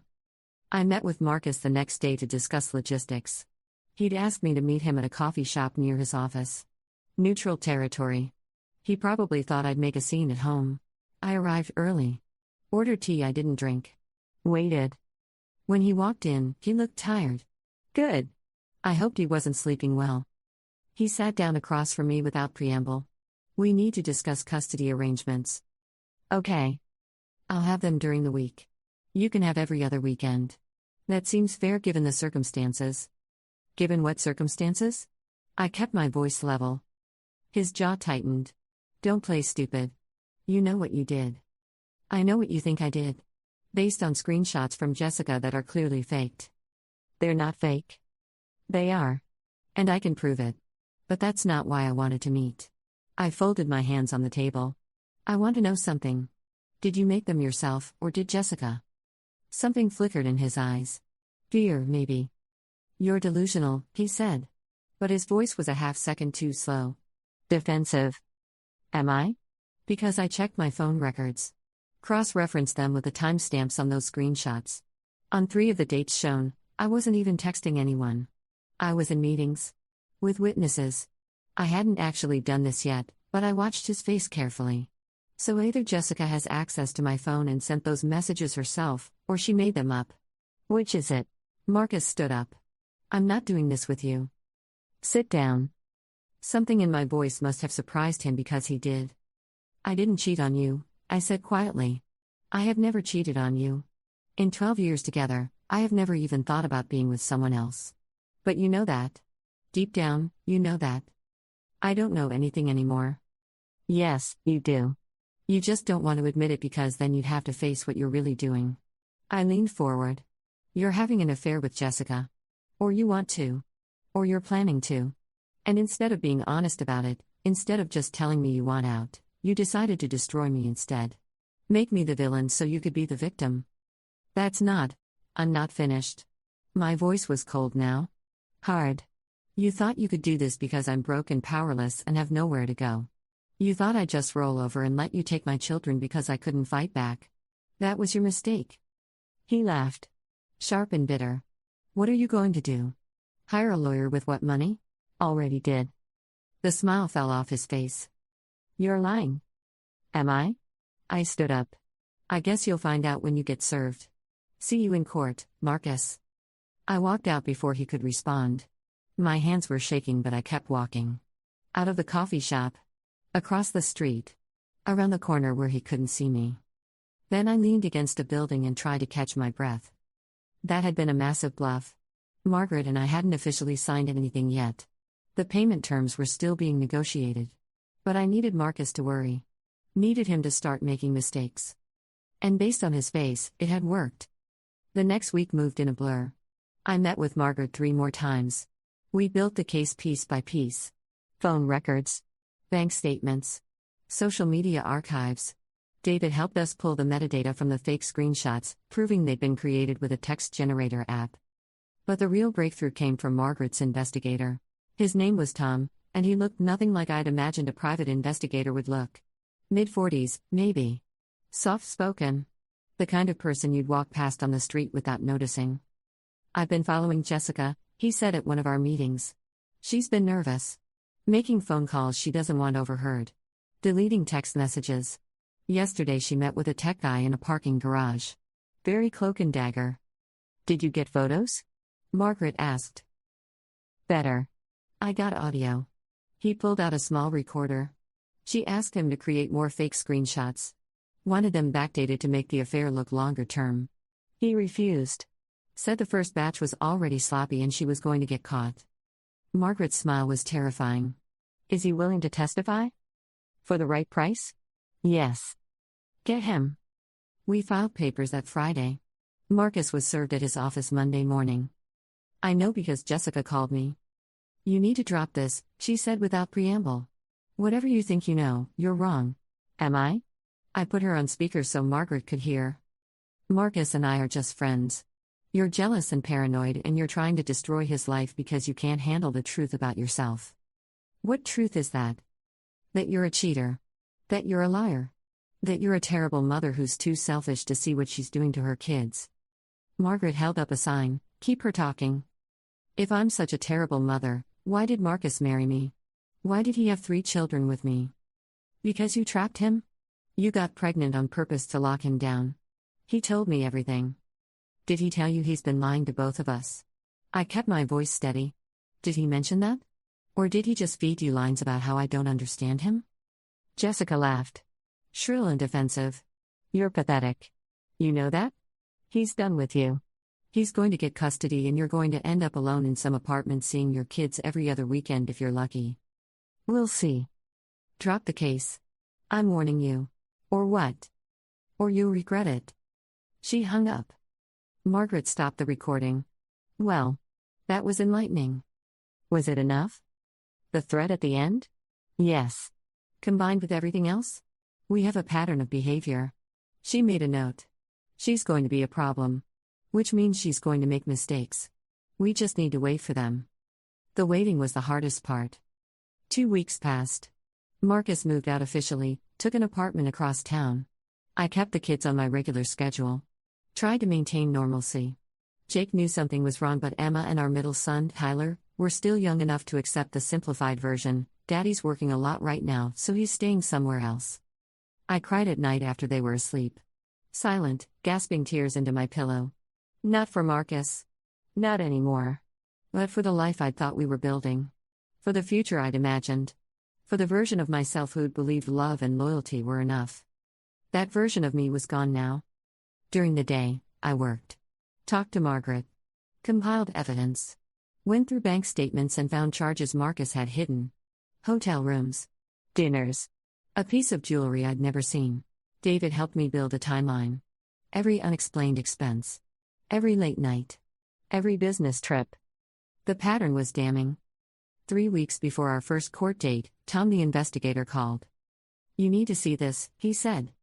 He came to Margaret's office that afternoon with his laptop. Pulled up a video file. It was surveillance footage from the parking garage of Marcus's apartment building. Date stamped from 2 nights ago. In the video, Jessica's car pulled in. She parked. Waited. Then Marcus's car arrived. He parked next to her. Got out. They stood between their cars, talking. Jessica was animated, gesturing wildly.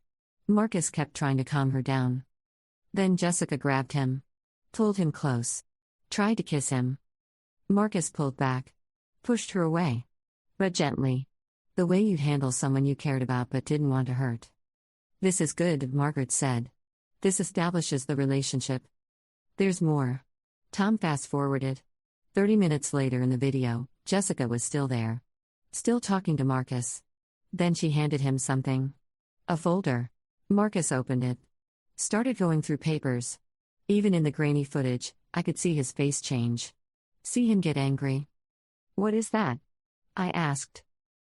I managed to get a partial photo. Tom pulled up another file. She brought him documents. Printouts of text messages. Between you and various coworkers. All fake. My stomach dropped. She's making more evidence. And Marcus is accepting it. Look. Tom zoomed in.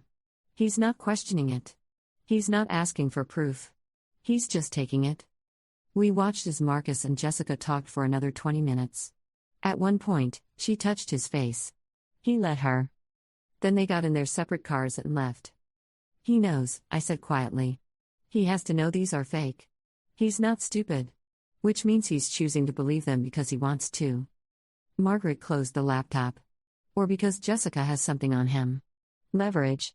An affair's one thing. But if she can prove it, if she has evidence that would hurt him in court, he might be stuck. What do? We keep building the case. And we wait for them to slip up. Margaret's expression was calculating. Jessica's getting desperate. Desperate people make mistakes. When she does, we'll be ready. The mistake came a week later. Jessica filed an affidavit. As a friend of the marriage, she submitted a sworn statement detailing my supposed affair. She included screenshots, different ones from before, and a statement claiming she'd witnessed me acting inappropriately with Brian at a company party. The problem? The party she mentioned never happened. The date she listed, our company had been in lockdown due to a health scare. Everyone had been working from home. There were emails. Calendar invites. Proof. Margaret caught it immediately. She lied under oath, she said, scanning the document. This is perjury. Provable perjury. What does that mean? It means she just handed us the case. Margaret looked up at me. It means we win. The court date arrived 2 days later. I dressed carefully that morning. Professional but not expensive. I needed to look like a good mother, not like I was playing dress up. Margaret had coached me on everything. How to sit. How to speak. How to react. Let me do the talking, she'd said. You just be present. Be calm. Be the woman who's been wrongly accused and is finally getting her chance to defend herself. The kids were with my sister. They didn't need to see this. I drove to the courthouse alone. Parked in the lot. Sat in my car for 5 minutes trying to breathe. Then I went inside. Marcus was already there in the hallway. He was wearing his best suit. The navy one I'd helped him pick out for a job interview 5 years ago. Jessica was with him, dressed like she was going to a wedding. Too much. Too formal. When Marcus saw me, his face went carefully blank. When Jessica saw me, she smiled. I smiled back. Then Margaret arrived. I heard her heels before I saw her. Sharp clicks on the marble floor. She walked toward us with a leather briefcase in one hand and an expression that could cut glass. Marcus's face went white. I watched the blood drain from his cheeks as he recognized her. Watched him turn to his lawyer, some mid-tier guy from a decent firm, and whisper something urgent. His lawyer looked at Margaret and his expression went from confident to concerned in about 3 seconds. Margaret walked right up to me. Good morning, Claire. Ready? Yes. She turned to Marcus and Jessica. Mr. Matthews. Ms. Walsh. I look forward to our conversation. Jessica's smile faltered. Shall we go in? Margaret gestured toward the courtroom. We filed in. I sat next to Margaret at the plaintiff's table. Marcus and his lawyer took the defendant's side. Jessica had to sit in the gallery since she wasn't a party to the case, but she positioned herself right behind Marcus where I could see her. The judge came in. An older woman with steel gray hair and reading glasses on a chain. She looked over her paperwork, then at both sides. We're here for the preliminary hearing in Matthews versus Matthews. Counsel, please introduce yourselves. Marcus's lawyer went first. Generic introduction. Years of experience. Family law specialist. Then Margaret stood. Margaret Chen for the plaintiff, Your Honor. I've submitted my appearance. The judge looked up. Ms. Chen. It's been a while since you've been in my courtroom. Yes, Your Honor. I'm selective about my cases. There was the slightest hint of a smile on the judge's face. I'm sure you are. Let's proceed. Mr. Holbrook, you filed for divorce on behalf of your client citing irreconcilable differences and adultery. You're seeking primary custody and division of assets weighted in your client's favor. Is that correct? Yes, Your Honor. And Ms. Chen, you're contesting these claims? Vigorously, Your Honor. My client has been the victim of a calculated smear campaign involving falsified evidence, perjury, and potential criminal conspiracy. We're not just contesting these claims, we're here to prove that Mr. Matthews and his associate, Jessica Walsh, deliberately fabricated evidence to support a fraudulent case. The judge's expression sharpened. Those are serious allegations. Yes, Your Honor. And we have serious evidence to support them. Marcus's lawyer stood quickly. Your Honor, these accusations are absurd and... You'll have your turn, Mr. Holbrook. The judge looked at Margaret. I assume you have documentation? Extensive documentation, Your Honor. Margaret opened her briefcase. I'd like to submit exhibits 1 through 47 at this time. What followed was 3 hours of Margaret systematically destroying Marcus's case. She presented the fake screenshots with their metadata showing they'd been created with a text generator app. She presented phone records proving I couldn't have sent the messages at the times indicated. She presented the parking garage video showing Jessica and Marcus meeting in secret. She presented the timeline of unexplained expenses suggesting Marcus had been having an affair. And then she got to Jessica's affidavit. Your Honor, the statement submitted by Ms. Walsh claims she witnessed inappropriate behavior between my client and a co-worker at a company party on March 15. I'd like to enter Exhibit 38, which shows that on March 15, my client's company was in a full remote work lockdown due to a health scare. There was no party. No gathering. Ms. Walsh's statement is demonstrably false. The judge looked at Jessica, who had gone very pale. Ms. Walsh, please approach. Jessica stood on shaky legs and walked to the bench. You submitted this affidavit? Yes, Your Honor, and you swore under oath that the events described were true to the best of your knowledge? Yes, but I might have gotten the date wrong. By how many months? Jessica opened her mouth. Closed it. I'm not sure. Ms. Chen, do you have evidence that Ms. Walsh intentionally falsified this document? I have evidence of a pattern, Your Honor. May I present Exhibit 40? The judge nodded. Margaret pulled up the audio file on her laptop. The one Tom had recorded of Jessica and the tech guy in the parking garage. Jessica's voice filled the courtroom. I need more screenshots.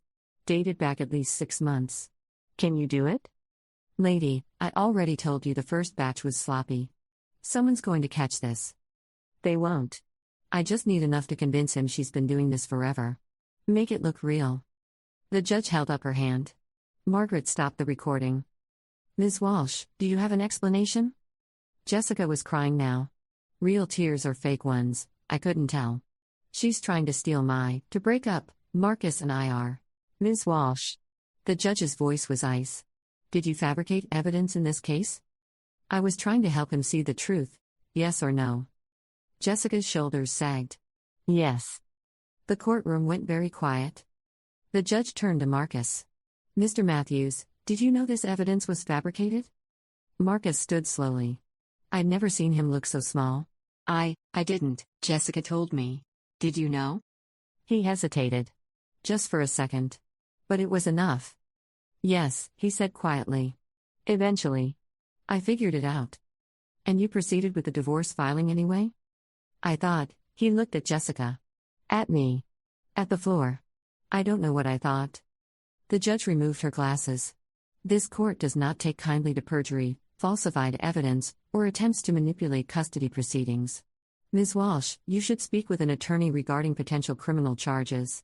Mr. Matthews, your petition for primary custody is denied. Your claims of adultery are dismissed.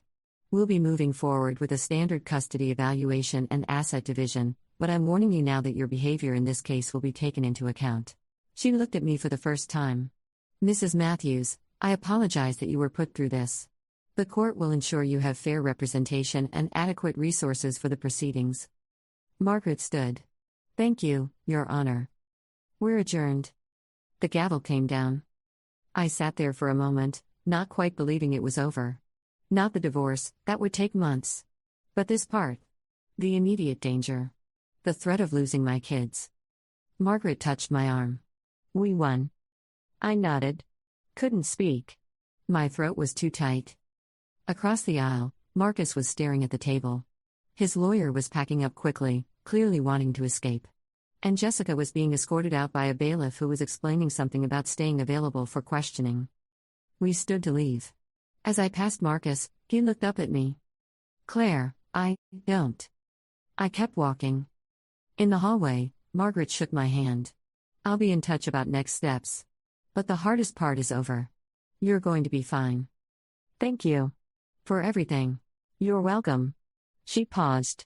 For what it's worth, you handled yourself well in there. A lot of people would have fallen apart. I almost did. 100 times. But you didn't. She smiled. It was warmer than her courtroom smile. Almost kind. That's what matters. She left. I stood in the courthouse hallway, watching people move past. Lawyers. Families. People at their worst moments, fighting over the pieces of broken lives. My phone buzzed. A text from my sister, "How did it go?" I typed back, "We won." The response came immediately, "Coming over. Bringing the kids." I smiled despite everything. Started walking toward the exit. Behind me, I heard voices. Marcus and Jessica arguing in harsh whispers. I didn't stop to listen. Didn't care what they were saying. That part of my life was over.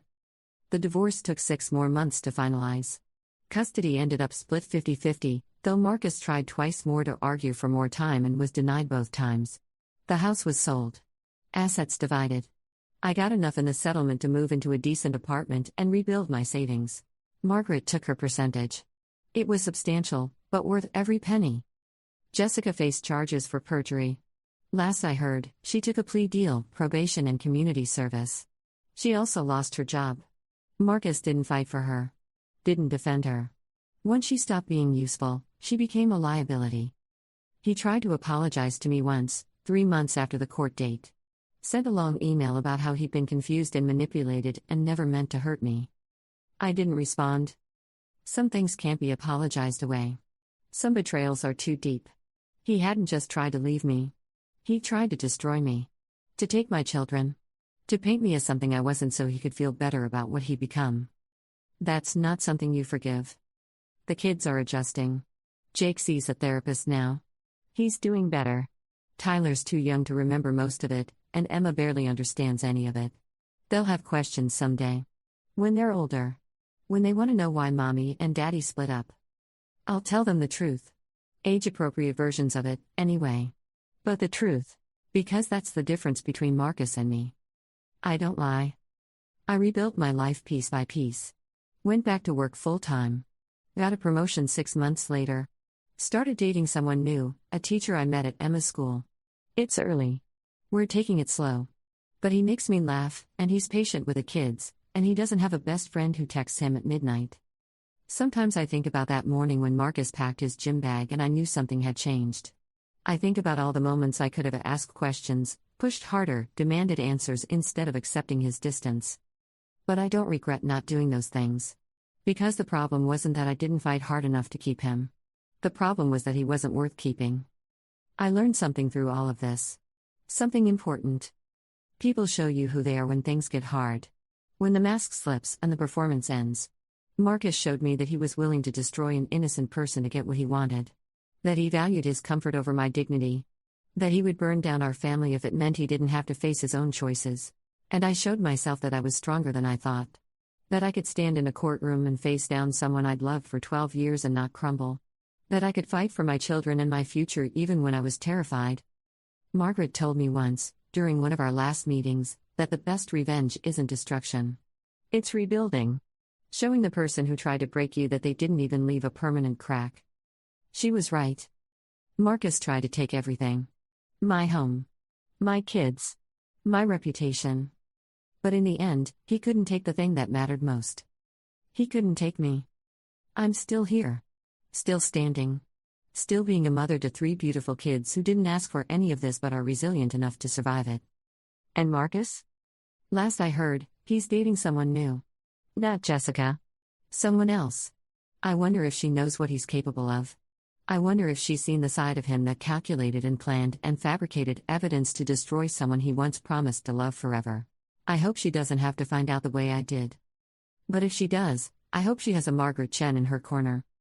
That Monday after the court date, I picked up the kids from school myself. All 3 of them.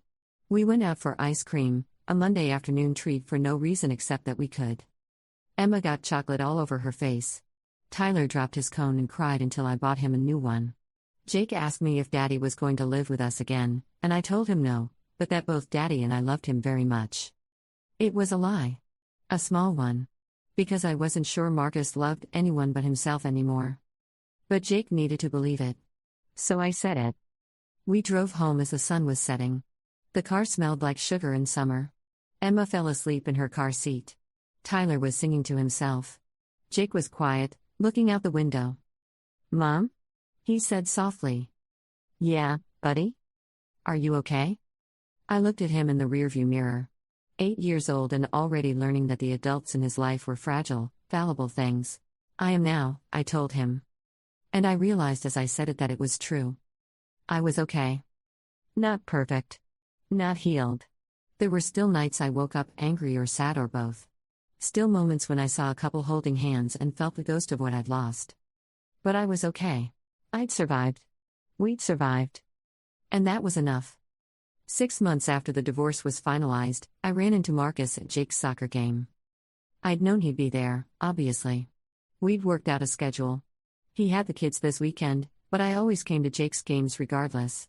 It was in the custody agreement, both parents could attend school and extracurricular events. But this was the first time we'd been in the same space without lawyers or court officials as buffers. He was sitting on the opposite side of the field. Alone. No new significant other visible, no Jessica lurking in the background. Just Marcus in a baseball cap and jeans, watching our son play midfielder. I felt my sister's hand on my arm. "You okay?" "Yeah." And I meant it. During halftime, Jake ran over to both of us. Excited. Talking about a pass he'd made. Marcus walked over too, staying a respectful distance but close enough to hear Jake's animated recap. For a moment, we were just two parents watching our kid be happy. The hatred and rage that had consumed the past year felt distant. Not gone. Never gone. But manageable. After Jake ran back to his team, Marcus cleared his throat. "He's doing well." "He is." "The therapist is helping." "Yes." We stood there in awkward silence. Then Marcus said quietly, "I know you won't forgive me. I'm not asking you to. But I need you to know that I see it now. What I did. What I became." He looked at me finally. "You didn't deserve any of it." I could have said a lot of things. Could have listed every way he'd hurt me, destroyed me, tried to erase me from my own children's lives. Could have made him feel smaller than he already looked. Instead, I just said, "No. I didn't." Then I walked back to my sister without looking back. Later that night, after the kids were asleep at Marcus's place and I was alone in my apartment, I opened my laptop. Did something I'd been avoiding for months. I wrote a review for Margaret Chen's law firm. Not the whole story. That wasn't mine to share publicly. But I wrote about what it feels like to be powerless, and then to have someone believe you. To have someone fight for you when you can't fight for yourself. To have someone see through the lies and refuse to let them stand. I wrote about how she'd saved my life. Because that's what it was. A rescue. The next day, I got an email from Margaret. Just 2 lines, "Saw your review. Thank you. You saved yourself, I just handed you the tools." She was wrong though. I couldn't have done it without her. Without David. Without Tom. Without everyone who'd looked at my situation and decided I was worth defending. That's the thing about survival. It's never really solitary. You need people. You need someone to hold the door open when you're too weak to push. You need someone to hand you a weapon when yours is broken. You need someone to remind you that you deserve to fight. And then, when you're stronger, you hold the door for someone else. 3 years later, I got a message on social media from a woman I didn't know. She'd found my review of Margaret's firm. She was going through something similar: fake evidence, manipulative ex-partner, threat of losing custody. She asked if I had any advice. I told her to call Margaret. Told her to document everything. Told her to trust her instincts when someone's lying to her face. And then I told her the most important thing I'd learned: you're stronger than they want you to believe. I don't know if she won her case. She never followed up. But I hope she did. I hope she found her Margaret Chen. I hope she walked out of a courtroom with her head high and her children beside her. I hope she learned, like I did, that sometimes the best revenge isn't making them suffer. It's refusing to let them make you disappear. And that was enough. Story 7. I discovered my parents had been secretly paying $18,000 a month for my brother's kids' private school tuition and mortgage for years, all while telling me we just don't have the money when I begged them to help with my wife's experimental cancer treatment. She didn't make it. That was a week ago. Today, after the funeral, I finally confronted them at dinner, and the table exploded. My wife died believing my parents were struggling financially. That's the part that keeps me awake at 3 a.m, staring at the ceiling of my bedroom, the sheets still smelling faintly like her lavender shampoo. Emma died thinking my mom and dad were just barely scraping by, that they'd mortgaged their retirement to help my brother through his rough patch 6 years ago, that there simply wasn't anything left to give when we needed it most. She died believing a lie I'd been fed my entire adult life. I found out the truth 5 days after we buried her. 5 days of walking through our house like a ghost myself, opening the fridge and forgetting why, holding her coffee mug and nearly setting out 2 plates for breakfast. 5 days of my brother Marcus texting me increasingly frantic variations of "we need to talk about mom and dad" that I ignored because I couldn't handle one more thing, one more person's grief on top of my own crushing weight. The irony is, I only discovered it because of a banking error. Emma had made me promise, back when she could still speak clearly, that I'd organize our finances after she was gone. "Don't let it become a mess, Jordan," she'd whispered, her hand so light in mine it felt like holding a bird. "I don't want you drowning in paperwork on top of everything else." Classic Emma, worrying about me even when she was the one dying. So there I was, 5 days after her funeral, sitting at our kitchen table with stacks of bills and statements, trying to make sense of medical debt that looked like a phone number. Trying to figure out which credit cards we'd maxed out in those final months, which personal loans were still hanging over my head like a sword. The experimental treatment, our last desperate hope, hadn't been covered by insurance. Of course it hadn't. Nothing that might actually save her life was ever covered. I'd begged my parents for help. Got down on my knees in their living room and begged. My phone buzzed. Bank notification. My account had been accidentally credited with a transfer meant for someone else. They were reversing it. Sorry for the confusion. The amount was $18,000. I stared at the number. $18,000. We'd needed $40,000 for the first round of treatment. $40,000, and my dad had looked me in the eyes and said, "Son, we'd give you everything if we had it. We're tapped out." Marcus's situation cleaned us out. That's when I should have let it go. That's when a sane person would have closed the banking app and gone back to drowning in their own grief. But something sharp and hot was unfolding in my chest, and I pulled up my bank's customer service chat. "Hi," I typed. "I received a reversal notice for $18,000. Can you tell me which account the original transfer was meant for?" Professional courtesy won out over privacy policy. The representative, probably bored on a Wednesday afternoon, gave me the account number. I stared at it.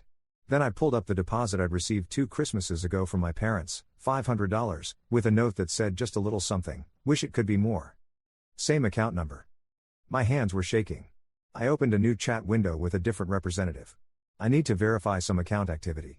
I'm the executor of an estate. Not technically a lie. I was handling Emma's affairs. Can you show me regular transfers from this account?" I rattled off my parents' account number. There was a pause. Then, "Sir, I'm seeing monthly recurring transfers of $18,000 to an account ending in 7743. This has been going on for approximately 6 years." The kitchen tilted. I gripped the edge of the table. "Can you tell me who owns the account ending in 7743? "I'm sorry, sir, I can't disclose. It's my brother," I said. My voice sounded strange, distant. "Marcus Chen. That's his account, isn't it?" The silence told me everything. I hung up. Sat there in the kitchen where Emma and I had shared 10,000 meals, where she'd told me she was pregnant 3 years ago, where she'd cried when we lost the baby, where we'd laughed and fought and slow danced to oldies on random Tuesday nights. The afternoon light was slanting through the window, catching the dust motes, and all I could think was, $18,000 a month. For 6 years. That was over $1 million. My parents had given my brother over $1 million while telling me they were broke. I called Marcus. He answered on the first ring, his voice careful. "Jordan. Hey. How are you holding up? What's the money for?" I asked. Beat of silence. "What money?" "The $18,000 a month Mom and Dad have been sending you for 6 years. I heard him exhale. Then, "Jordan, listen. What is it for, Marcus?" It's for the kids. Their school. And we had some mortgage trouble back when I got laid off, so they've been helping with that too, just until I get back on my feet." "You got laid off 6 years ago?" "It's complicated. The job market in my field.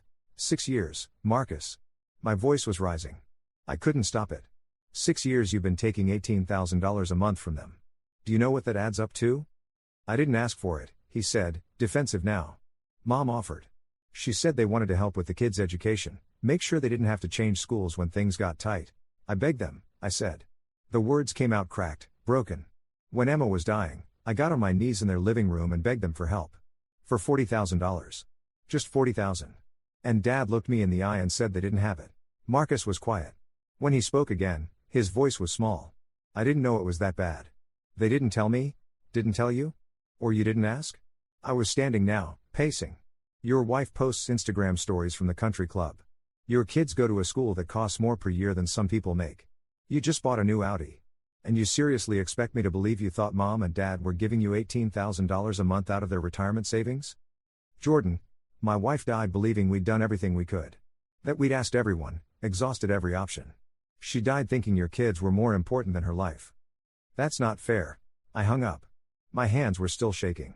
The rage felt good, clean, like burning away infection. For 6 years. The entire time Emma and I had been married, my parents had been secretly bankrolling Marcus's lifestyle. When we'd scrimped and saved for a down payment on our tiny 2-bedroom house, they'd been paying his mortgage. When we'd agonized over whether we could afford to fix our dying car, they'd been funding private school tuition that cost more than my annual salary. And when my wife was dying, they'd looked me in the face and lied. I sat back down. Pulled up my photos. Found one from 2 years ago, Emma and me at my parents' anniversary dinner. She was wearing that blue dress she loved, the one that brought out her eyes. Her hair was long then, before the chemo.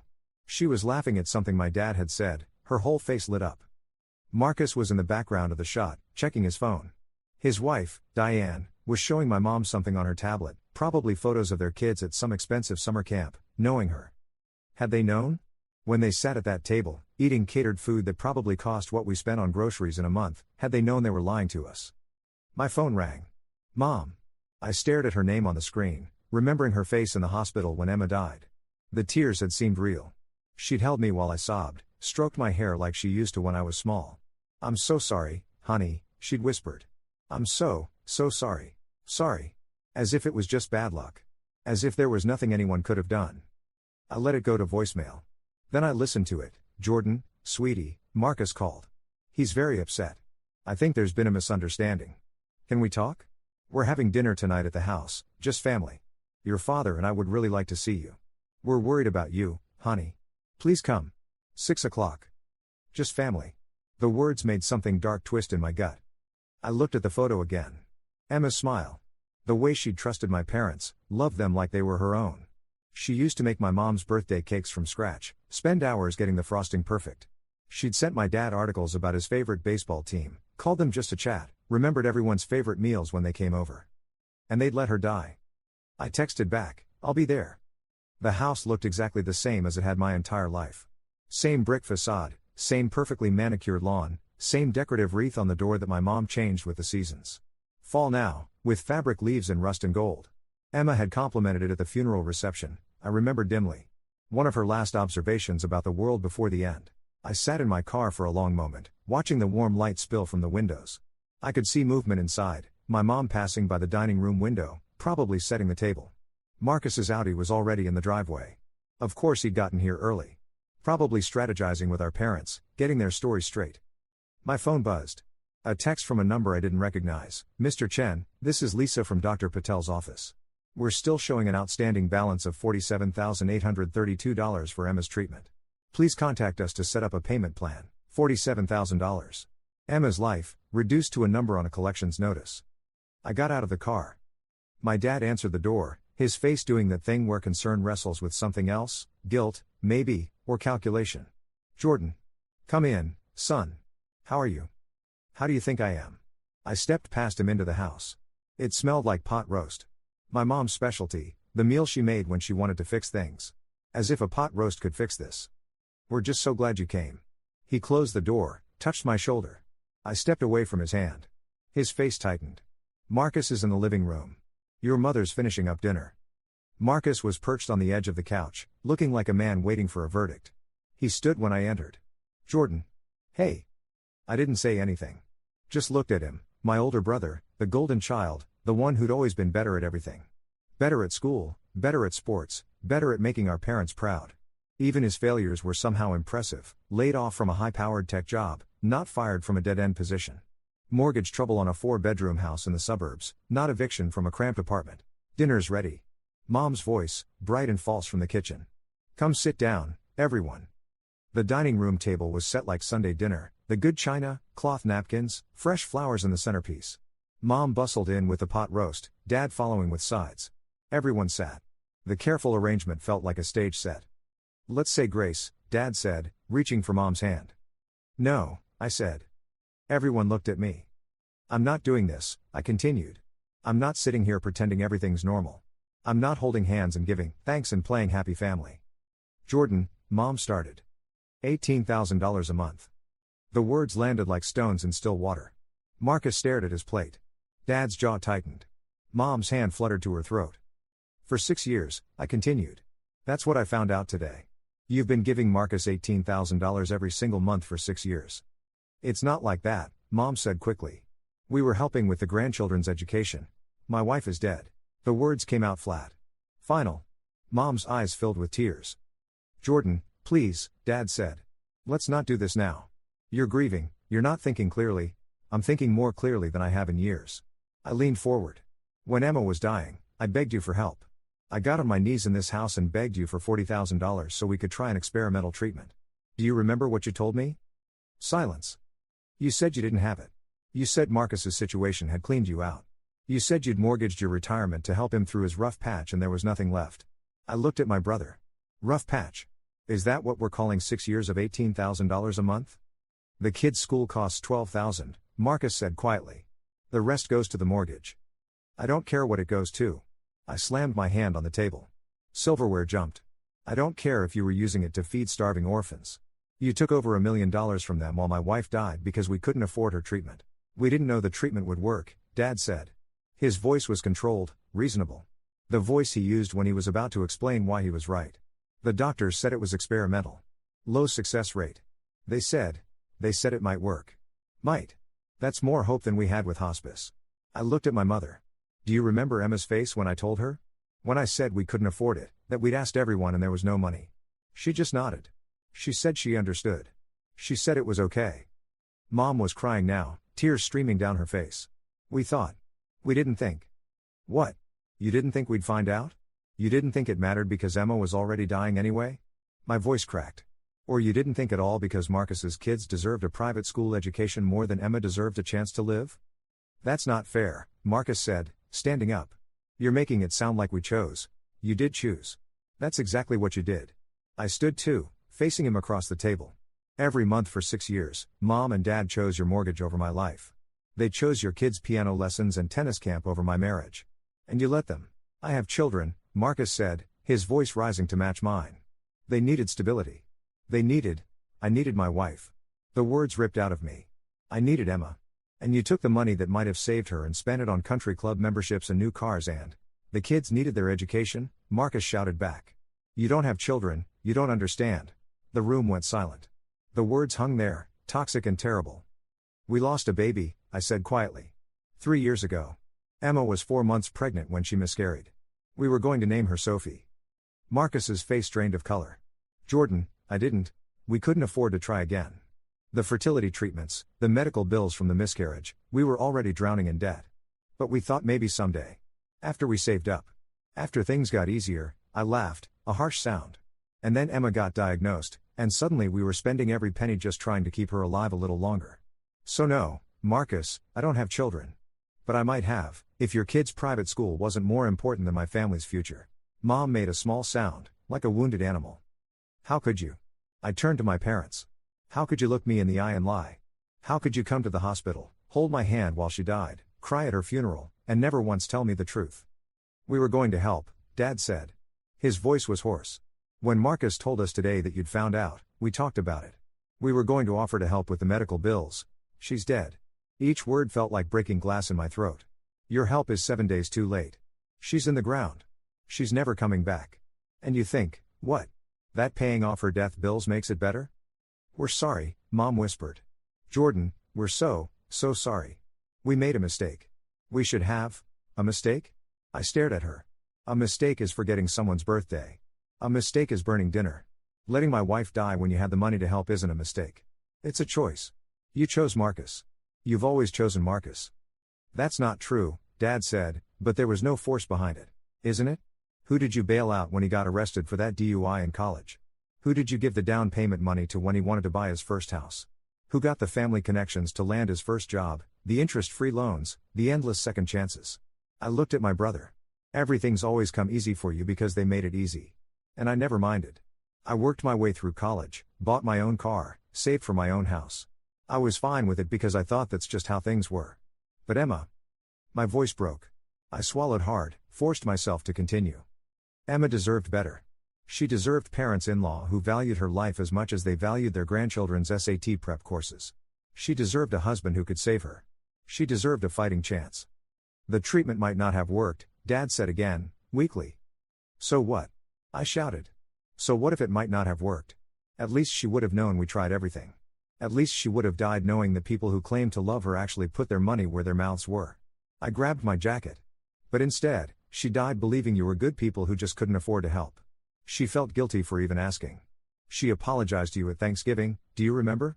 She apologized for being a burden, for the medical bills, for not being able to work anymore. And you sat there and accepted her apology while knowing you had over $1 million to spare. I headed for the door. Marcus moved to block me. Don't, I said. Don't touch me. Don't talk to me. Don't pretend we're brothers anymore. Jordan, please. His eyes were wet. I didn't know it would come to this. I swear I didn't know the treatment was that close, that the money would make the difference. But you knew they had money. You knew you were taking $18,000 every month from parents who were supposedly tapped out. And you never once asked yourself where it was coming from, or who else might need it more. I have a family to support. So did I. The words echoed in the hallway. I had Emma. She was my family. My whole world. And she's gone because your kids needed a swimming pool and a private tutor. I pushed past him, past my parents standing frozen in the dining room doorway, past the table with its untouched pot roast and careful flower arrangement. Past all the trappings of their comfortable lie. Jordan, wait. My mother's voice, desperate. Please. Don't leave like this. We can fix this. We can. I turned back. Looked at her, really looked at her. She seemed smaller somehow, older. Her hands were shaking. Do you know what the worst part is? I asked. It's not even the money. It's that you made me watch her die thinking we'd done everything we could. You let me comfort her with lies. We asked everyone, honey. We've exhausted every option. There's nothing left to try. And she believed me because she trusted me, and I believed you because I trusted you. We thought we were helping Marcus provide for his children, Mom said, tears streaming down her face. You thought your son's convenience was worth more than your daughter-in-law's life. That's what you thought. I opened the door. The cool evening air hit my face. And you were wrong. Where will you go? Dad asked. What will you do? I looked back at the three of them, my parents, my brother. The people who were supposed to be my safety net, my foundation. The people I'd trusted my whole life. I'm going home to my empty house to figure out how to pay off the medical bills from my dead wife's experimental cancer treatment. The one you could have paid for with a month's worth of Marcus's allowance. I stepped out onto the porch. After that? I honestly don't know. But I know I'm done pretending we're a family. Jordan. I closed the door on whatever my mother was going to say. Walked to my car. Got in. Started the engine. Through the window, I could see them. My mother collapsed in my father's arms, Marcus standing apart, his head in his hands. The scene looked like a painting of grief. But their grief was fresh, new, convenient. Mine was a week old and already calcified into something harder. Something that might never break down. I drove home through streets that looked the same as they had this morning but felt completely different. The world hadn't changed. I had. The bedrock I'd built my life on had turned out to be sand, and now I was standing in the crater where it had been, looking at the truth. My parents had loved my brother more. Had always loved him more. And that love had cost me everything. The house was dark when I pulled into the driveway. Our house.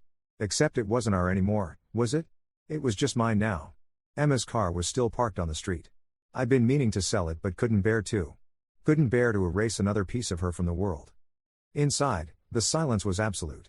I stood in the kitchen where I discovered the truth just hours ago. The bank statements were still scattered across the table. The evidence of my family's betrayal mixed with the evidence of my wife's death. My phone buzzed. Text from Marcus, I'm so sorry. I know that doesn't mean anything but I am. I'll stop taking the money. I'll tell them to give it to you, for the medical bills. I'll do whatever you need. I stared at the message. Whatever I needed. As if there was anything he could do. As if sorry was a currency that could buy back time, buy back life, buy back the moment when we might have saved her. Another text, from my mom, please don't shut us out. We love you. We made a terrible mistake but we love you. You're our son. I typed back, Emma was your family too. You let her die. I'm not sure love means what you think it means. Then I turned off my phone. The medical bills were still on the counter. $47,000 in outstanding charges. Plus the $23,000 on credit cards. Plus the $15,000 personal loan. $85,000 total, less than 5 months of what they'd been giving Marcus. I could fight them for it. Could probably lawyer up, make some kind of case for financial elder abuse or intentional infliction of emotional distress. Could drag them through court, make them pay, ruin what was left of the family. Or I could let it go. Not forgive, I would never forgive, but release. Walk away from them the way they'd walked away from Emma's chance at survival. Let them live with what they'd done. I pulled out Emma's notebook, the one she'd kept during treatment. Her handwriting got shakier as the months went on, but she'd written in it every day until the last week. I opened to a random page. Jordan asked his parents for help today. I could see how hard it was for him. He's so proud, hates asking for anything. But he got down on his knees and begged them. Begged. For me. And they said no. They cried and said they wished they could, but Marcus's situation took everything. I felt so guilty. His brother needed help and I'm asking them to choose me over their grandchildren. How selfish am I? But Jordan held me after and said we'd find another way. He always says we'll find another way. I love him so much it hurts. The page blurred. I closed the book carefully, like it was made of glass. She died feeling guilty. Died thinking she was the selfish one. Died believing the lie. And that, I realized, was what I couldn't forgive. Not the money itself. Not even the choice they'd made. But the fact that they'd let Emma die carrying guilt that should have been theirs. I sat at the kitchen table as the room grew darker, as the last light faded from the windows. Sat with my dead wife's notebook and my family's lies and the crushing weight of a future I'd never wanted. Tomorrow I'd figure out the bills. Tomorrow I'd decide whether to sue them or cut them off or somehow find a way forward through this scorched earth. But tonight, I just sat in the dark and mourned. Mourned Emma, mourned my family, mourned the version of myself who'd woken up this morning not knowing the full truth. That version of me had been ignorant, but he'd also still had parents. Still had a brother. Still had some shred of belief that love meant something, that family meant something, that the people who raised you would choose your life over their comfort. That version of me was gone now. And I wasn't sure what was left in his place. My phone lit up in the darkness. I'd forgotten to turn it all the way off, just silenced it. One last message, from a number I didn't recognize. Mr. Chen, this is Grace from the funeral home. We wanted to follow up about Emma's memorial fund. We've received an anonymous donation of $85,000 to cover all remaining expenses and medical bills. The donor asked us to tell you, she deserved better. I'm sorry it took me this long to say it. I stared at the message for a long moment. Then I looked up the transaction details in my email. The donation had come through 2 hours ago. Right after I'd left my parents' house. My mother's phrasing, I realized. That kind of language, that careful wording, it was how she'd always written cards, always expressed emotion when speaking was too hard. She'd given me the money. Had probably bullied my father into liquidating something, pulling from whatever account held Marcus's monthly allowance. Had scraped together exactly the amount I needed to be free of Emma's death bills in one clean payment. And part of me, a small, broken part, wanted to call her. Wanted to say thank you. Wanted to fall back into the easy pattern of forgiveness and family and pretending money could fix what they'd broken. But Emma was still dead. Sophie was still unmourned. And 6 years of lies couldn't be erased by one guilty donation made after they'd been caught. I deleted the message. Turned off my phone completely this time. Sat in the dark of my empty house and felt the full weight of what I'd lost, my wife, my family, my trust in the people who'd raised me. The money would help. Would keep me from drowning in debt, would let me breathe again financially. But it wouldn't bring Emma back. Wouldn't give me back the months we might have had if they'd helped when it mattered. Wouldn't return the future we'd planned, the kids we'd talked about, the trip to Italy we'd been saving for, the ordinary beautiful life that cancer had stolen. Nothing would give me that back. So I sat in the darkness and finally, for the first time since Emma died, I let myself cry. Not the shocked, numb tears of the funeral. Not the desperate, grasping sobs of those first impossible days. But deep, wrenching grief for everything I'd lost and everything I'd learned and the impossible choice ahead, whether to let my parents back into my life or cut them out forever. Whether the money changed anything. Whether I could ever look at Marcus without seeing the cost of his children's privileged life. Whether a family could survive this much truth. I didn't have answers. Wasn't sure I ever would. But as I sat there in the dark, Emma's notebook on the table beside me, I made one promise: I would never let her be forgotten. Would never let anyone, including myself, pretend that her life had been worth less than private school tuition and mortgage payments and the preservation of my family's comfortable lives. She had deserved better. And even though it was too late, even though she was gone and I was here and the money would never be enough, I would spend the rest of my life making sure everyone knew it. That would have to be enough. Because there was nothing else left. I woke up on the couch at 4 a.m, my neck screaming and my phone buzzing like an angry hornet. 23 missed calls. 47 text messages. Most from my mother, some from my dad, a few from Marcus. One from Diane, Marcus's wife, which I deleted without reading. The last message from my mom, sent at 2:47 a.m, I can't sleep knowing you hate us. Please, just tell me you're okay. I need to know you're okay. I typed back, I'm alive. That's all you get. Then I forwarded her the funeral home's message about the donation. Added one line, "This doesn't fix anything. But, thank you." I sent it before I could change my mind. The house felt different in the pre-dawn darkness. Less like a home, more like a museum of the life I'd lost. Emma's reading glasses on the side table. Her slippers by the door. The half-finished crossword puzzle on the coffee table from the week before she went into hospice, her handwriting getting shaky on the last few answers she'd managed to fill in. I couldn't stay here. Not right now. Not surrounded by her absence and my phone full of messages from people who'd betrayed us both. I grabbed my keys and drove. No destination in mind, just movement.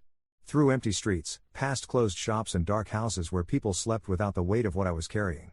The city looked different at this hour, vulnerable somehow, like seeing someone without their makeup on. I ended up at the hospital. The same hospital where Emma had spent her final days, where I'd held her hand and watched her slip away in increments. The parking lot was mostly empty except for the overnight shift cars and a few vehicles near the emergency entrance. I sat in my car and stared at the building. Wondered which window had been hers. Wondered if the room had been cleaned and filled with another dying person yet, or if it still held some trace of her, a molecule of her last breath, a photon that had reflected off her face. A woman in scrubs walked past, noticed me sitting there, gave me a concerned look. I started the engine and left before she could check on me. The last thing I needed was someone asking if I was okay. The cemetery was only 10 minutes away. I'd sworn I wouldn't become the kind of person who visited graves, who talked to headstones like they could hear. But I pulled through the gates anyway, navigating the winding paths by memory until I reached her plot. The earth was still fresh. Dark and recently turned, not yet covered by grass. The temporary marker had her name and dates, Emma Louise Chen, 1992 to 2025. Beloved wife. We'd fought about what to put on the permanent headstone. I'd wanted something about her spirit, her laugh, the way she'd made every room brighter. But everything I tried sounded like a greeting card, insufficient. In the end, we'd settled on just her name and a line from her favorite poem, "I have spread my dreams under your feet." The stone wouldn't be ready for another month. I sat on the ground beside her grave, not caring about the damp earth soaking through my jeans. The sky was starting to lighten, that in-between time when night bleeds into morning and the world holds its breath. I told them, I said to the dirt, to the air, to whatever remained of the woman I'd loved. I told them what they did. What it cost. A bird called somewhere in the distance. The wind moved through the trees. Mom donated the money to cover your bills. $85,000. Just like that, after you're already gone. And I don't know what to do with that. I don't know if I'm supposed to forgive them or hate them or just feel nothing. The grass around her grave was wet with dew. I pulled at it absently. You would have forgiven them, I continued. You always forgave everyone. It used to drive me crazy, how you'd make excuses for people who hurt you. But that's who you were. That's why everyone loved you. My throat tightened. I'm not like that. I don't think I can forgive them. Every time I think about it, I just feel this rage, this black hole in my chest where you used to be. And it's swallowing everything, my family, my memories, every good thing I used to believe about the people who raised me. The sun was rising now, pink light bleeding across the horizon. Beautiful, indifferent. Marcus texted that he's going to refuse the money from now on. Says he'll get a second job, sell the house if he has to. And part of me wants to tell him it's too late, that the damage is done. But another part. I swallowed hard. Another part remembers he's my brother. Remembers growing up together, all the times he had my back before money and kids and life got complicated. I touched the earth over her grave. Cold, damp, real. I don't know who I'm supposed to be now. Without you, without them. I don't know how to be Jordan Chen, party of one, with no family and no wife and nothing but medical bills and grief. My voice cracked. You were supposed to help me figure this out. You were supposed to be here. But she wasn't. She was 6 feet under, in a box, decomposing. The brutal truth of death that no one talks about at funerals. I stayed until the sun was fully up and the groundskeepers started arriving, their trucks rumbling along the paths. Then I drove home, showered, changed, and did something I'd been avoiding. I called my boss. Jordan, Tom answered, his voice careful. How are you doing? I'm ready to come back to work, I said. Tomorrow, if that's okay. Silence. Then, are you sure? We said take as much time as you need. It's only been a week. I need to work. I need something to do besides sit in my house and drown. He sighed. Okay. But Jordan, if it gets to be too much, if you need to leave early or take a day, just say the word. No questions asked. Thanks, Tom. And Jordan? I'm really sorry. About Emma. About all of it. I hung up before he could say anything else that might crack the careful shell I'd built around myself. Work would help. Work was neutral, uncomplicated. Numbers and spreadsheets and problems that had solutions. Unlike grief, unlike betrayal, unlike the impossible question of what to do about my family. The rest of the day passed in a blur of errands and avoiding my phone. I went to the bank, confirmed the donation had cleared, started the process of paying off Emma's bills. Went to the grocery store and bought food I had no appetite for. Came home and sorted through the mail, mostly condolence cards and medical bills that were now, mercifully, obsolete. One envelope stood out, thick cream paper, my mother's handwriting. I almost threw it away unopened. But some self-destructive part of me needed to know what she'd say. Inside was a letter, 3 pages, her handwriting shaky in places. Jordan, it began. I've started this letter 20 times and thrown away 19 versions because nothing sounds right. Nothing can undo what we did. Nothing can bring Emma back or return those months when we could have helped. I almost stopped reading. But I continued. Your father and I have been married for 40 years. In that time, we've made countless decisions, some good, some terrible. What we did to you and Emma falls into the latter category, and I need you to understand that we know that now. We knew it then, too, if I'm being completely honest with myself. We just didn't let ourselves look directly at it. When Marcus lost his job 6 years ago, Diane called me in tears. The kids' school tuition was due, they were going to lose the house, everything was falling apart. She begged me not to tell Marcus she'd called, he was so proud, so ashamed of failing to provide. So your father and I talked, and we decided to help. Just until he got back on his feet, we said. Just until things stabilized. But months turned into years, and somehow we never stopped. The kids were doing so well at their school. Marcus was trying so hard, sending out resumes, doing contract work that never quite added up to enough. Diane's teaching salary wasn't enough to cover everything. And the kids, Jordan, they're our grandchildren. We convinced ourselves we were doing the right thing, giving them stability and opportunity. I know how that sounds. I know what you're thinking, that we chose them over Emma, over you. And you're right. That's exactly what we did, even if we didn't think of it in those terms at the time.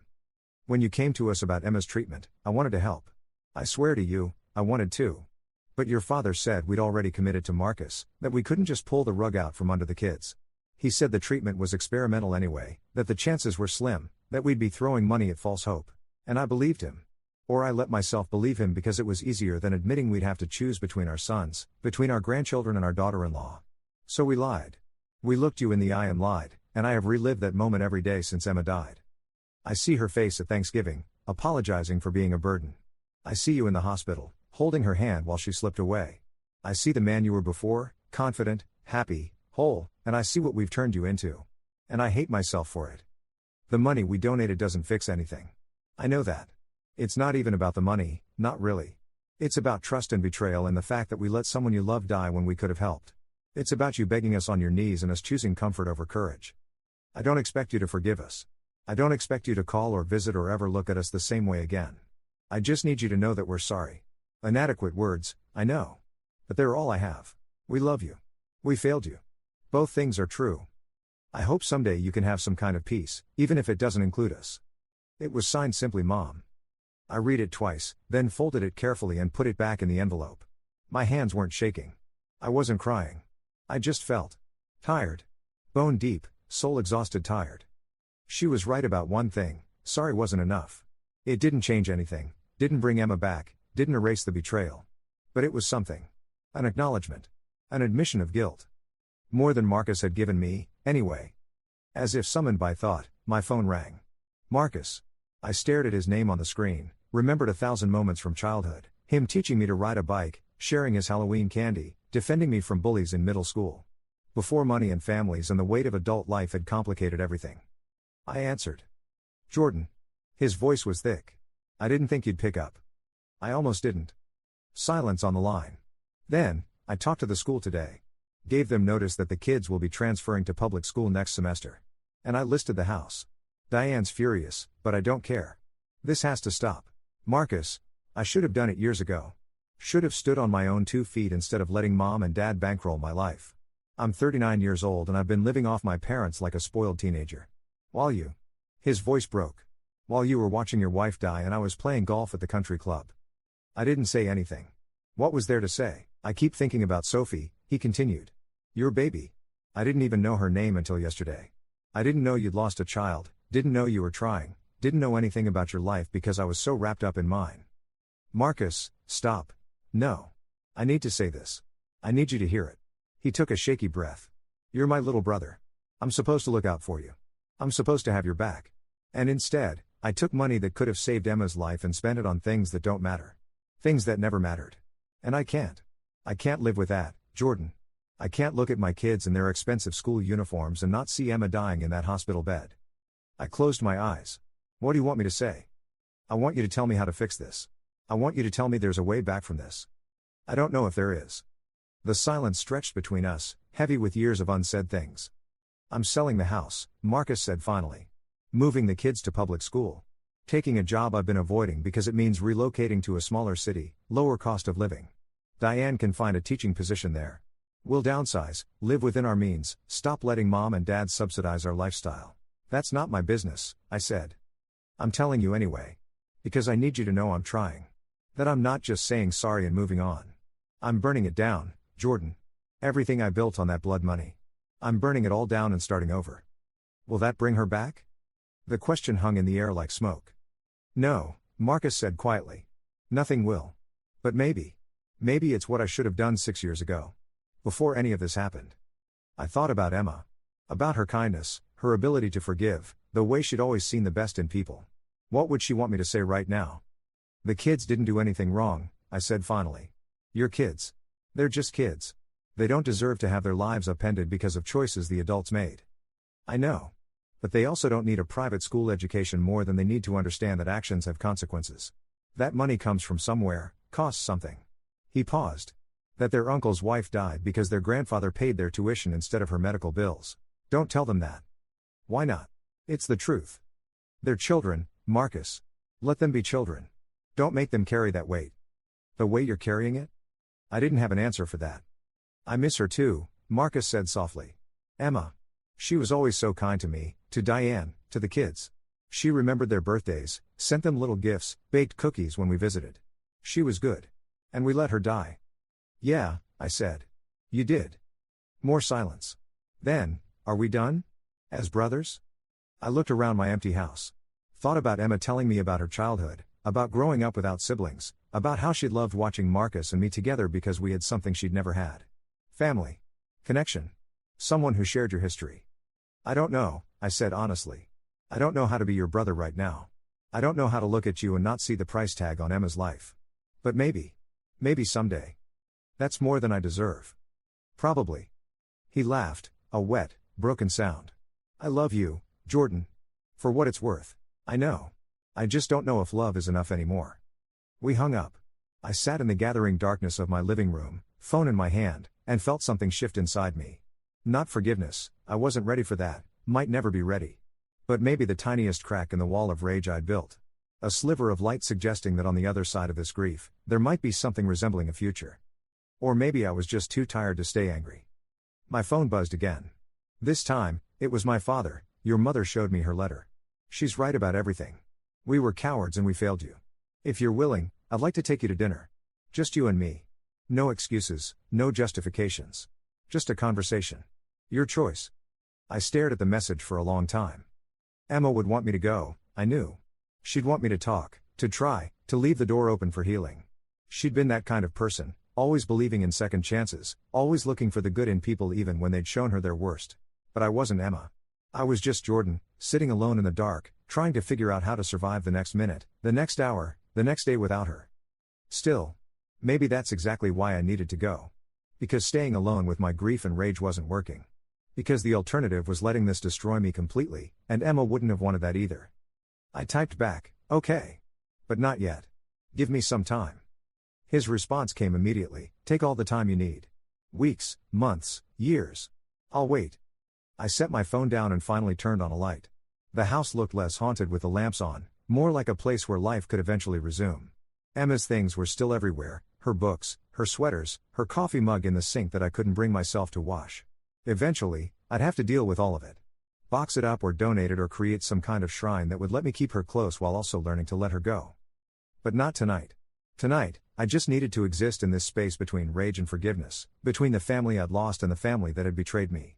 Tonight was about surviving, about making it through one more day in a world that no longer included the person who'd made it make sense. Tomorrow, I'd go back to work. Face my coworkers' sympathetic looks and awkward condolences. Bury myself in spreadsheets and reports and the comfortable numbness of routine. And someday, weeks or months or years from now, I'd have dinner with my father. Maybe with my mother too, or Marcus, or all of them at once in some terrible family reunion where we'd all pretend we could move past this. Maybe I'd find a way to forgive them. Maybe I wouldn't. Maybe I'd build a new relationship with them, something smaller and more careful than what we'd had before. Or maybe I'd walk away completely, start fresh with no family and no history weighing me down. I didn't know. Couldn't know. The future was a blank page, terrifying and infinite. But I knew one thing: whatever I decided, whatever path I chose, I would do it carrying Emma with me. Not as a ghost or a burden, but as a reminder of what mattered, what was worth fighting for, what was worth grieving. She had deserved better. Deserved a longer life, a fighting chance, parents-in-law who valued her as much as their own comfort. She deserved everything. And the fact that she hadn't gotten it, the fact that money and pride and cowardice had stolen her future, was something I'd have to learn to live with. But I would live with it. Would carry it. Would make it mean something. Because the alternative was letting her death be just another tragedy, forgotten in the endless march of time. And Emma Chen, kind, brave, beautiful Emma who'd loved crossword puzzles and terrible puns and me, despite all my flaws, deserved to be remembered. So I would remember. Would rage and grieve and eventually, maybe, heal. But I would never, ever forget.